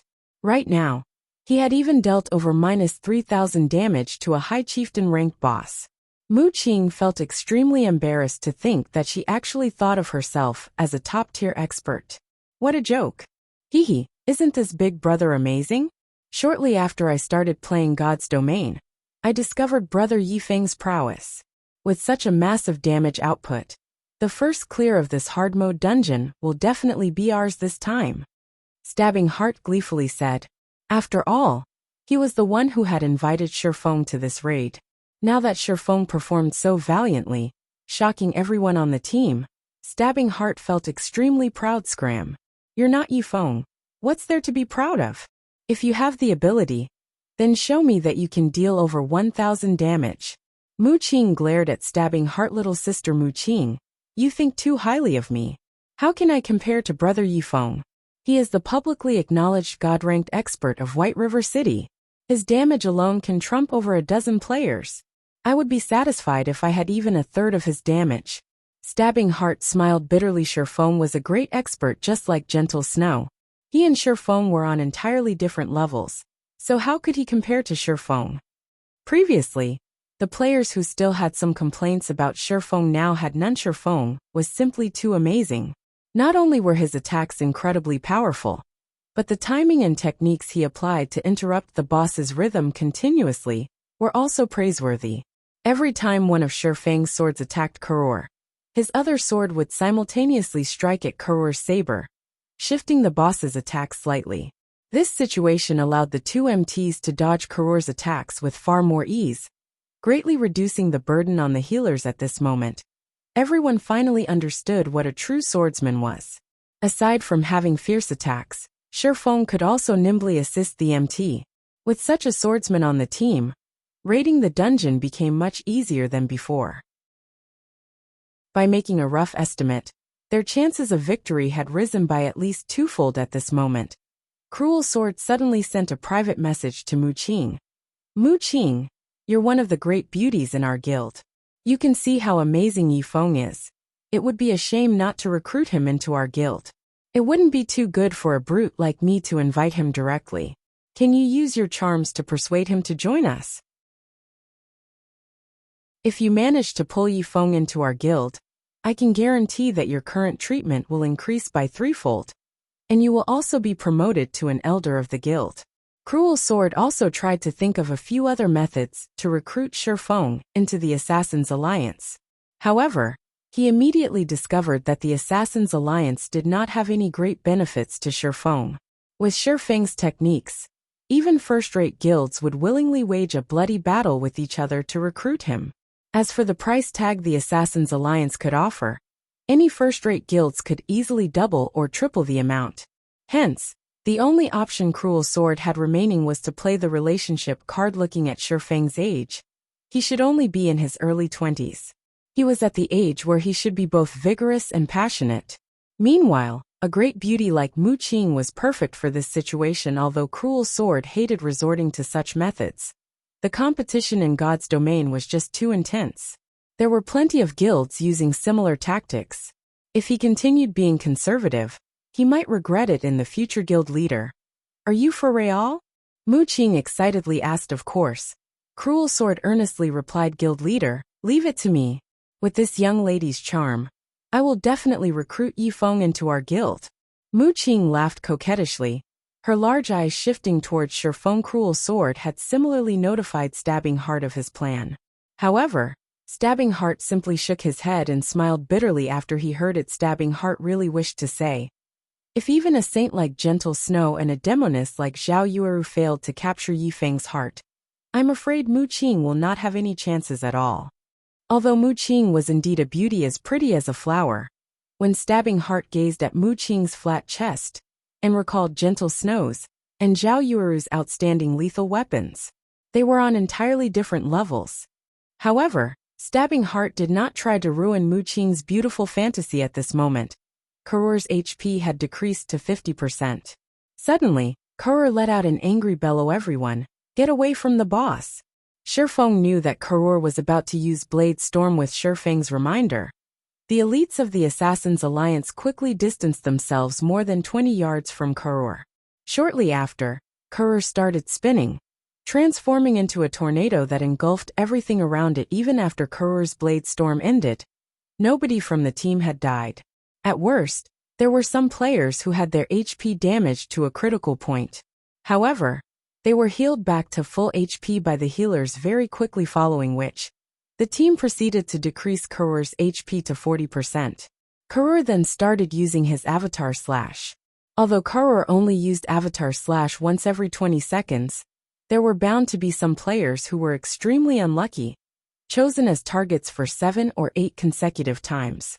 For these unlucky players, surviving would be difficult regardless of how they held on as one team member after another fell.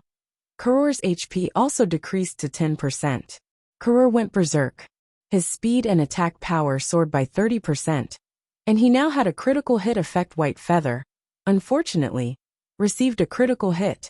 Even with Protection Blessing activated, he instantly lost over 1,400 HP. Moreover, when White Feather received this hit, he only had around 60% of his total HP remaining. Hence, he instantly died. White Feather's death greatly increased the pressure on Water Lake.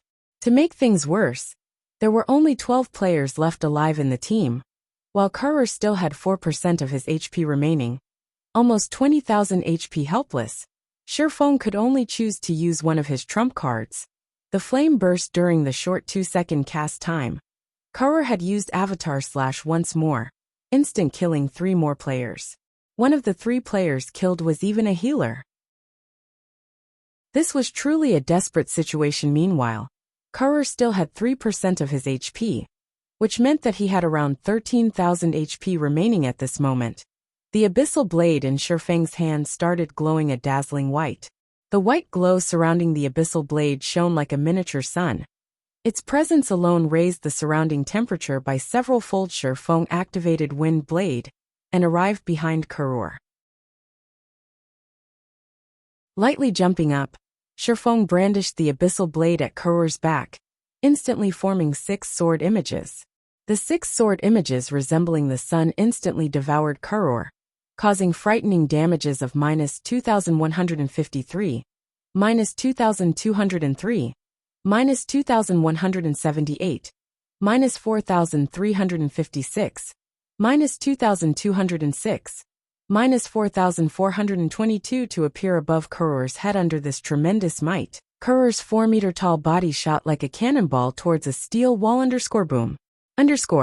An indentation in the shape of Kuror immediately formed on the steel wall. Meanwhile, Kuror was thoroughly charred black, as void of life as a stone. You're tuning in to the Li Mei's Wuxia Whispers YouTube channel. We're so grateful for your support, and don't forget to subscribe to join us on this incredible journey through captivating stories. Your generosity through donations truly makes a world of difference, as it's the primary source of revenue that allows me to expand and enhance this channel for you. Thank you from the bottom of my heart for being a part of this adventure.